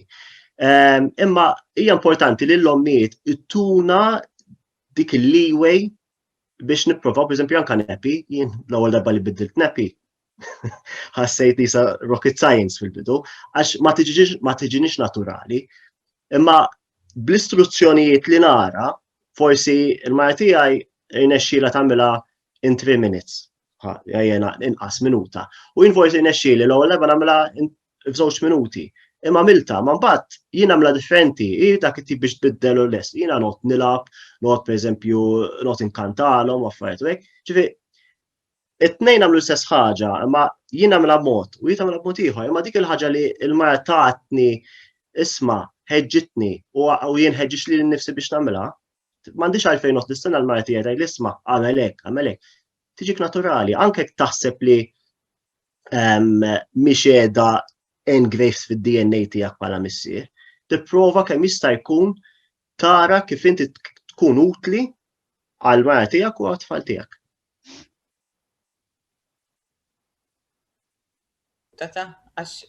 Proset David, għat-terba kliem verament tajbin u xi ħaġa li nkalli nixtieq inżid miegħek u naqbel miegħek hi għandna ħafna missirijiet li jixtiequ jinvolvu ruhom. Sfortunatament waqt li t-trobbija kien hemm anke ċertu stereotipi li l-missier isu ir-raġel jaħdem, il-mara tħossib it-tfal, dik nafu li ħafna illum il-ġurnata qegħdin jisfidawha dik il-ħaġa għax il-missier jixtieq jipparteċipa, però importanti wkoll kif anke semmejt inti semmejt jiena il-mara tiegħi ħeġġitni. Kultant jista' jagħti l-każ li forsi għaliex imtellajnek li l-om minn nifisha, il-mara nnifisha qisu aċċettat li ħatoħsib it-tfal. Fl-istess ħin, meta r-raġel jipprova kif għadt inti forsi fil-bidu jkun naqra jinnaf, ikun naqra raf jew ma jkunx daqshekk perfett, ħadd ma jkun perfett fil-verità. Imma jista' jkun li forsi jinnaf is-soċjetà tiddeħaq bihom u l inti, So hemmhekk jista' qed niddiskoraġġuhom, ara kemm importanti li l-missirijiet jarfu li le huma qed jgħinu l-ħadd u huma qed jagħmlu xogħolhom, qed jagħmlu d-dbir tagħhom. Li jieħdu ħsieb hija responsabbiltà tagħhom, mhux qed jgħinu lill-mara biex toħseb il-baby jew it-tfal. U tu kemm importanti allura anke min-naħa tagħna li kif għadt inti fil-bidu forsi għamiltu mhux daqshekk tajjeb, però mbagħad tallimt. Da ħadd ma kien bravu, l-ebda student naħseb jien, ma kien tajjeb fil-bidu, but dejjem iktar u iktar inti u iktar kemm ikollok il-ħeġġa fiha. So, thank you very much, David. Għal minnu interessat, il-blog ta' David huwa The Maltese Daddy. Għandu ċertu riflessjonijiet u ċertu kitba verament interessanti, ġifieri jiena ngħidilkom inħeġġiġkom biex anki tatwa titwila anzi titħlu u tarawha. Thank you, David. Grazzi ħafna. Ġurnata tajba. Thank you. Lilek ukoll, u grazzi. U jien naħseb għandna bżonn nagħmlu kif qed nagħmlu forsi naqra iktar fit-tul, din kienet idea tajba ħafna. Thank you. Thank you, grazzi. Issa ħammur għal Matthew. Ma nafx jekk jistax jitkellem Matthew għax. Hi, okay. Hi Matthew. Tajdinna naqra l-esperjenza tiegħek, Matthew huwa stay at home dad, iddeċida fl-ewwel baby bħalissa qegħdin Malta u xek Matthew. Iva. Fl-ewwel baby li kien li joqgħod id-dar. Mela, jiena Matthew, għandi 40 sena, għandi tifla ta' 4 snin u tifel ta' 5 months issa. L-istorja pratikament bdiet hekk. Nsewwiġna fit-2013, deċidejna li ngħixu naqra ħajjitna traveling sew qabel ma naħsbu għatfall. Sadattant il-mara she managed to her dream job. It was overseas, kien il-Ġermanja. Għalt li I have to go for it. I have to try and we'll see how it goes. Marret, sabet ruħa tajjeb, mxiet il-qoddim, għadda l-probation period, għalt li we should try now settle a family. And we manage and we all goes well. Then was a time, isma Met, aħna x'ħan għamlu. Issa il-ġob tiegħi huwa tajjeb, nistgħu mantnu l-familja, I wish to stay with it. Deċidejna għalet, Matthew, and you will have to be the father figure. I cannot leave this job. Ta' 5 months. Tlajna l-Ġermanja, Matthew, ġifiri ta' 5 months, it-tifla kella 5 months. Tlajna l-Ġermanja, Matthew sadattant kellu. Sar papa, marġo pajis ma jafx il-lingwa, u jrid irabbi. Kienet challenge, ma nafx, naħseb, mhux ħaġa normali. U bdejna minn hemm, jiena minn ma sibx il-ktieb dal jgħidulu How to Raise Children for Dummies ma sibtux, għax il-papa ma joħodu, tfal ma jiġux bl-instructions. U kelli nibda nitgħallem. Spiċċajt feeding, naħsel it-tfal, tifla, nibdel il-nepis li sallum il-ġurnata naħseb il-mara tiegħi għadha ma bidlitx nepis da skemm bildilta jien, forsi qed tilħaqni ħabba l-baby l-ġdid. U komplejna. Meta l-tifla tiegħi sara kellha 1 year and a half and 2 months, bdiet in-nursery. Firri sadattant mbagħad noħodha jien in-nursery nipprova nitkellem ma' teachers ma' bli konna għax s'issa dak iż-żmien u mbagħad bdejt nieħu kors ħalli nadatta ruħi għan nitgħallem forsi. U bdejt nitgħallem il-ftit kliem bil-Ġermaniż u hekk, tifla bdiet interaktja tajjeb, anke tifla bdiet tajt xi kelmiet u hekk imma insomma. U niġbora u dawk wara bdejna playing, parks u hekk. Irrid ngħid li forsi sadattant bej meta kellha 5 months sakemm bdiet in-nursery jiena masterjajt it-tifla jiġifieri I managed to make her nap time 3 darbit kuljum. Apart that li kelli tidra, it-tifla tagħha, it-tifla drajta sew, kważi naħseb iktar mill-omm, ovvjament, għax li kienet tarani iktar, għax l-omma kienet tiġi lura bix-xogħol ħabta tas-sitta. Li ngħid fuq da suġġett huwa li fuq studji li rajt jien, ġifieri meta tfal jitrabbu mal-missier, they tend to be grow up smarter. Din ma nafx x'inhi, ma forsi father figure jista' jagħti ċertu impressjoni iktar differenti minn l-omm, għax hawn forsi tkun fsiet u fajt hekk kull papa huwa dak il-papa cool. Allura jilabu naqa' ċertu mod affarijiet hekk forsi Il-punt huwa li ngħid huwa fuq il-stay at home dad, jiġifieri hawn min jgħidli Lucky inti taħdem għalik il-mara u tpaxxut id-dar fuq is-sufan tara television u hekk. Fil-verità ngħidilkom li kważi nippreferi mmur għax-xogħol jiena milli noqgħod ma' tfal għax it-tfal fejn kont qabel kont l-iktar bniedem paċenzjuż fid-dinja llum il-ġurnata dik hija sħaba. Ma mbagħad l-istess kien happy ħafna mill-li għamilta din u esperjenzi ġifieri.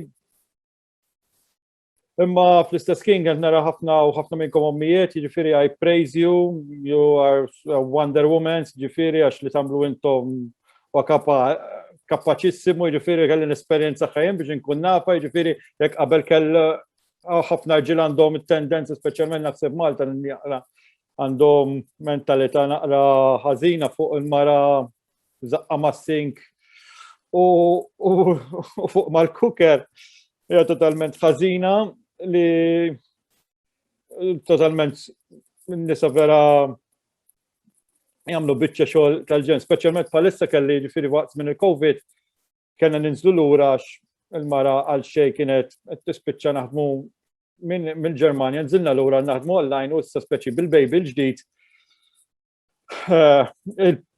l-istress żdied iktar għax issa il-mara taħdem tifla bl-online schooling baby li għalissa huwa breastfed only, jiġifieri qas nista' ngħin ħafna kemm nistgħu. Imma nippruvaw nagħmlu milli nistgħu, nippruvaw ngħinu kif aħna.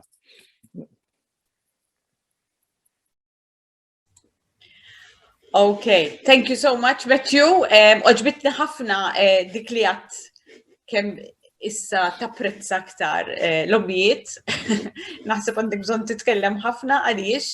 Dik hija naħseb perċezzjoni żbaljata ħafna li la darba l-om qiegħda d-dar u l-missier mara x-xogħol mela jippretendi li jorqod il-lejl kollu għaliex filgħodu sejra x-xogħol, x'in jiġi mix-xogħol isib li kell lest għaliex kien għax-xogħol u mbagħad jistriħ naqra.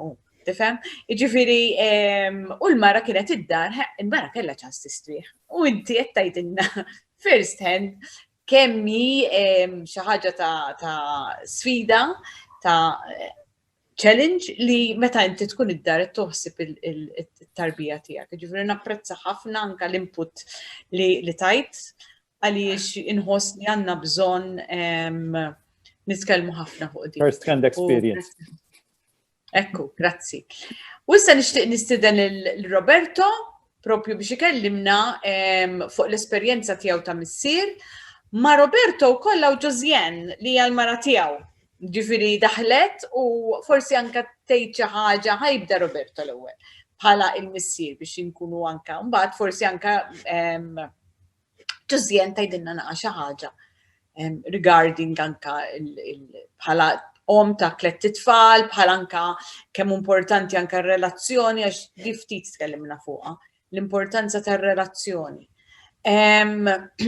Okay, Roberto fidejk. Grazzi Luis tal-opportunità. Prosi Josiane li nnexxilek tiġi nibda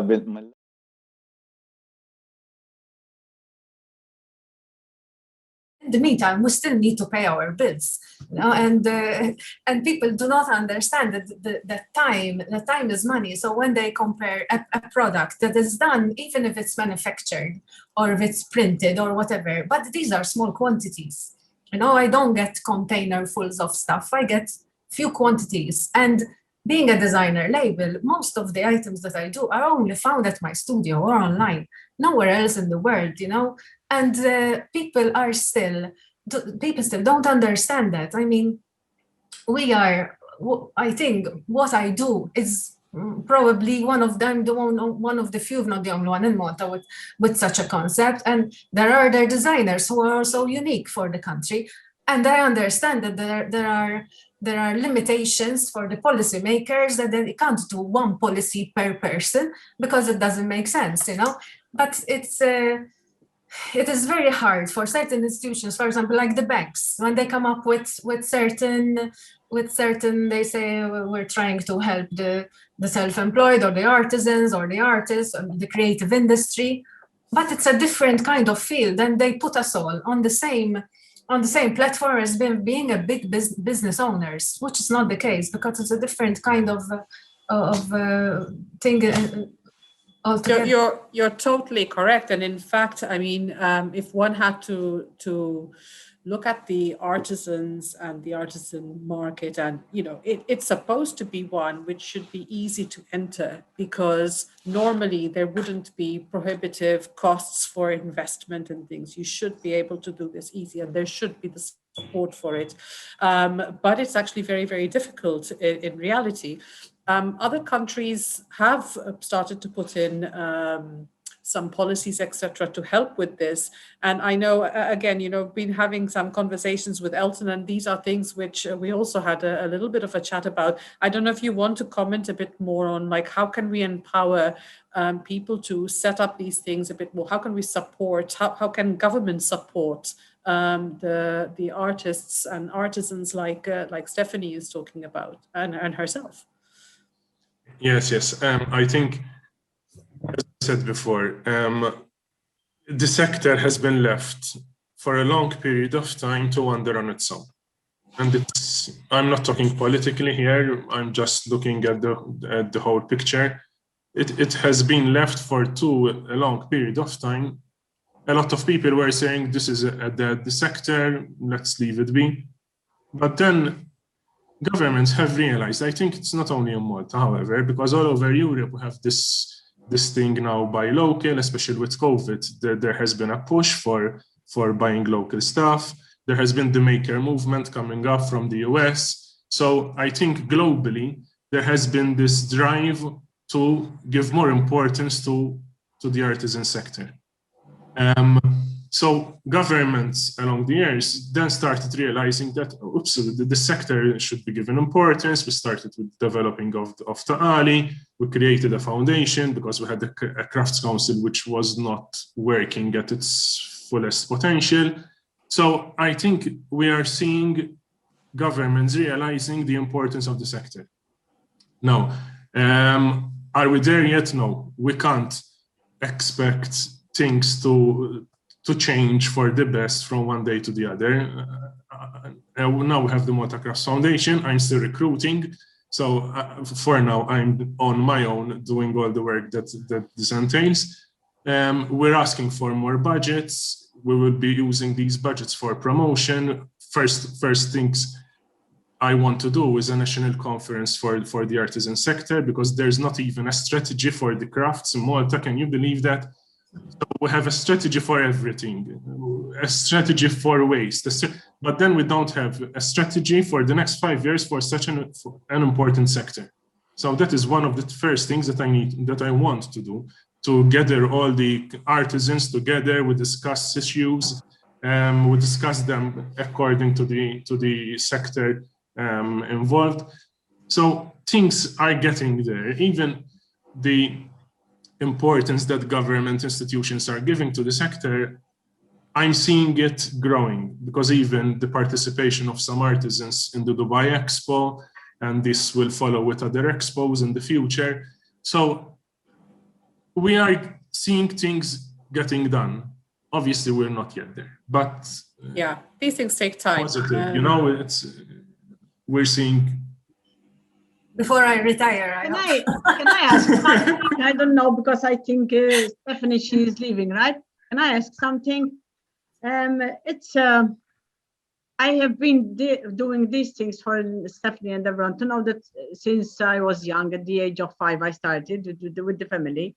I don't have my own shop. I don't have the business, because I have to raise the family and do all the things. I'm not single, so I have 5 children, 2 grandchildren. And I even wanted to raise my children myself.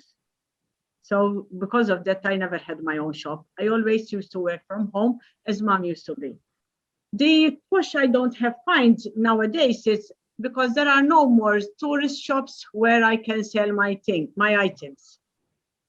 We need to promote that, and we need to help to even that the shops. When I go abroad, I look for those things.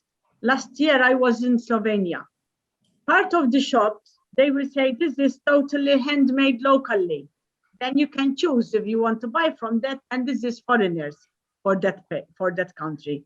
I don't know whether this should be something on the island, and because I'm not going to tell them, listen, you have to enforce them definitely to have local items. I don't know what about.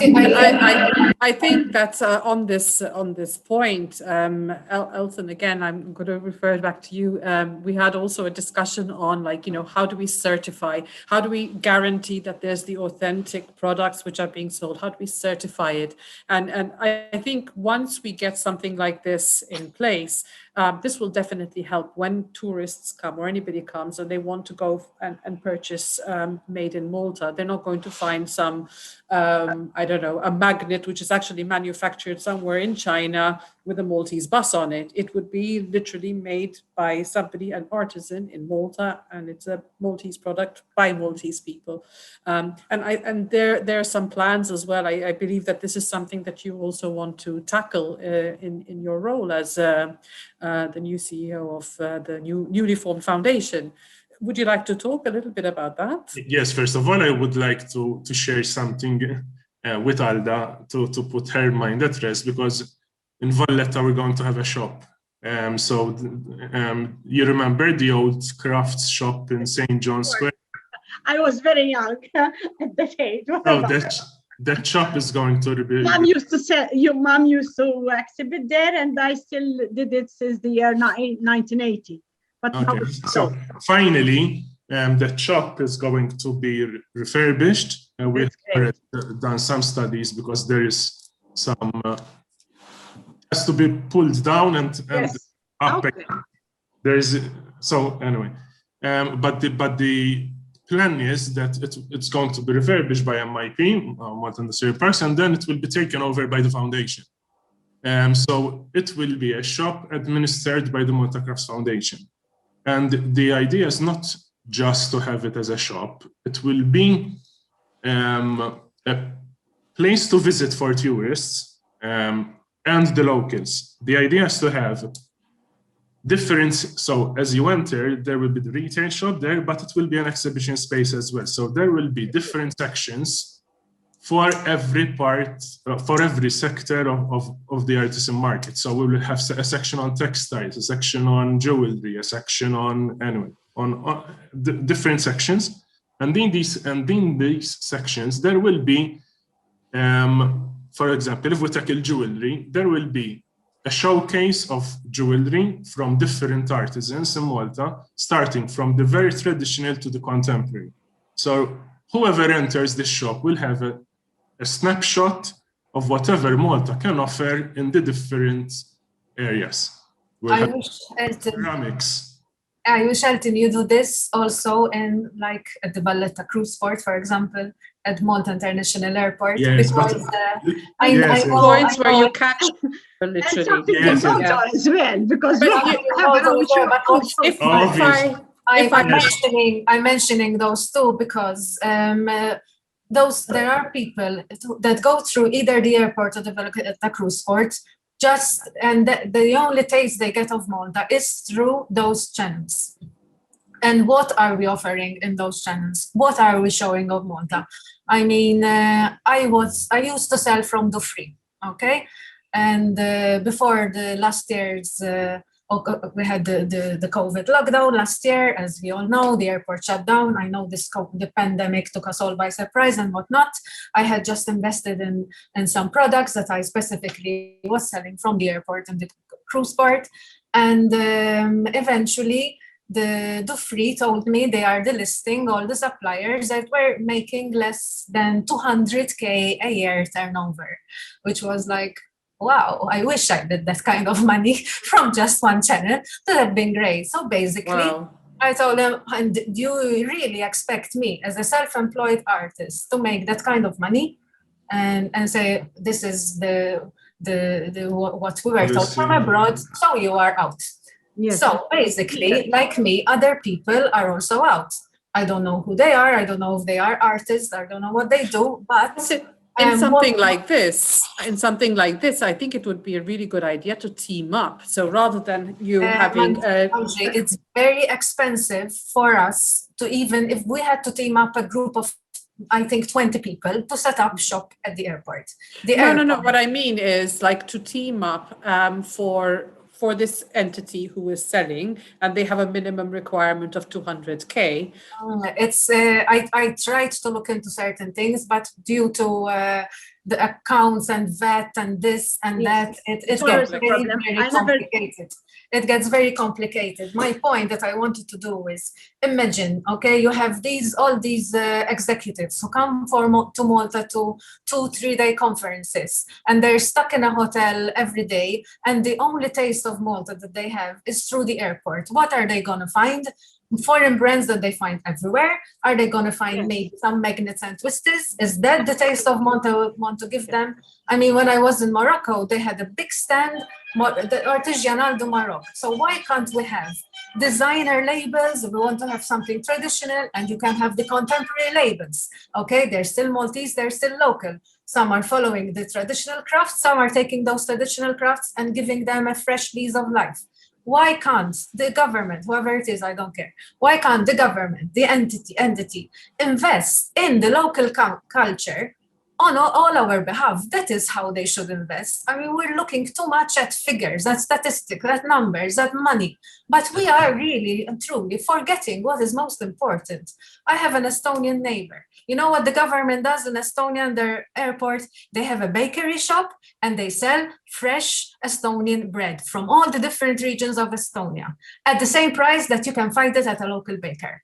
Because it's the government who wants to invest in the culture, to sell the local culture to whoever it is. Yes. I mean, if I am going to visit my sister, for sure I will buy a local fresh bread and take it to my sister in Germany, you know? So like me, I'm sure many other Maltese will do the same, because when you are away from your country, like I was an expat and living abroad, I know one of the things you will miss about your country is taste, food, you know, but also the other things. So I mean, the first people who should be promoting local culture are the policymakers and those in government, in my opinion, because we are the identity, forgetting the obvious, forgetting the obvious, you know.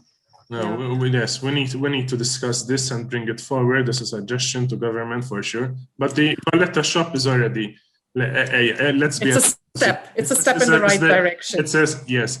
And what I was going to say as well, there will be interactive screens next to each section showing the traditional process of doing these crafts. So it'll be a retail shop. At the same time, it will be promoting whatever is artisan in Malta.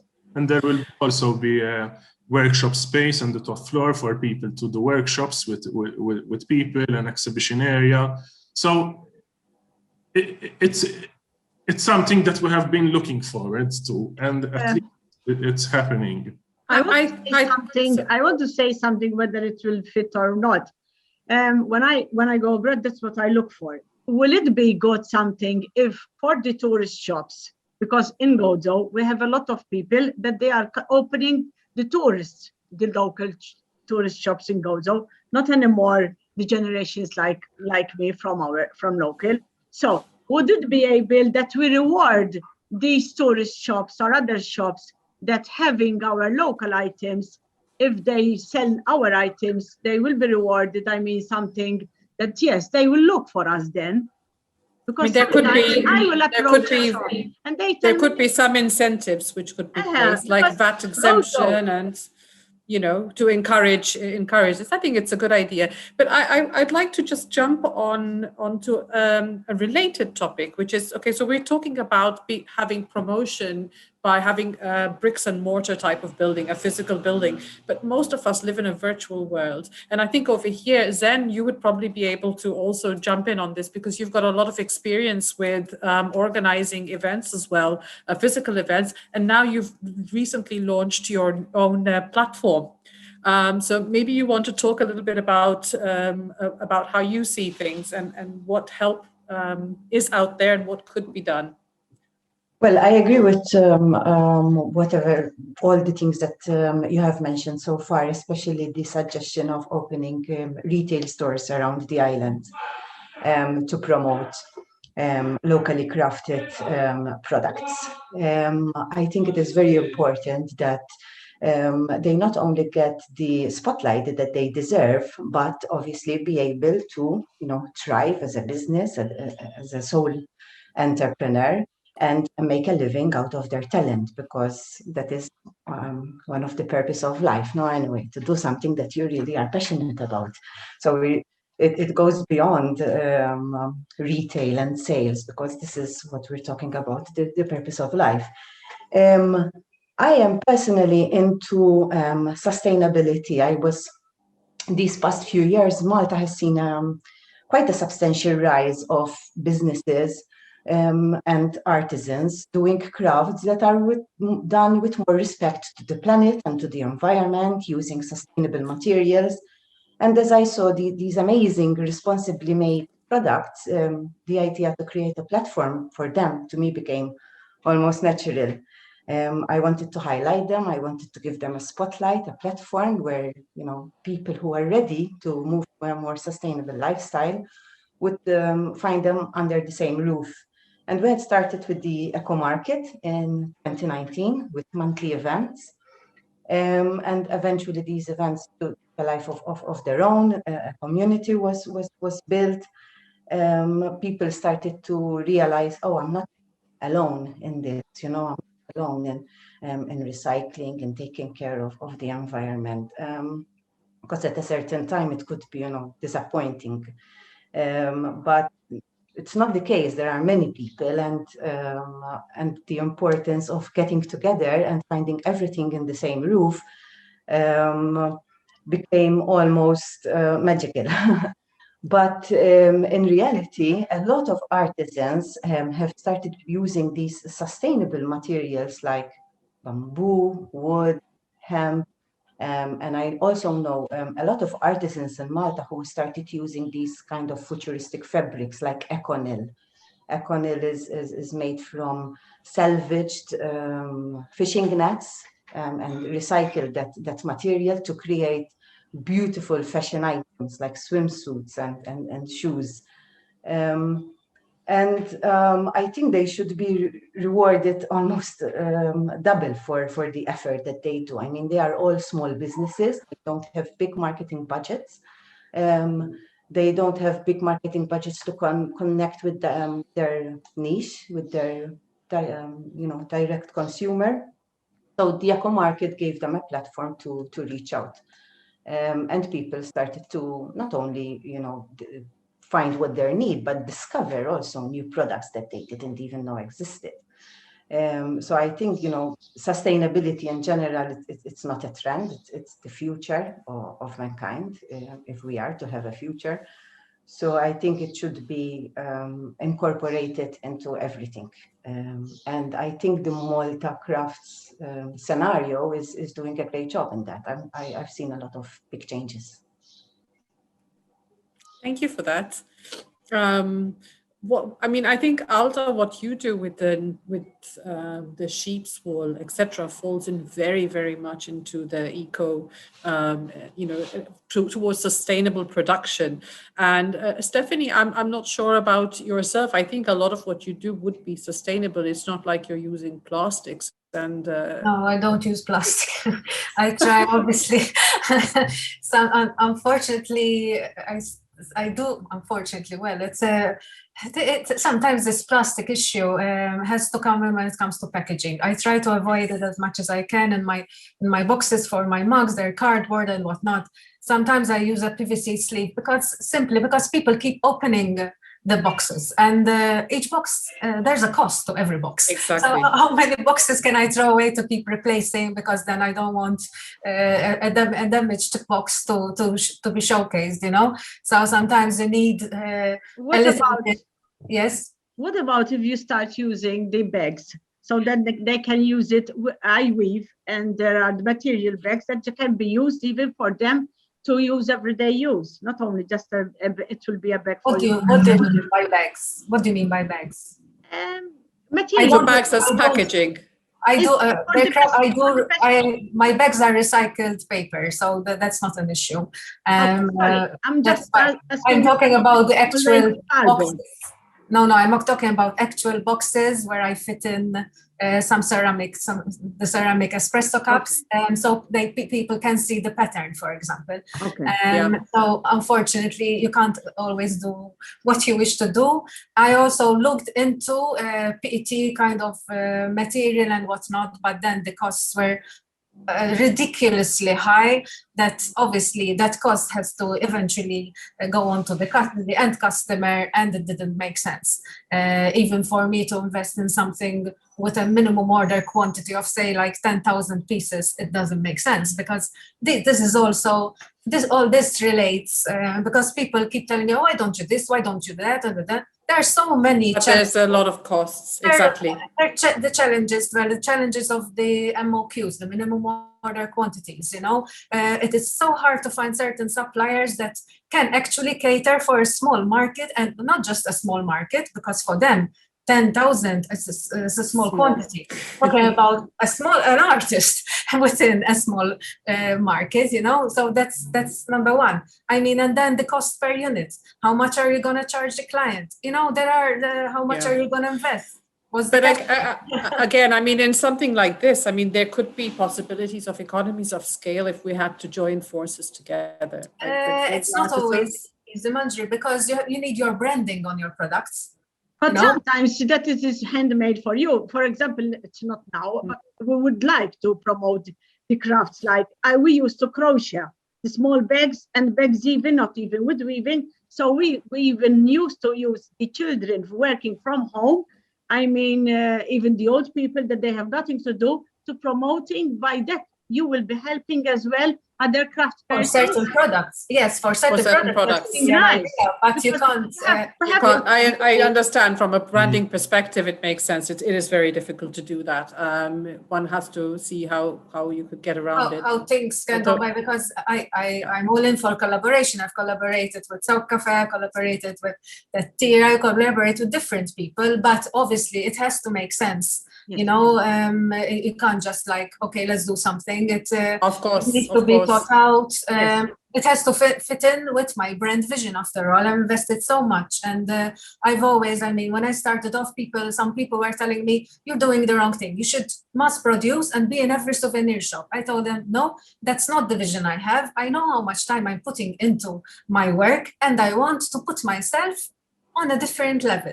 I'm not to be a snob or anything, but this is the vision I have for my brand, Very good for you that you've stood your ground, and it's really great to see that. Yes, I think it would have been a disaster, Stephanie, for you. Yeah, totally. Because souvenir shops are everywhere. Whatever gets them the most profit. So exactly. You ended up with your products in a corner of the shop, never sold, and never voted by the shops, Exactly. That would have been a very short-term kind of, I need income and I'm gonna, sustain myself. But I took the harder path, but because I had this vision that I wanted a product where the locals, I'm not just targeting foreigners, I'm not after I want to sell to tourists. If that was I would not have survived COVID otherwise. Somehow, thank God, I survived the lockdown because I didn't put all my eggs in one basket. I am targeting mostly the locals, because if I want our culture to pass on from one generation to the next, I need the locals to appreciate what we have. Absolutely. Not the and a lot of that goes into education, which I think, Alda, you are doing a great job. And I think we need to really even push it further in schools as well. Like yourself, I recall when I was a young child, where did I learn crafts from? It was by sitting with my mom. My mom showed me how to first do my first, little bit of embroidery. She told me how to do knitting and crochet, and I learned knitting from my father. There you go. And hey, I've seen a lot of men who actually do crochet and knitting. It's nothing which is gender-based. A lot of people have the misconception that only women do certain crafts, and it's totally, totally wrong.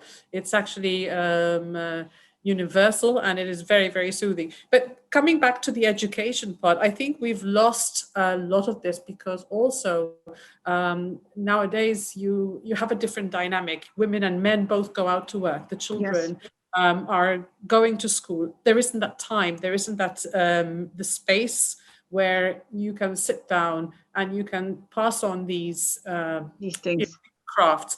Also, there is so many other things which are competing with that time. Even if you had it, you have television, you have internet, you've got all of these wonderful things. Allow me, Manji, but I don't think it's just that. I think it's also that what before there used to be hobbies, okay? So to take it from a hobby to making a living out of what you enjoy doing, I could have had a full-time job and just sketched and did my little thing after my office hours or whatever. But to take that step, I mean, it's a very big and bold step, and it has could have a lot of repercussions. And the problem is that the system does not encourage you to take that step. So obviously, a lot of people can't make a living out of what they love doing and take it to the next level because they can't sustain themselves otherwise. I mean, I'm one of them. I mean, it's why I have a day job. It's why I have a day job as well. And I mean, that's one of the things which I was really interested to ask you, like how, what advice do you have for those people who want to take this step? What is the advice you'd give them? What biggest challenges did you face and how did you overcome them? First of all, you need to persevere. I mean, and don't think you're doing this for the money. Forget it. No, of course. If you did it for the money, you'd never see even a quarter. No, your objective is not money, and but you also need to make sure you have a good product. It's not a pretty thing. People are not after the pretty thing. Your product now competes with the worldwide online market. Okay, I get online orders from abroad, and people who are ordering from abroad online, they're not actually seeing a tangible product. They're seeing a picture online. So I'm competing with an online market. So your presentation, your packaging, your design, how do you online shop, your e-commerce platform that you sell worldwide, everything, your branding, everything has to be in place. Otherwise, if you don't take yourself seriously and your image seriously and your branding seriously and professionally, nobody's going to take you seriously. So there's a lot of investment on every level. I mean, I can be a full-time artist and designer, but the least thing that I do is actually I draw. When I actually pick up a brush, it's like, oh yes, but it was mostly spent on marketing, creating, thinking on the other products, what can I do, developing a concept, sending something for a visual to be done as a sample, and developing the whole branding idea around it. Tomorrow I have a photography session to promote something new that I'm going to be launching soon. So it takes a lot of work, and it involves a lot of people as well and other professionals. So you have to take yourself very seriously. You can't be, I'm doing this hobby and now I want to sell it to the next shop. No, and you need to brand yourself. You need to register your trademark. Everything has to be online. So take yourself seriously and know that others take you seriously. If I may add, Manjli, obviously in entrepreneurship you need to take risks. So sometimes you need to push aside the safety blankets that you have, and you go ahead with your dream. Because otherwise, sometimes you will need some help, and if you it is not only the help.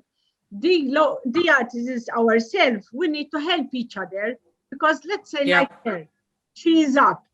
You know what I mean, in her business, and good luck for her that she managed to do and pass from all the hassle she has passed through. For me, that I have with the family and everything, I would need some help in a way, even to promote each other's, not buying all the things even from abroad. You know what I mean? So we need to try to help each other and promote each other in the same way. Because if we go online and buy certain things, no, I cannot do that. We cannot help each other. The intention of the Motocross Foundation is also this, to give entrepreneurship skills to different artisans. So we hold workshops, for example, on how to brand your products. Because remember, as Stephanie was said, a product needs to tell a story. Yes, I know. Yes, exactly. People are looking for the craft experience, not the craft product. So if you have been doing the same thing for a number of years and it was successful, but nowadays it doesn't mean that it will be successful today. Absolutely. You have to know who you're...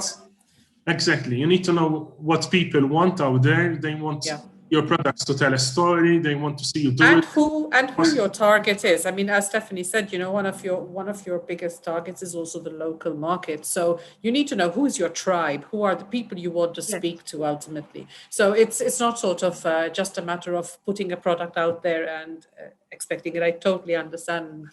I think one lesson I also learned is don't expect anyone to do anything for you. If you want something, go get it. Go do it. You have to try it. Look for it. Go try it out. If you want to collaborate with someone, show them what you can do. I mean, don't expect anyone to do anything for you. I mean, now even more so, especially. I mean, now I see people copying my work. If not every week, every month. I get to have to contact certain people. It's like, listen, there's copyright law. There's ethics. There's I mean. It's become so common nowadays that before I used to feel really frustrated. I still do, because if you're a creative person, you should come up with your own idea and your own concepts and your own artworks. Don't copy someone else's, But and also look at it as the biggest form of flattery as well. I mean, your work is so awesome that somebody else is saying, like, this is really amazing and I need to copy it. Yes, so think of it. I mean, from an economic perspective, it's bad, yes. But from an intellectual perspective, it is amazing. We're such a small market that you can't have 2-3 people doing the same thing. No, I totally agree. I totally agree. So, and even though I did an online campaign about copyright and whatnot, people don't even just take your work and put it on Facebook without credit. These are basic things that I'm talking about. But you need to keep educating people. And as saying something to what Alda said before, I always try to source locally before I go outside. I mean, but some things, what I have in mind for my brand and how I want to position myself and things that I want, I just don't find locally. When I find things locally, for sure I will get locally, for sure. If I'm promoting my own culture, I don't source locally first. I mean, it doesn't make sense, I'm contradicting myself. But if I don't find something to the level that I need, for example, when I used to pack my cards, I still pack my cards and prints, I wanted a certain kind of cellophane. I started buying locally. The finishing was horrible. I'm thinking, how the hell? Why do I want to promote my prints? I'm using conservation mount, conservation tape, high quality paper, and then I pack them in this kind of packaging. I had to source from abroad. I mean, the shipping costs me double as much as the product itself. But that is the image I want for my brand. So yes, of course, start locally. But if it doesn't work, I have to source. Yes, I believe in that. Okay, I've got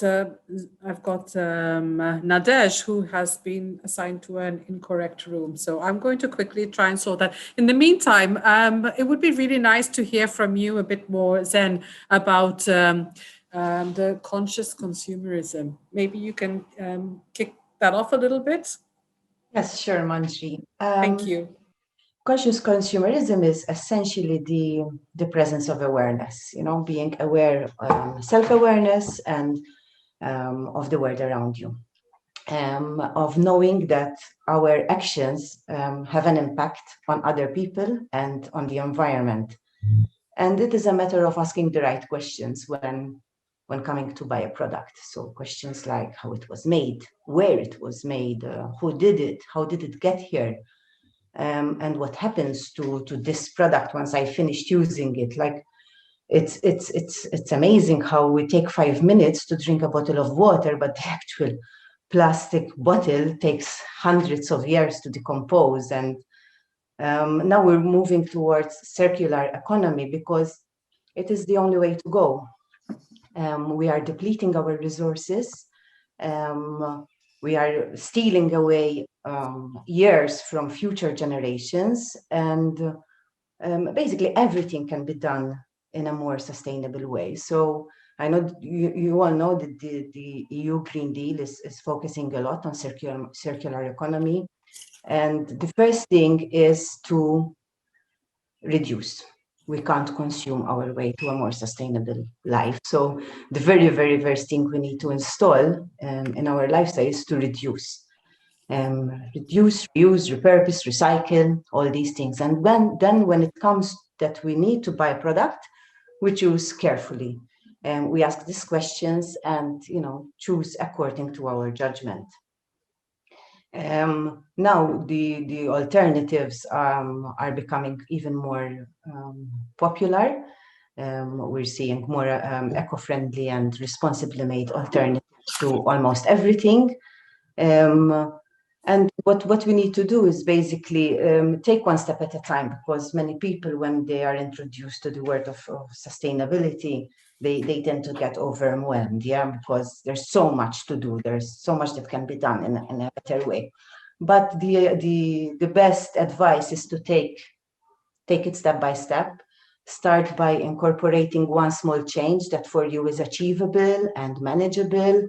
Incorporate it in your lifestyle until it becomes, part of your system, and you're almost doing it on an automated basis. And then when you're confident, you move on to something else. So basically, that's a wrap about conscious consumerism. Super, thank you so much for that. Yes, and I think we can all make very small changes, even from making sure you always carry your own handmade bags, for example. So that's a reusables are very important. Exactly. And there's also a misconception about eco-friendly products, that they tend to be more expensive.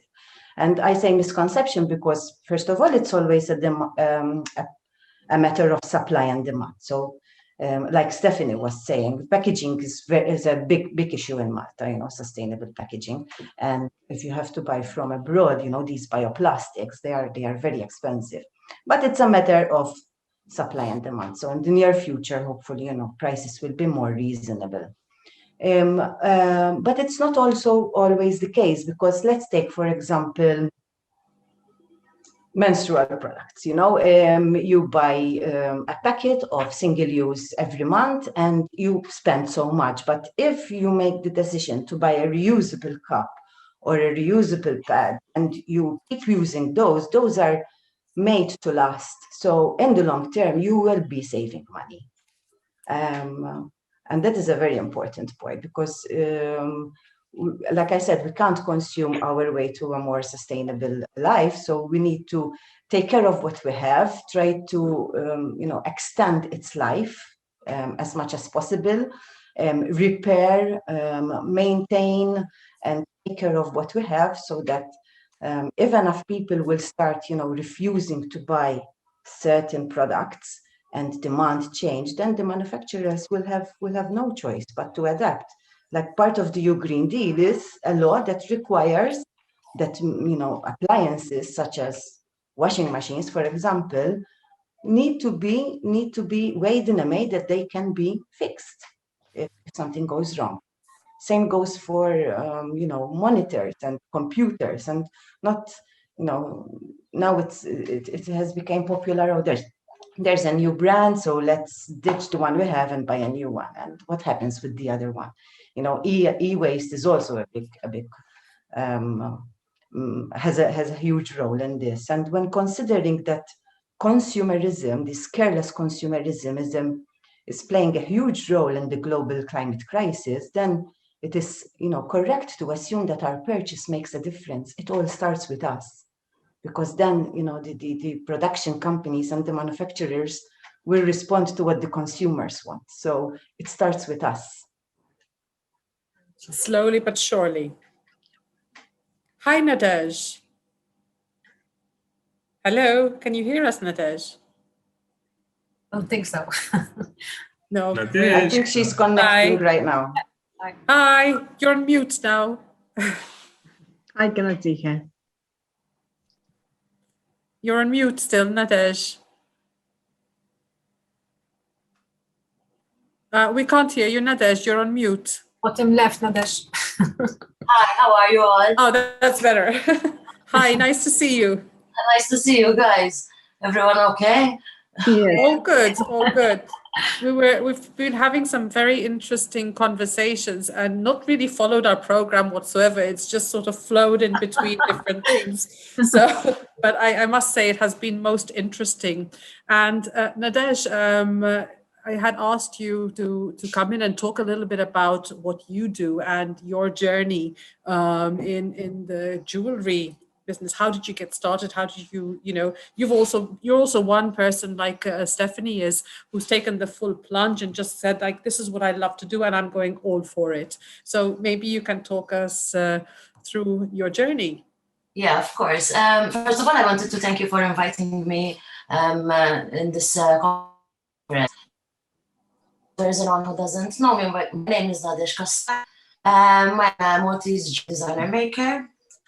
And I was speaking a bit about my work, the processes, and how I started. So I've been doing this for about 16 years now. I've been doing jewelry. I had taken a diploma at Amcast in art and design, and I started making jewelry as a part-time hobby. It was more of a hobby. And I started selling to friends, and people were liking and buying my jewelry. And I had another full-time job, and I was not happy at this job. So I decided to give my notice and quit, and I enrolled at Amcast again. And I took a degree in 3D product design, specializing in jewelry. Because in the diploma, I did not fully learn the trade, so I wanted to learn more skills in this trade. Basically, I learned how techniques in jewelry and silversmithing, melting silver and gold. I mainly work with silver and gold and palladium, and I also use other materials like precious stones, semi-precious stones, crystals, pearls, and also other unconventional materials. Basically, let me show you some images. I don't know if you can see them. This is my work. Basically, I set up my workshop at home. Because I don't have any traffic in the morning. And I work all the work myself. I make commissioned projects. I start from the design through finish, basically. My work is based on commissioned projects and my special collections. The commissioned projects are designed exclusively for specific clients. And how if I can jump in over here. Okay. Do you also do some marketing? I mean, we were having a very interesting discussion with Stephanie about the challenges that there are when you are a small business and you're an artisan, and to promote your product, it's the Wild West out there. There's so many competitors, and it is so hard. So how do you address that challenge? Basically, when I started off, my jewelry teacher, when I was telling him that I wanted to start my own business, his words were, "Jewelers are a dying breed." So it was a slap in the face. It's like, what am I doing? Do I really want to take this?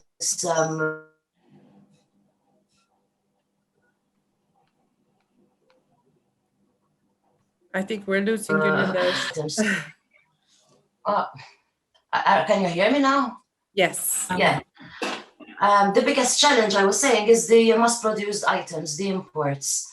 The imports have destroyed the jeweler because they have no quality, but they are cheap, and people opt for staff shops. In fact, you see jewelry shops in Valletta, which were established in the 18th century, but sadly, the workshop does not exist anymore. They just import stuff from Asia, and it destroyed the jeweler. So the biggest marketing was to try to give an overview to the customers that justifies the pricing. Why is my product more pricey than the stuff that you find in jewelry shops?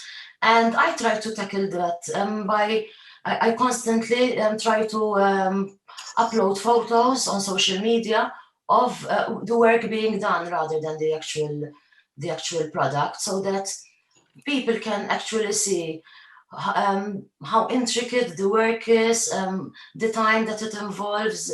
It's kind of trying to educate, so to speak, you know. Yeah. Makes a lot of sense. Yes. Then I use social media channels like Facebook. I think it's one of the best ways to put your product out there. Yeah. Thank you. I don't know if you had any other question to ask. No, please continue. It was an interesting one because we had a really nice long discussion with Stephanie about this. About basically it is so challenging because it's not sort of you are the only one or in a small market with a small number of competitors. There is a lot of competition, and it's not a level playing field at all. As you said, you have a lot of mass-produced products which could be produced in any old way, and they are much cheaper, and you're competing with them, whereas you really shouldn't be competing with them. But yes, yeah, but I think everyone, in every trade, everyone faces this challenge. It's not just jewelry.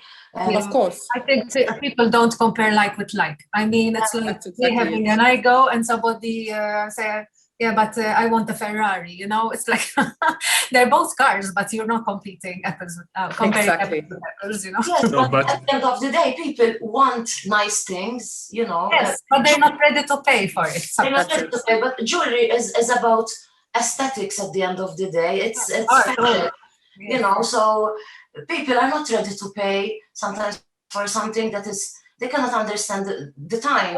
We've been conditioned, people have been conditioned about the mass production kind of way of doing things, so that's why we need to keep educating and showing and telling. I mean, I get comments that are like, how can people even think of these things? It's like, or I get somebody who spends 30 euros and wants a discount. I mean, when 80% is going VAT, the other half is going towards packaging. And then the rest is on the material itself, let alone, so there's nothing on the time. Put you in an awkward position. It's like, I mean, you don't go to a restaurant and where you know the price, and when they get you the bill, you ask for a discount. You know the price and you pay for it, what you ask for, right? Can I butt in for a minute? Please do. But Nadesh, don't get disheartened, because what I'm seeing, the general overview is maybe it's because of COVID, but a lot of traditional jewelers are finding it difficult to sell what they've been selling for years now. And they're saying, so if I keep on selling Maltese cross, I'm not going to make a living anymore. I need to do something else. I need to innovate. So what you've been doing and what you are doing now is taking that step before them. So because people, as you said, nowadays are looking at innovative products. They want something which is traditional but contemporary. And you and Stephanie, you're offering that audience products for their desires, so to speak. Obviously, if you're targeting tourists, then you need to think of more traditional items. But what COVID has taught us is that we can't rely only on tourism. We need to focus on the local market as well. And what you've been doing is offering something for the young generation. And what I really try to do, actually, I try to take filigree. Because filigree, Maltese don't really like the filigree because it's always applied in these roses, in these exactly. Maltese crosses. I try to, because it's a beautiful technique, and you have filigree earrings. So don't get exactly on how you apply them, basically. Exactly. Yeah, you bring it basically to the modern modern tastes, you know, the contemporary style, using the old technique. That's even what I'm doing with the weaving, because after the awards I had, last awards in 2015, then I promoted the fashion show, which for us, it is something really new. And I do clothings, and I do even the curtains. I do the lampshades. So yes, I am trying to do that as well, to promote the things, which is something we really need to, but we, as I'm saying, I need some other helps, because sometimes I cannot do everything by myself, and I prefer to weave, because that takes me a lot of time. That dress, that is hand woven, it is very washable, and it is something you can wear, and it is still a modern one. I mean, it is something, yes, I am trying to do so, but we need to press on the education to do with the young ones, to start from there, because they are the children in 10 years' time to be our teenagers and go back for to start their earnings and their own shops, like we're saying. I have inherited this from my mother, but I have changed as time passed by, because in 50 years we were only doing rugs and bedspreads, you know. But yes, now look at the dresses. What I did, I even embroidered after doing the material myself. And I even have sewn the dresses. So yes, it is something we need to put this with the fashion nowadays, because our island, keeping the tradition and doing innovative things like you are saying, we can go in every corner, in every of these things, not only jewelry and what Stephanie says. We need to collaborate together and promote our local items. There I am even showing the lace and even the hat I have created myself for one of them. You can't imagine when you wear the hand woven real items, what a difference than you wear something you just buy and you never see. Absolutely. It's a lot to do. I mean, there's the material itself, but then there's also it's different when you have something which is handmade. It is very different. When you use them and you wear them, yes, you will see the difference. Exactly.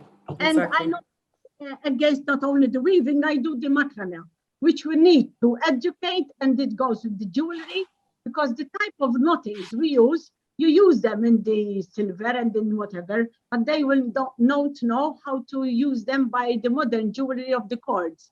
And another thing, it's the local sheep's wool.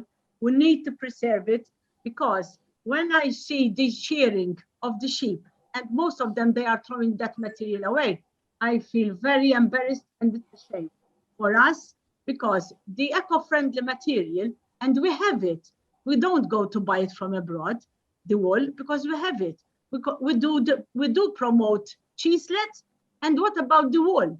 So yes. And I think the wool is a huge opportunity as well, because if you, I mean, since I do a lot of crochet, I buy a lot of yarn. And if you have to buy the natural yarn, number one, it is super expensive. And if you have to import it from abroad, it's even more expensive. So if there is a business which is producing this locally, I think that would be a win-win situation from all aspects. I mean, one, you're looking at a natural product, so it's eco-friendly, it's sustainably produced. And two, if it's being produced locally, you're not having to transport it. And so again, you're helping the environment over there, and you're not wasting. And this is a natural product. So I think there's a really, really good opportunity over here to use this material and make it available in the form of yarn. There's so much you can do with it. You can dye it. And I think you probably already do a lot of these things. So Alda, I would love to collaborate with you on something like this. Let's see if we can do something together if you're not doing it already. No, because even the wool, if we go in when they are building the houses from abroad, they use the sheep's wool to put in between. For the insulation. For insulation, yes. Yes. And what about when we have the packing? When I have the local sheep's wool, very soft as it is cotton, even in cotton, to wrap in those things, to have something natural in the feelings of your hands. When the olden times, we used to plant a lot. Malta was one of the famous countries to export the cotton locally from the agriculture. And when you feel it, that cotton, it is so soft, that cotton. But Alda, sorry, if I may suggest, instead of expecting people to come to you to buy, why don't you put the product out there and educate the people. Listen, there is this material. For example, this is new to me. I didn't know that this could be an option. You know, you tell the people, that is what I meant before. Don't expect people to come to you. You go exactly. You have to do that. Yes. And I think there's a lot of opportunity over there. There is a real lot of opportunity, you know, to use this, and even if it's local and maybe even to export. Alda, is cotton still being grown in Gozo or not? I do it, and I do it with my students. We need to promote it more. Yes. But on a small scale. Now is the time to scale, plant it. Yeah, we need to do it with the farmers, to have fields full of that, because it is something really nice. Because it used to be. But is it happening in Gozo still? Well, at a very small scale, small families like I do for myself, but we need to do it with the farmers, so we will have it, and we will catering for these things like we used to do happening before, earliest, you know, in the years. Yes, we need to do some of these things because it is something really nice. I work more on the local sheepfold than on planting the cotton. But if we find the farmers that they will plant it, that it will only take from March till the end of August, and then we will use that cotton, yes, it will be something really nice. Yeah? Create a demand for it. I mean, you have to think. I have been to try it by myself, but I need some other helps. I mean, but how did you try, Alda? I mean, let's say when I am facing some NGOs and some whatever to promote the local sheepfold, that have it. Alda, if you can prepare the wool, I will help you to promote this in everything related to arts and crafts, which are crochet and knitting related. I would be more than happy and say, look, this is locally produced stuff, and this is what I'm making with the locally produced wool. So, and you need to start like that, and then you start with me, you start with others, and it would be very. I mean, it would be wonderful because a lot of the yarn which I find is, as I said, all of it is imported. A lot of it is acrylic, so it's not natural. So if I have a natural source, which I can find locally, local, yeah, I mean, much better. The price, of course, it depends on price as well, but I can't imagine it's going to be much more expensive than what you import, you know? Yes, I know. In fact, that was one of my targets, why I came to this summit. Because from here, I'm going to meet some people like I am doing with you, and it is great that we can even help each other. Like you had your own hassle to come to that way. And now that I have raised the children, whatever, I need to educate, and we need to educate more, try to help how we can educate and keep on the traditional skills and give them to the younger ones to come back again to do certain things. Yeah. Even through social media, Alda, we can help you as a foundation. We can distribute, you know, on social media. Okay, because I even have some students, I even have some old people that they used to work and they used to do this, and they want to give their own skills and spend their time on doing some crafting things, but I cannot tell them to do some things for me that I am not going to sell. I'm not going to help each other, you know. So yes, if we can do something to help each other, it will be great. Yes, because to prepare the sheep's wool, to wash it, clean it, and prepare it, it takes hours and hours. I mean, it might also be something to consider. Once again, I know that you've just launched your new platform, Coral, and a lot of what you're saying are the natural stuff. So Coral is launching and it's promoting things which are all naturally made. So maybe get a number of people together and start putting their products on Coral and use this as a platform to expose it. I mean, this is a really great opportunity as well. We'll be very happy to support Alda and to connect her with, you know, other artisans who may be in need of this wool, because, you know, it falls under the sustainable category, and I will be more than happy to help her promote it, connect with other people, and sell the products that her students make. Because right now I have small young generations of students. I have two boys. I named them boys, gents, that one of them is 25, the other is 27, and his father have got a farm of 80 sheep. So he's coming to learn the skill himself. And then he said, why I'm going to do with all this wool instead of trying to get away?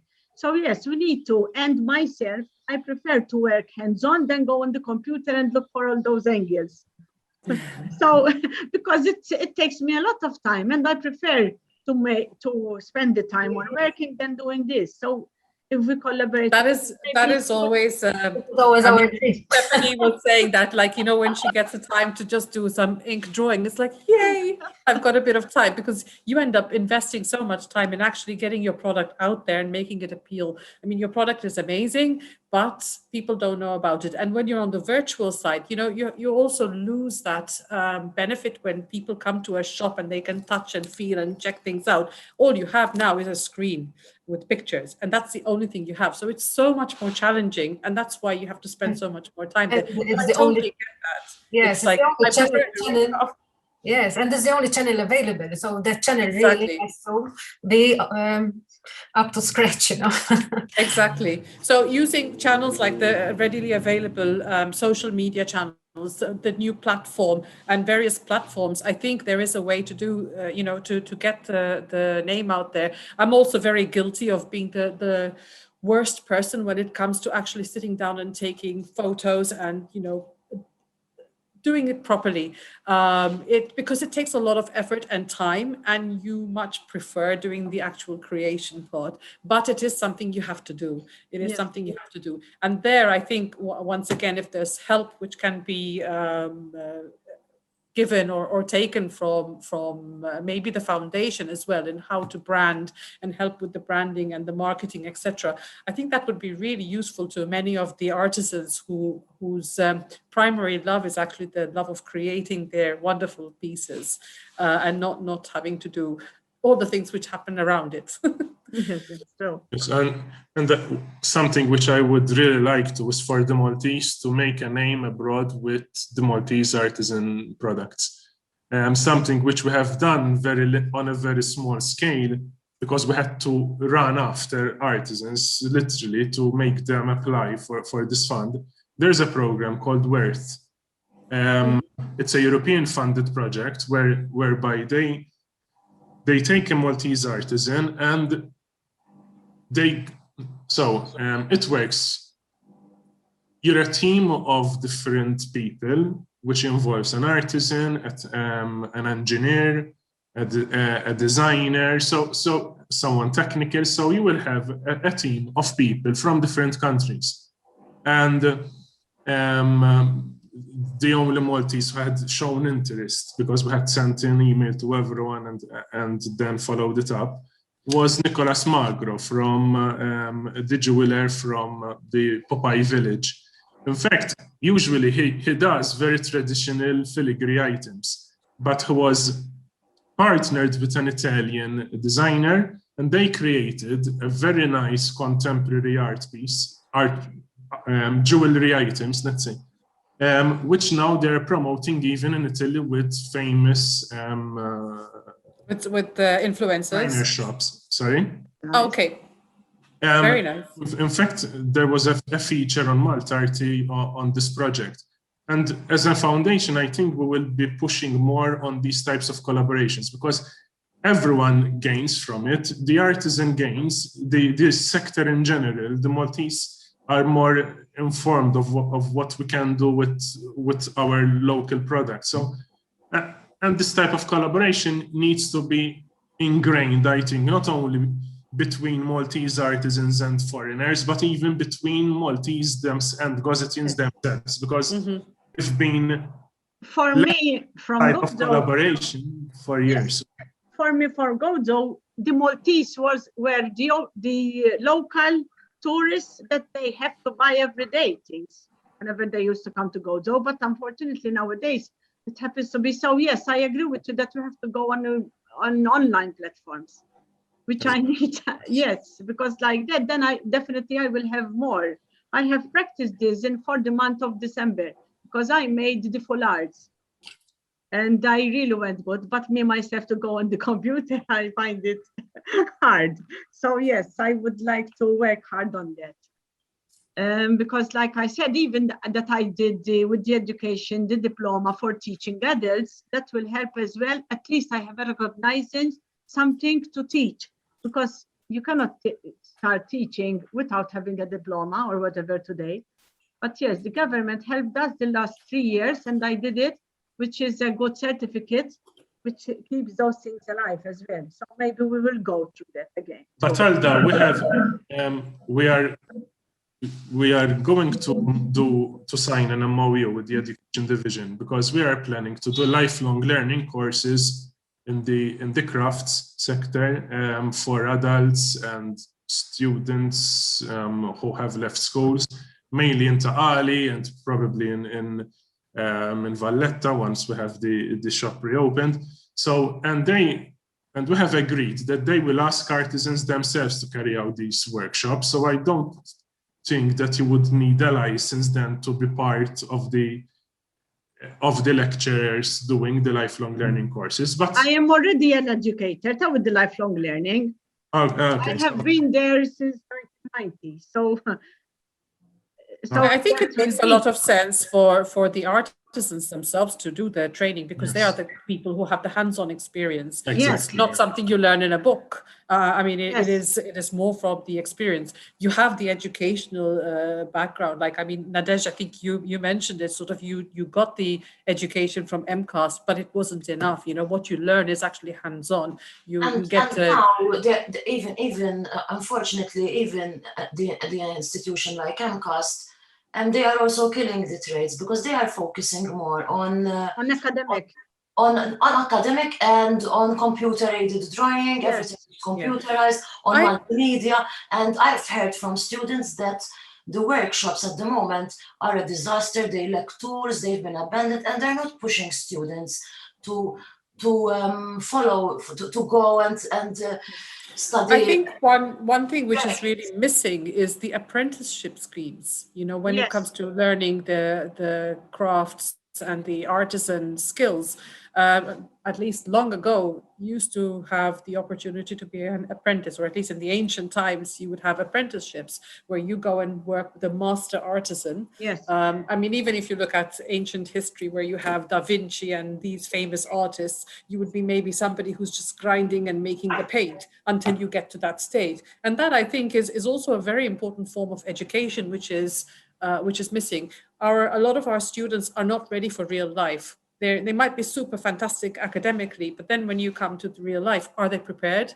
No, they don't have the life skills. The problem is, for example, when I was at MCAST, everyone all the students used to learn the skills in different workshops. But then when it comes to reality, not everyone wants to take the plunge to be self-employed. The problem is that they don't find work. Like, I have friends who have studied woodworking, and the only type of woodworking is to work in a factory that makes kitchens, for example. It's nothing so artistic, or But I think over there, then you need to do what Stephanie did. Have to really persevere and find and differentiate, I guess. And not everyone can do that either. It is a challenge. It is. On the other hand, when you will be having what Mr. McAuliffe said, if there will be teaching, not all the students will learn the same way. So there will be certain abilities, and even for certain people with certain abilities, once I have practiced teaching washing the sheep's wool to Down syndrome children, they really loved it. And it is a sense of therapy for themselves when you feel the softness of the sheep's wool in the water for them cleaning. And that at the same time, those people, we need to encourage them even to have lessons, because it helps them mentally, physically, and then in a way, give abilities for them to challenge themselves. And the way of teaching and the way of learning, there are systems, or different systems. Not everybody learn by book. They need hands-on and even to see sometimes. That's how I teach. So that ability of teaching now have to be starting before the adult educators get old enough, and they won't be able to give out their skills. Because for me, I am at the age of 58, then it will be too late. I have been persisting to teach my skills, but in the education, it is not yet. This is the same issue they have. They have the same issue with the tile making. I mean, the couple of workshops that I know of, they don't have any youngsters who are interested to continue in the trade. They have big problems. They can't find anyone. So there has to be some form of incentive where these kind of crafts and trades are so vital to our culture, and they are part of our economy, which is important because they are part of our heritage, that they should be given some form of financial aid, I think, so that we don't lose them. Like recently, I met this guy who's a Hawaiian smith, but he has a particular technique. He hasn't passed it on because nobody wants to learn, and it's gonna die with him. And he's an elderly guy now, you know. Then there are so many things that are so unique to our country. So if we don't pass on at least the original way of doing things, we can't even live eventually. So it'd be a lost art. And in the olden times, for example, I'm talking about again for the weaving, there were no writers that they will left the writing on black and white, what the system used to be and how it used to be teaching, whatever. So we cannot go on the books for research some things for certain trades. Yes, certain things are not documented. Like for example, in the art of time like you said, there's a particular design sometimes they do that I used to think it used to be like marbling. But actually it's not. It's a technique that has died with the craftsmen. So today they have no idea how it's done. So but you know why that happens, Stephanie? Because sometimes Maltese artisans are so hard-headed, they don't want to show their technique to others. Yes, unfortunately. Because they're afraid of competition. Exactly. That's why. It's really, really sad because, I mean, for example, my approach is I publish, I don't know how many patterns for free.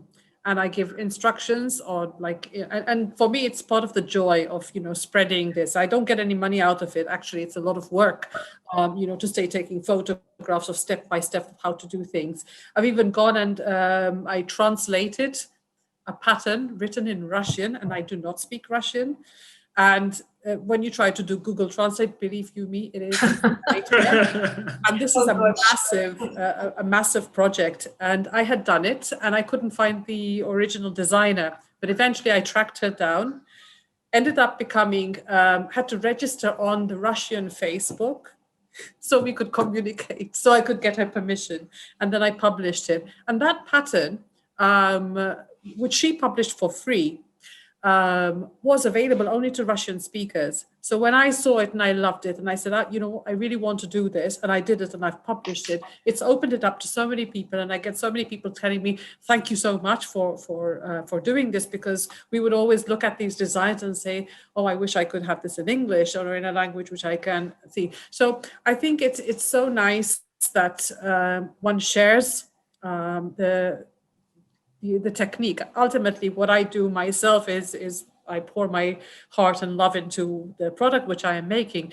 And why shouldn't someone else be able to do the same? And why shouldn't we be able to teach the person and share with this? I don't think it's. I find it very strange sometimes that that there's a lot of secrecy. Yes, you can have your secret ingredient of recipes and whatnot. I totally get that as well. But we should be really sharing. But also, I am all in favor of sharing, but the problem is that in Malta there is also the trend of copying, like in your face, like you take your time, you were talking about it, so that's why I think some people don't like to share. You don't blame them, I mean, you can't blame them, because this happened to me, not just people copying, but it's like in the beginning, I used to confide even with other creatives, designers, whatnot, I'm planning to do this, and I'm thinking that we're all this camaraderie and all this, we're in the name of art and design. And then I find I'm doing the same thing, and before I've launched mine, because maybe they were faster or something. I'm thinking, that's not fair. We should be helping each other. So at one point, you say, okay, I need to think of my own survival. Absolutely. You don't blame artisans because they built walls around them because they are afraid, of all the time. It happens to me as well. I do like to look on the positive note, though. What you are saying is all true, but I also know of stories that are encouraging and positive. Like, for example, the Bitzilla trade. It's one of the things that if we don't teach it to younger generations, it will die out. And there is a social enterprise, and this is actually where social enterprise is coming. There is a social enterprise now. I don't actually remember the name. Maybe Elton does. Who is teaching Bitzilla to young children, to young women, and also, you know, transforming it a little bit more contemporary and innovative. And they are doing a fantastic job because they are also helping the community. They are not just reviving an old tradition and bringing it back to life, but they are helping the community because they target sectors of the community that would benefit from this therapy, like Alda was saying, for example, when she worked with a Down syndrome community. And this is where social enterprises come in, and social enterprises can be anything, as long as you have a trade, you have it's sustainable, it's profitable, but it also provides benefit beyond yourself to the community and the environment. I'm a president of SEAM, which is a newly formed association for social entrepreneurs in Malta, and our aim is to, you know, to push this agenda to make social entrepreneurship more popular, more common, and more available in Malta. I would love to discuss this more with you, actually, because I've been thinking about this for quite some time, and this is more towards the migrants who come here. We have a lot of migrants who end up here. They end up in the centers, and I don't exactly know how they spend their time, to be honest, because if they are restricted in what they can do, they're probably not doing very much. And I think there are schemes where people are given training in, like, learning how to speak English, learning the Maltese language, learning how to integrate with society over here. But I think it would be also good to see if these people can be taught these same skills of the crafts, and they can start, you know, becoming more productive human beings. And it also gives a lot of satisfaction, I think, that you are creating, and not you are someone who's only prospects in life now are maybe working in a supermarket stacking shelves or being a cleaner. I think this would be quite an interesting group of people to also see. I've been thinking about this for quite some time. There is something very similar to what you're saying. I don't remember the name again. I'm horrible with names, sorry, but they are a group of migrant women who, I mean, they're very good in what they do, and what they do is cooking, you know, in the country. Most of them are North Africans. So, you know, you can expect that beautiful cuisine from that part of the world. And they created a food truck. So to bring their, I don't know if it's launched yet, but they also won the Social Impact Awards a couple of years back. And you're not only, you know, continuing a trade and giving something beautiful to the customers, but you're also helping these women to be independent. Exactly, because I mean, already as women, you know, we have, let's face it, there's no such thing as equality, really. There is always more challenges for women in the corporate world and in business as such. And then if you are on top of it, a migrant who is not even coming from this country, many people have not a very positive view of migrants as well. I mean, you've got nothing but challenges. So to give something and to provide them with a platform where they can maybe just launch themselves off into something is very important, I think, because they are, at the end of the day, they are here to stay, and they're part of society, whether anyone likes it or not. And we have to embrace this and embrace the diversity and see how we can work together. This summer, I had the opportunity with the local council of Barb. Because of the COVID, we were in the situation and I couldn't make the lessons physically with the students. So he gave me the opportunity that I had 2 lessons, still they are recorded, of doing crafts with recycled items. Let's say with the newspaper, I even taught in one of the lessons how they can twist the paper or the plastic bags we have, you can how they cut them, twist them, to spin them, and they do the crochet with those. So these are even, that will be even a nice thing to do with them. I can do them visual for them. And I can even, if we can have the opportunity to teach, and we respond each other. You know, I have a course, I did 20 lessons on different skills, different crafts, with all different items that you find at home, instead of you throw them away. So that will be a very nice, that will be a very nice something good for them, and it will be shown to everyone at any age, and that they are at home together, the parents with the children. They have to find something to do. For example, I made one of them for the buttons. Instead of throwing the buttons out from the clothes that they don't fit them, they will use the buttons to the collage. They can even use the skirt if it doesn't fit him no more, cut them in pieces and weave and make a rug out of it. So that will be something even nice to learn how to recycle sustainable things. Instead of throwing the things away, you will use what you have at home and do an art of it. You can and make it serves as a therapy. That's another thing. Just I was going to say that's a win-win. Therapy at this moment, if not only going on the computer for just watching a film or just looking for something you don't know what to do. So yes, these skills we need to promote them, because not even all the teachers knows how to do these things, because you have to be creative, you yourself, to do those things and teach them. So yes, we have to encourage this sort of education as well.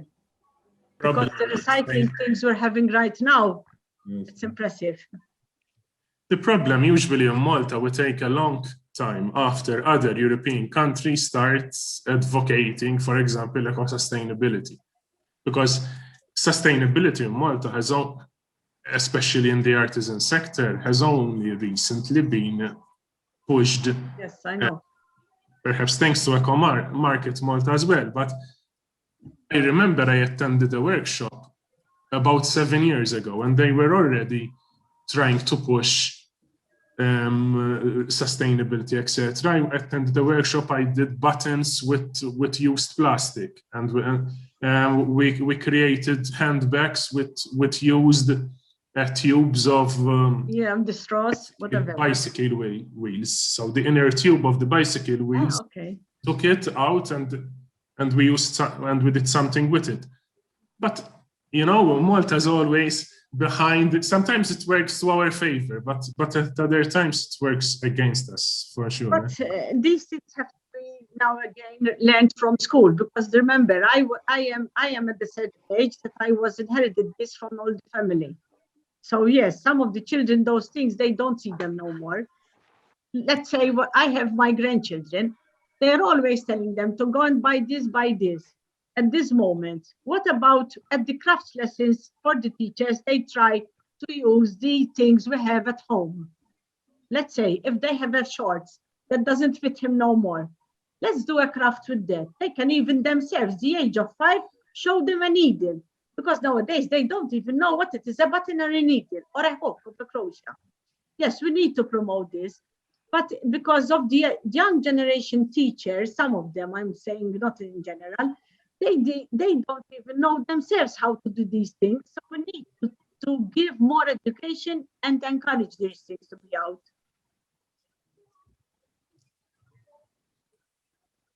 Thank you very much. I think we all agree on that one, definitely. You know, the education is very important in all aspects, in how we live, in making sure that we remain sustainable, or we get to a sustainable state, because I don't think we are in a sustainable situation as it is today, and also offer alternative routes for a lifelong career as well, not just pure academia, but also promote a little bit more on some of these artisanal crafts. I think that's really, really important. It's sad to see that, as you're saying, some of them are dying.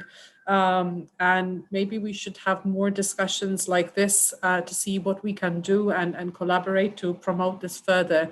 I mean, we mentioned that there are a lot of online platforms, and I think this has become even more evident due to COVID. I can give you my experience. So I'm not the sort of a person who likes to go out every day. I'm very much of a home person because all my hobbies are at home. So if my spare time, I'm at home doing my crochet, my creative stuff, etc. But then what you do miss the social contact. And the fact that you're at home, it opens up the possibility, because everybody else was also at home, that they had to do things at home. So there were a lot of events, and there are still a lot of events which are organized online.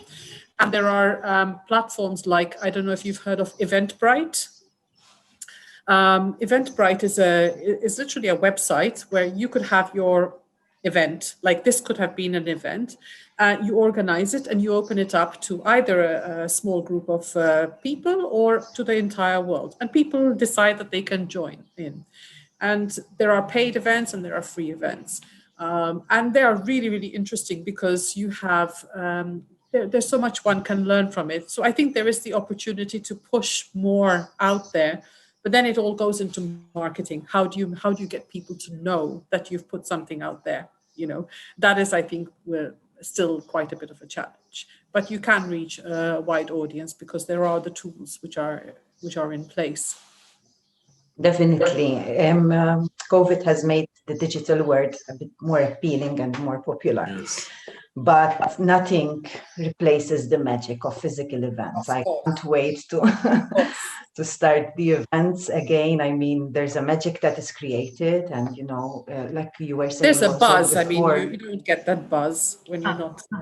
Yeah, and you can see the things up and close. You can talk, face to face with the people who made it. I mean, there's this magic that no digital effort can replace. Even for artisans like myself, I'm always working on my own. Well, it's very important that we meet the people, we get in touch even with other artisans, share ideas. These are the only platforms that where it actually happens, these markets. So I think that the shop which is opening in Valletta is going to be really awesome, because I think that would be a really great place. It'll be interesting to see how it's going to work in terms of who is it open to. Is it open to all artisans? How can you be featured over there? How can you participate? So that would be very interesting to find out more when you know more about it. And also, Elton, I think I'm very, very happy to also have more discussions with you on seeing if we can help in formulate strategies, etc., which will benefit all of the artisan community and crafts as well. So it would be very good. Please do reach out and see how we can help. Yes, definitely. I'm waiting for the COVID situation to calm down because I want to have a physical conference. I don't want to have an online conference because otherwise we will only have very few artisans participating. So yeah. I have as much as possible artisans, and I will let you know what I know all of you now. So even Nadej, Stephanie, Alda, Matt. So your input is very important. Yes, it will be a very huge exercise because all these issues will be brought up again, they will be discussed, and we need to plan ahead so to make a request for support from government because I have a lot of things in my mind, but obviously there are policy decisions to make, budget decisions to make, because I would like to tell Stephanie, yes, I want to have a shop at the airport, but who is going to finance that? I'm already fighting for financing. For this budget, I asked for an X amount. They gave me half of it. And I told them, listen, with this amount, I only have for staff and to do the same things that the Crafts Council used to make before. Elton, if I may ask, why is it that there's such a challenge and a struggle to get the policymakers to understand the importance of these things? Are they because they're detached? Is it because they don't believe this is something that will get economy to the country? What is it? They don't understand what goes on? they don't want to. I'm not talking politics, it's No, the COVID situation didn't help because because although we say that the finances are good and a lot of finances went to finance people and artisans to give them the wage supplement, etc. So the real money didn't go to the entities. No. Yes. So it wasn't. No, apart from that, I mean, COVID aside, I know it's a reality we're all facing and many challenging, and who knows what has been happening pre-COVID. Exactly. I mean, to be honest, I mean, I've been to conferences where there were both parties were in government, and every time a minister comes to talk, after they do their talk, they leave. And I'm thinking, I mean, they should be the ones who should be there to hear, to listen to our complaints and what we would like what things would like changed, It's like if the decision makers are not there, then they're not in touch with the reality of our situation. And you are facing this on our behalf, getting complaints from everyone. I understand perfectly. Shoot the messenger sort of But that's why we need a national conference. We need everything to be documented. We need a strategy to lay everything down in a strategy so that everything will be written black on white. We come up with our proposals and then we push this to government. Now, then it's our duty to push for that to get to happen. And then it's the government to support it with financing, with whatever resources is required. What I'm seeing is that the level of support is increasing for this sector, so I'm positive about it. I'm not expecting everything to happen from day to day, but I'm seeing that there's an appetite at least to listen. There's an appetite, and anyway. What about instead? Because that will be costing a lot. What about instead of having the physical things in the airport, at least there will be a filming, something, screening, showing us working and doing the real things hands-on, so the tourists will know, and even the Maltese will know from where to get the local items done. Yes. Sometimes that will be something nice. Yes, definitely we'll work on that for sure. Even leaflets, for example. We'll do that. When you are waiting to go abroad, you're coming, there will be some videos or whatever of local artisans doing the things on the spot. Yes. We'll definitely work on that. I also think that there has to be. There is no space for everyone for us to show all those things. Maybe it will be done every 3 months. They will change sometimes. In a rotation or something. But if there will be the videos going on, it will be something interesting as well, I think. I also think that, I mean, to incentivize, yes, sorry, incentivize, yes, purchase of genuine products. I think there are many things which can be done. So I remember at some point, once upon a time, long ago, when you would travel, you could actually go to customs and declare these are items which I've purchased, etc., and you would reclaim the VAT which was spent on it. So something like that, if your market is tourists, for example, to get them to buy genuinely Maltese authentic products, that could be an example of a scheme which would not hurt anybody. And this would help as well, Banji, because products that are imported from China have a 5% VAT.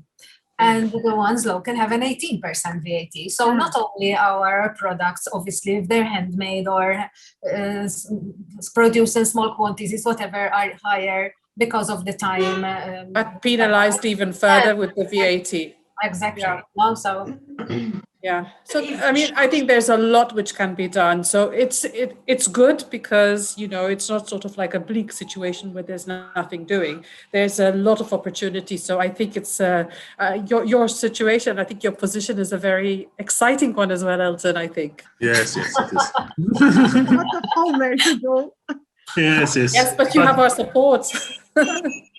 Even this issue of VAT, that's definitely Borch. I've been hearing it from a lot of people. So this for sure will be one of the things that we'll discuss during this conference, and one of the things that will be on the suggested policy lists. So yes.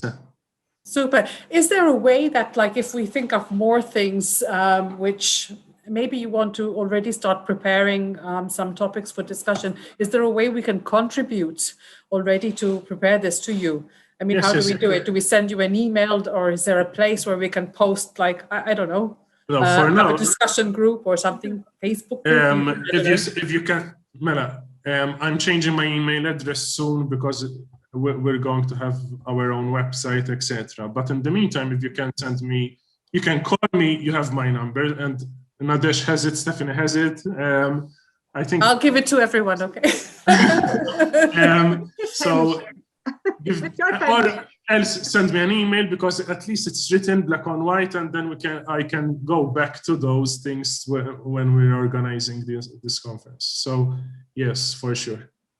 I think that sounds really great. Yes, and if you know, because that's something which is important. If you know foreign artisans which we can collaborate with, or I don't know, experts in certain areas in the UK, Scotland, wherever, let me know, because we aim to hold these workshops for artisans and sharing of best practice, and it would be a good idea to have such contacts. And what about for me, for the weaving? I will be able to contact somebody from abroad that one day my students. We can't hear you, sorry. I am on, because I have those students now, and I am very challenging them to complete or to do my work, because I even have got some tools and things which I, instead of throwing away, to sell to those students. And I am telling them that the weaving abroad, it is very promoted. So what about if I can meet, or even online, to some weavers through you, maybe, that we can collaborate together and show, because sometimes I do things that other weavers, they don't do. So that will be good to keep our traditions, and maybe we will share. What about that? I don't know what the rest just send me an email, Alda, because I know people from Scotland. There is like a crafts council for Scotland. Okay. And they do a lot of in Scotland. They do a lot. Yes, they do it a lot. A lot of sheep. Yes. We have, but we don't show them. Yes, and we get in touch with someone from there. It's not a problem. Foreigners are very much into collaboration. It would be nice, like you said with that one for the jewelry. He had a designer from abroad. Maybe then we could do something to promote, and we give much more sustainability for both the skill and even the material. Yes. But others definitely will be different. Yes. Thank you. That's fantastic. I mean, I think one of the things which I'm taking away from this summit or conference or whatever you'd like to call it is there's so many opportunities to collaborate between us as well, let alone on the outside. And I'm really excited, and I hope that we can all collaborate together somehow in the near future.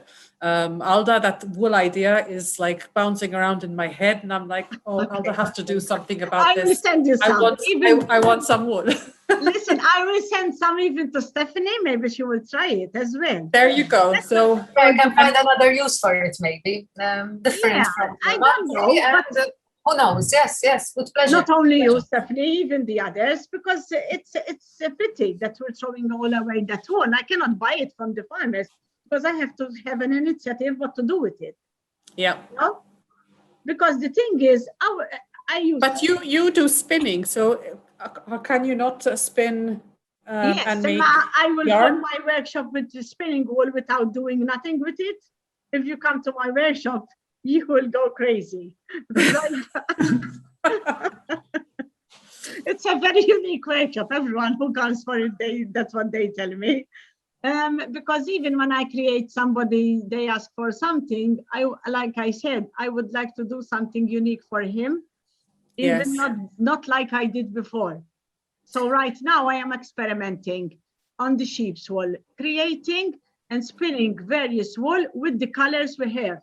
Thanks for the EU. Since we went in the EU, the shepherds are breeding their sheep with different colors. When I was raised, we only used to have sort of 3 colors, the yellow, the white, and a little bit of the black. But nowadays, I am promoting a lot, and we have the gray one. It's really nice, the gray one, and I mix it with colors. So yes, I will see when I see that, and to spin and the wash, it's very relaxing. But then it will be good for the customers and the clients to enjoy the fullness of the materials. I definitely going to promote it and send you some to experiment it. As Zalda was talking, Elton, something came through my head as a suggestion to organize artists and artisan trails for tourists, even locals. It could be on a Sunday morning, for example. There's me, there's Alda, there's Nadesh. We all have our own workshop in different localities, and you could group them per region, or you could group them per craft, whatever, I don't know, and promote these as cultural tours for both foreigners and locals. Because I think people, when they go into the actual workshops and in the studios and see what we're up to, then they can understand better and appreciate better what we do. I think this should start from the policymakers.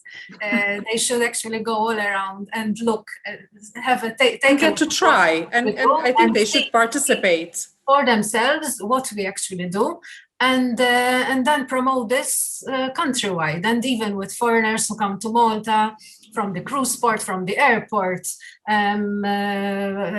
conference and incentive travel, niche markets, people who want to actually meet with the artists and artisans, because there's a growing awareness for these things worldwide, I think. People are going slowly away from the mass produce, like they're going away from hotels and going to B&Bs and boutique hotels, smaller places, more intimate, you know. So I just an idea that came to my head. It's a good idea. I like it. The only thing is that obviously there has to be a commitment, because then everyone will. Of course. For example, let me take myself for example. First Sunday of the month, I have to be at my studio front. Yes. Yeah, absolutely. Yes, we'll do something about this. Sure. Something else, Elton. I'm just saying this. When I was young, I used to remember that, let's say, to give presents, to give things to the people who were having, and even from the ministry and whatever, they used to give a lot of the weaving items and even lace or whatever they can give from hairs. What about that initiative that will go around roaming, let's say, even in the offices?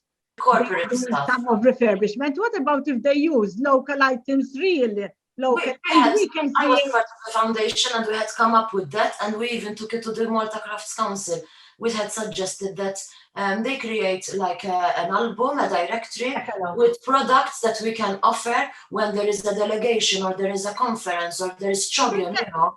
But it was never taken seriously. Not only that, when they are refurbishing their offices nowadays, every now and then somebody will refurbish the office. What about if they use from our local items? Let's say hair mugs, let's say my curtains or whatever. Sort of give a preference to the local handmade. Yeah, because when you come to your office, you should promote our things as well, I think. They should be the first ones to promote local. Absolutely. That used to happen. Absolutely. Let me say something. I think it's not in everyone's psyche yet, where there needs to be more brainwashing.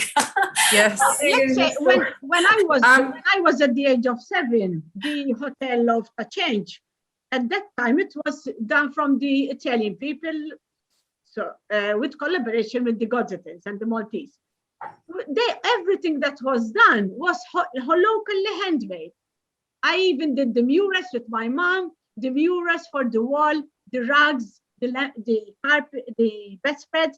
What about nowadays? Things are changing, Alta. Things are. We need to promote. Yes. For example, with the designers. For example, I went to the refurbished Westin. Westin have just refurbished their hotel now, Westin Dragonara. They have the team of of the sea, all across all the hotel.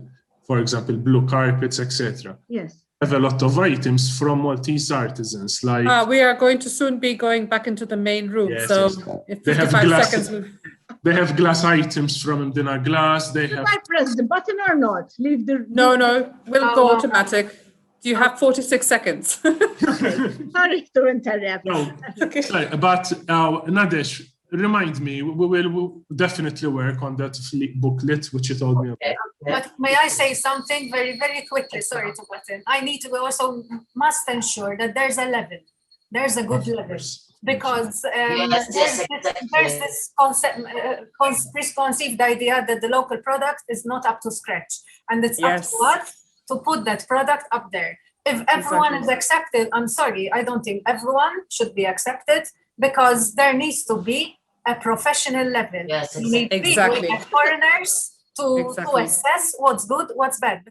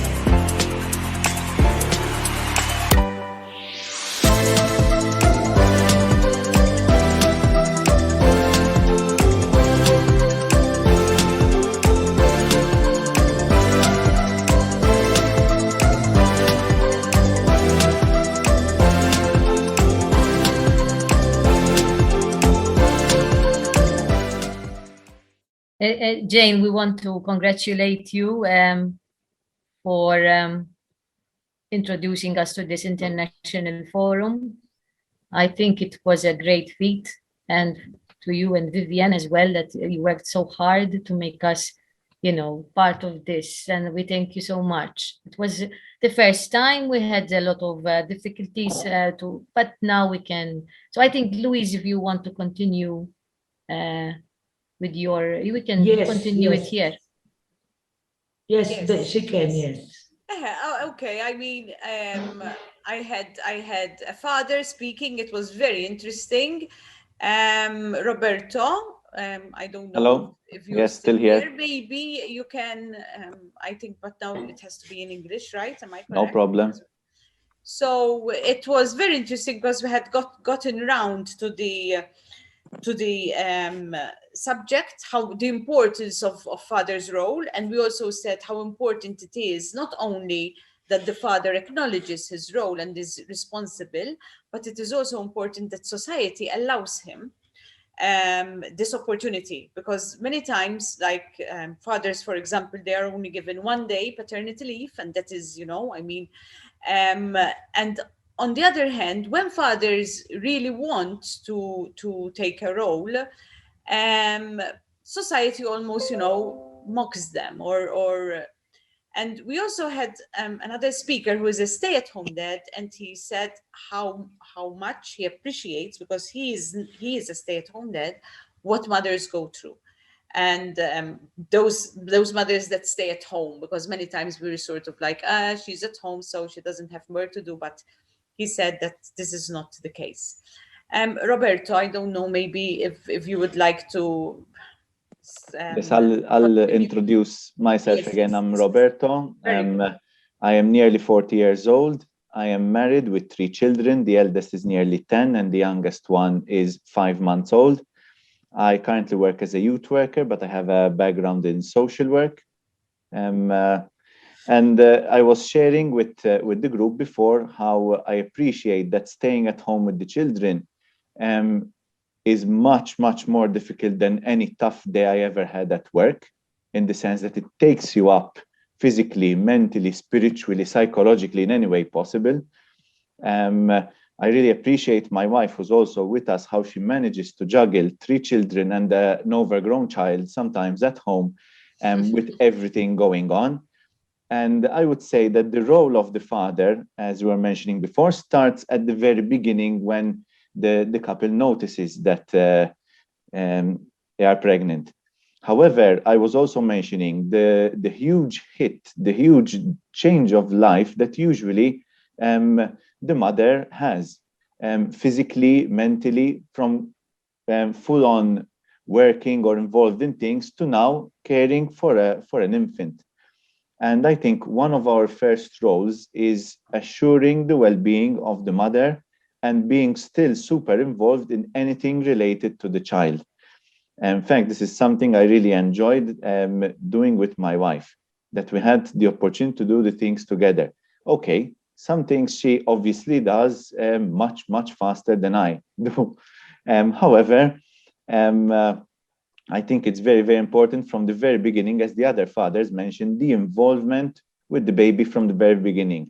So after the breastfeeding period, the feeding, the changing of the nappies, the quality time, the fun. And I think that is very, very important.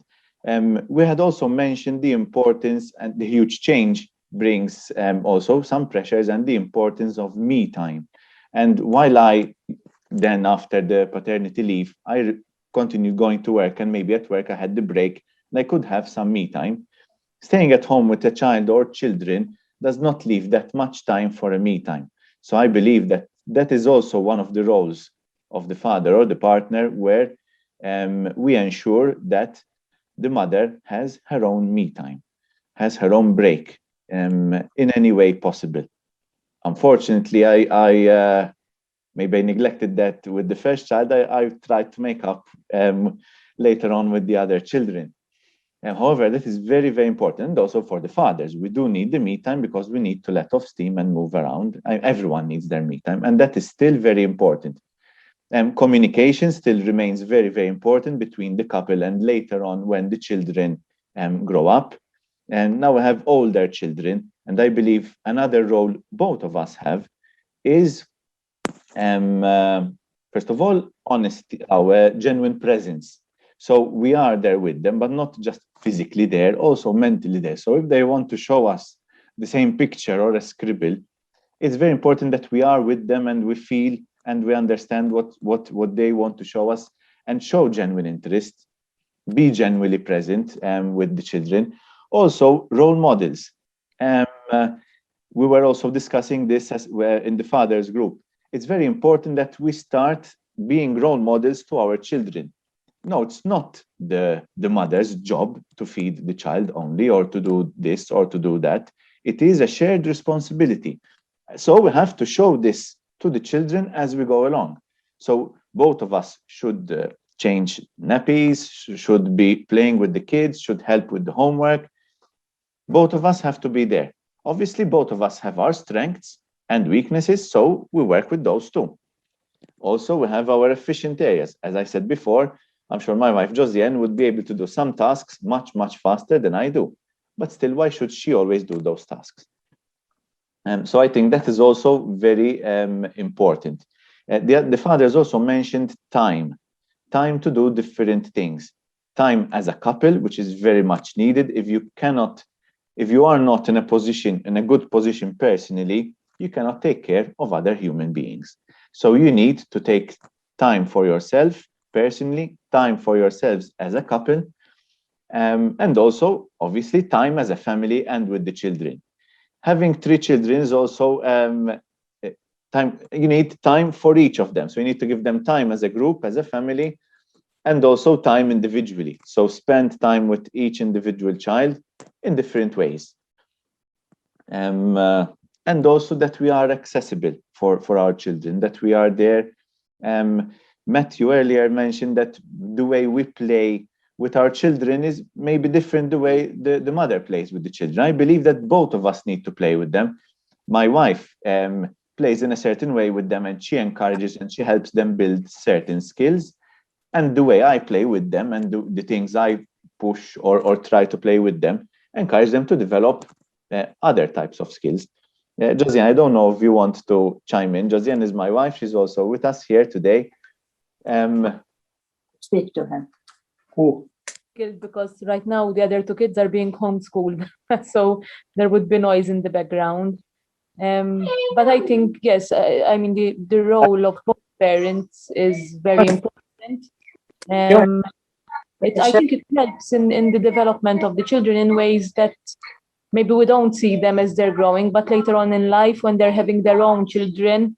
So it's something that, it's something that you see, basically. So yes, I think the relationship of the parents is also very important. And the communication between the mother and the father. And it could be that they're not in a relationship, but having communication, I think it's very, very important. Thank you. Thank you, Josiane. I would like to add my next speaker. I think this is important what you last said, even both Roberto and Josiane, where we were mentioning the couple relationship. This is a subject that we need to delve into.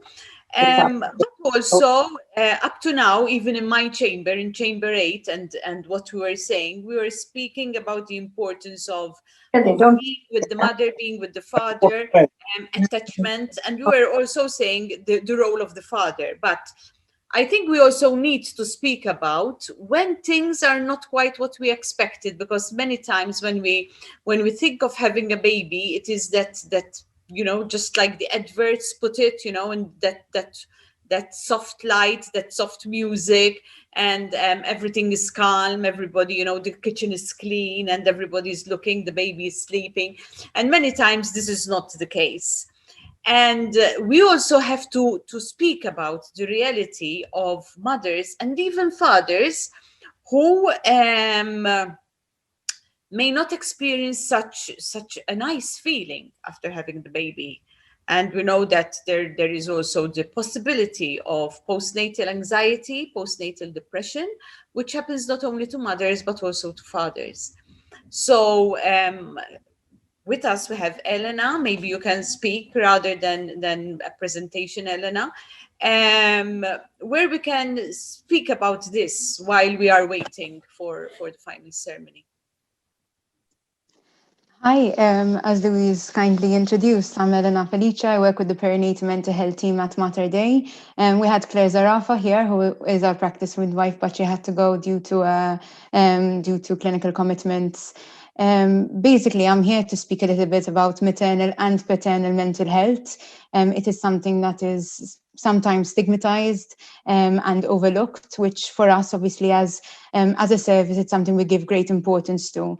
It's an area of specialty for this is an area of specialty for myself in my research, due to my mentor, who was Dr. Edward Kurmi, who always kind of pushed to include this within our service. So as has been said by the other fathers who are part of the group, we look at perinatal mental health as something that is systemic. It is a family issue, not just a mother issue. And briefly, just to mention some major points, not to take up too much of everyone's time, is that maternal mental health is extremely important, as much as caring for the mother throughout pregnancy and throughout the postpartum period on an emotional and physical level.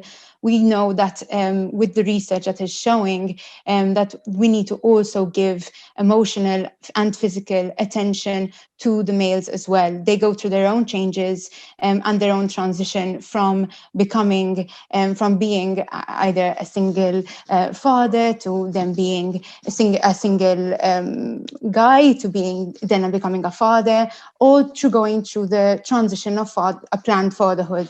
So no matter what the the transition is, they go through their own transitions, and the reflection of becoming a parent happens to both male and female.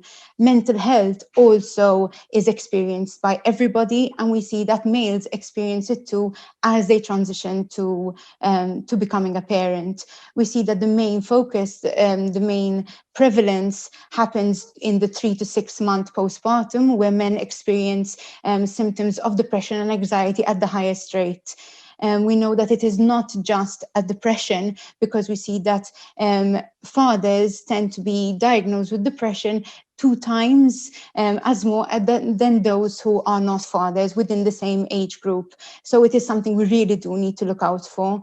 We know that men and women can be diagnosed with depression through the DSM or the ICD-10. So the way that we diagnose is the same. What we do need to look out for is how to identify these mothers and fathers, and the way that they show their symptoms, the way that they show their experience is different. And we know that males tend to show and express themselves in a very different way through either external distractions or avoidance, or even sometimes aggressive behavior, not just aggressive in the usual way as in physical or violence, but also more abrupt and harsher methods of coping with such difficult experiences. And it becomes even more difficult because it's not understood by society. It is not looked at, it is not looked after.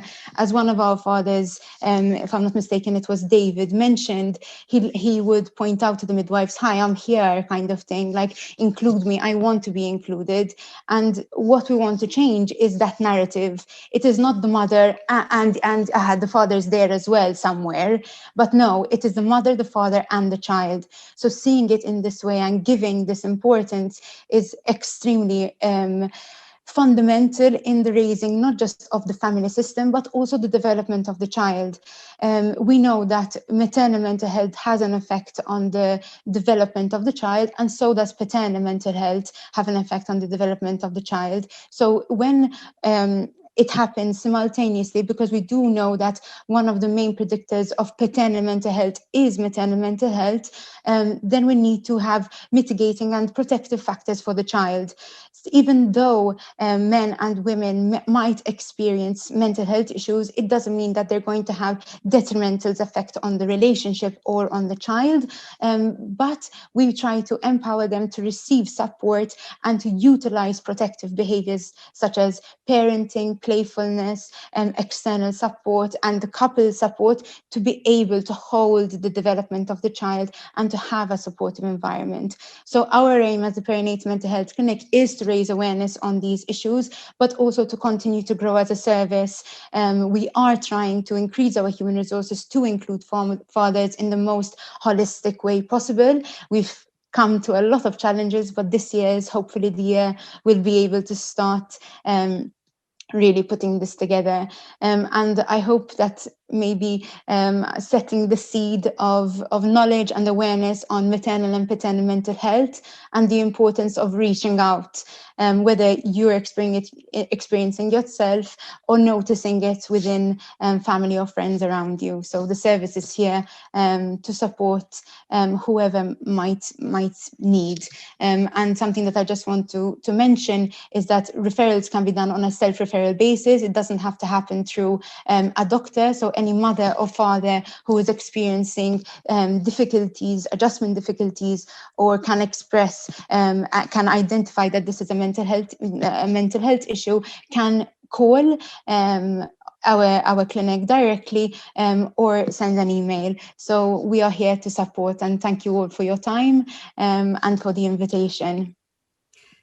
Thank you, Elena. I think it is more than coincidental that we have been moved to the main chamber, because obviously in Chamber 8, what you were going to say was known by most of us, if not all of us. So you would have been like preaching to the converted, but right here, maybe many of us would not have known about this perinatal mental health service and the importance and how it works. So yes, I think this is very important. In fact, I would like maybe to answer to Mary Santfournier, when she mentioned the importance of mothering the mother in brief, the importance of having extended family. And yes, in this day and age, I would say that extended family maybe is getting smaller and smaller, because even nowadays grandparents, most of them would work anyway. So the mother and the baby is left to other to extra services, which may not be familial ones. So she may not feel treated like this is me, but I am part of a system.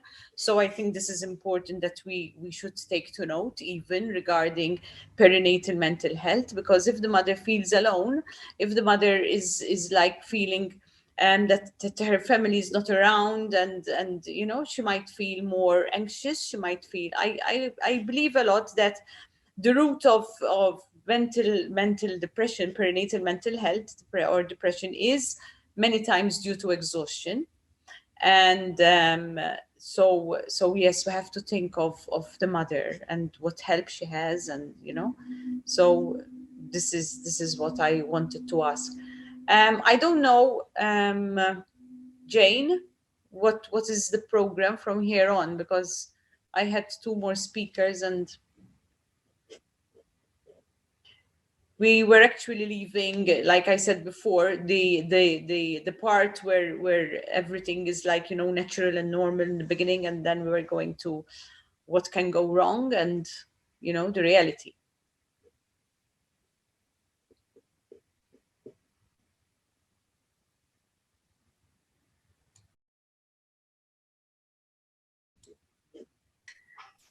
Hello, Luis. Hello. Wasanna, ħerġajna minn kamra l-oħra. Okay. Għawek mux virtuali, imma. Mela, thank you very much, Proset, all of you, all the counselors, all the participants, all, since we are in this room, all the frontliners from all over the world, dealing with this pandemic, which I think we should thank them all for all the efforts, for all the challenges. We had just a conference in the pandemic. It was very challenging. Just imagine their everyday life dealing with all the sick people, and even in your chamber, Luis, even delivering a baby, it's becoming challenging too. Which would have been the best, beautiful experience in the world. But this pandemic has changed the world for all of us. So I thank even our sponsors. We are an NGO, and we really appreciate their contribution for getting this conference online as we did. We thank the Minister of Foreigners, which was one of our supporters, the Newsbook for their support, because if they were the technical, we aren't online and doing virtually. We look forward for coming up after 11th of April. We don't have a definite date, that we're going to continue with our festival and the awardees which were awarded to the particular people.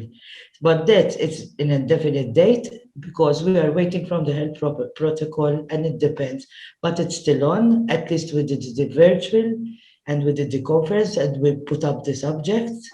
It is still March, and it is still the month of the woman. So we were in time, but upcoming, our next venture, WICCI Malta, is going to organize a festival. We encourage all the guests, if it's permissible, to travel to the island, come and enjoy our sunshine, our food, our hospitality, and our hearts. So we invite all the global participants to, even one day, it doesn't have to be this year, that you come to the island and have our taste of Malta. This was our portrait of our nation, and this is what is Malta all about.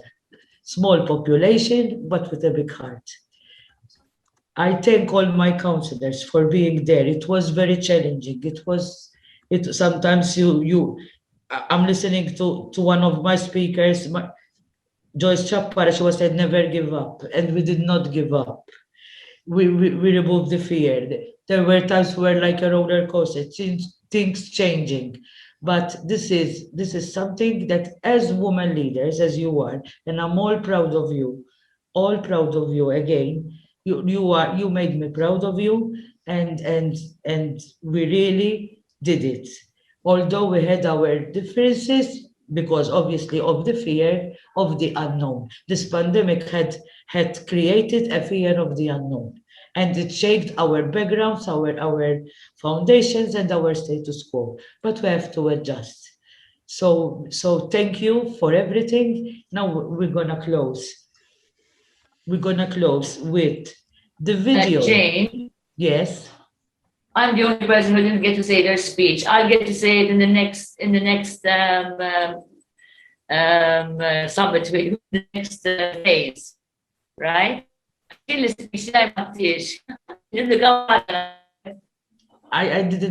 didn't understand. It's getting a bit cut off. Sorry, can you? I did a speech. Would you like to do it now? I think everybody's tired now. I mean, you decide. For us, I'm not tired. For 10 minutes, the nominations. Go for it, I say. Don't miss it. Come on, we are tired of what? Okay. We are happy to listen. Okay. Go ahead. All right. Okay, can you hear me well? Yes. Okay. So, I don't know where my notes are. I misplaced them. But I'm sitting here in my studio and I've got my art around me. This is where I very frequently sit and get creative. And when Jane contacted me in summer to tell me, that she would like to give me this opportunity, I was very, very, very surprised. And excuse me, Krista, sorry. Because, yeah. Krista, sorry, the camera's not on. We're losing you. Your internet is not stable. Okay, hold on, because this is Valletta. Is it better like this? Yes, we can see you. It's just a bit low. Okay, like this? Yes. Okay, go for it. Thank you. Because the box is right behind me. Okay. It has to go through thick walls like this. So. Yes, our beautiful houses. Yes. Go for it. Thank you. Well, when COVID came along, first of all, when Jane asked me to be counselor or ambassador for her organization, I was very, very honored and very surprised and very happy to take the role. But what was interesting was that I had started a series of paintings, which were all women's faces. And it wasn't something I had started to plan. These just came out spontaneously for me. So when I was going to be involved in a women's association, we can see. I thought, well, this is interesting, and I carried on with the faces. But what COVID did for me is it took away my income. I was happily surviving and thriving on one property for rent. Me and my son, we were doing well, and suddenly this stopped. So I had my savings poured into this property, and a little bit of savings left. So I found myself in a very difficult situation, having to decide, how am I going to spend my money wisely? Having a child and his father's deceased, so it's just me on my own.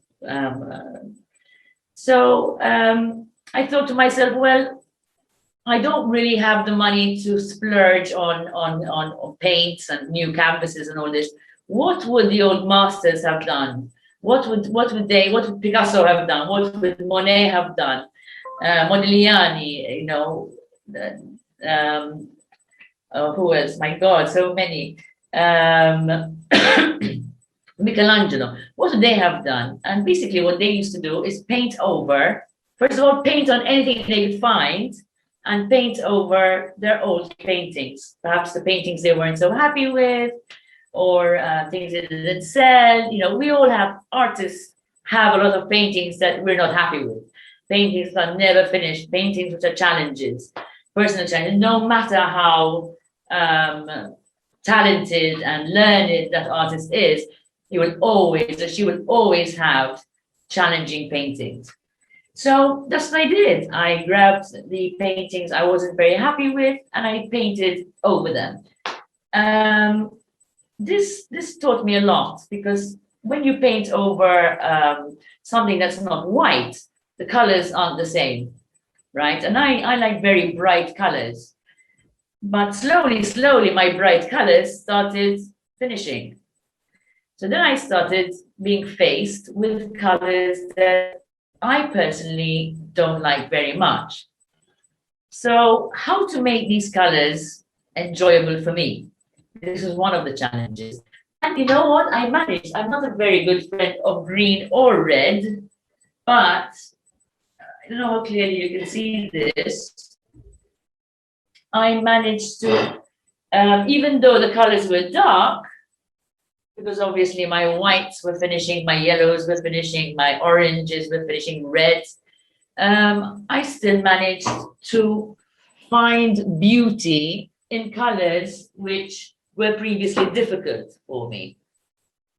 You know, let's see, how can yeah. Yeah, so red and a very little bit of, so eventually my acrylics started finishing, and I turned to chalk, and then my chalk started finishing, and I found a box of oils I was gifted, and then I found the vibrancy and the silkiness of oils.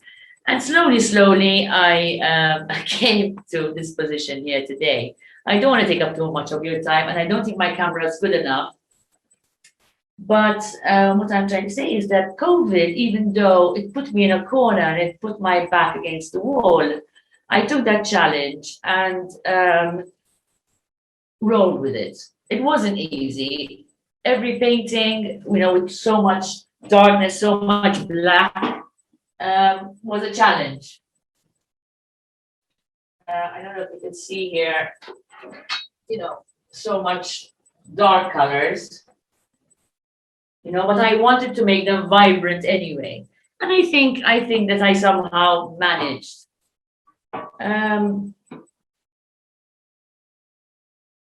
What is my point? My point is that when life gives you lemons, really make a lemonade, or grab the tequila, or grab the vodka, and take those challenges. This really taught me how to be more bold, how to embrace situations I don't like and colors I don't like, and make them likable to myself, because ultimately I need to appreciate them first. And it's been a great voyage. So as much as, you know, COVID was difficult and challenging, it was also very rewarding. And I thank you very much for listening. Thank you. And the speakers, that they had the time even to do recorded videos for us, because they weren't able to be online at the moment. All the dignitaries. At the end of the day, is Dr. Harbina for giving us this opportunity for Malta to have our own council members, 22 of us, and this is our pride. And we thank all the foreign guests, and we welcome you to Malta. Whenever you wish, we are here to host you with a big heart. Our way, the Maltese way, the big heart. Small island with a big heart. And Gozo, obviously, which are our sister island, although small, but they have probably a bigger heart.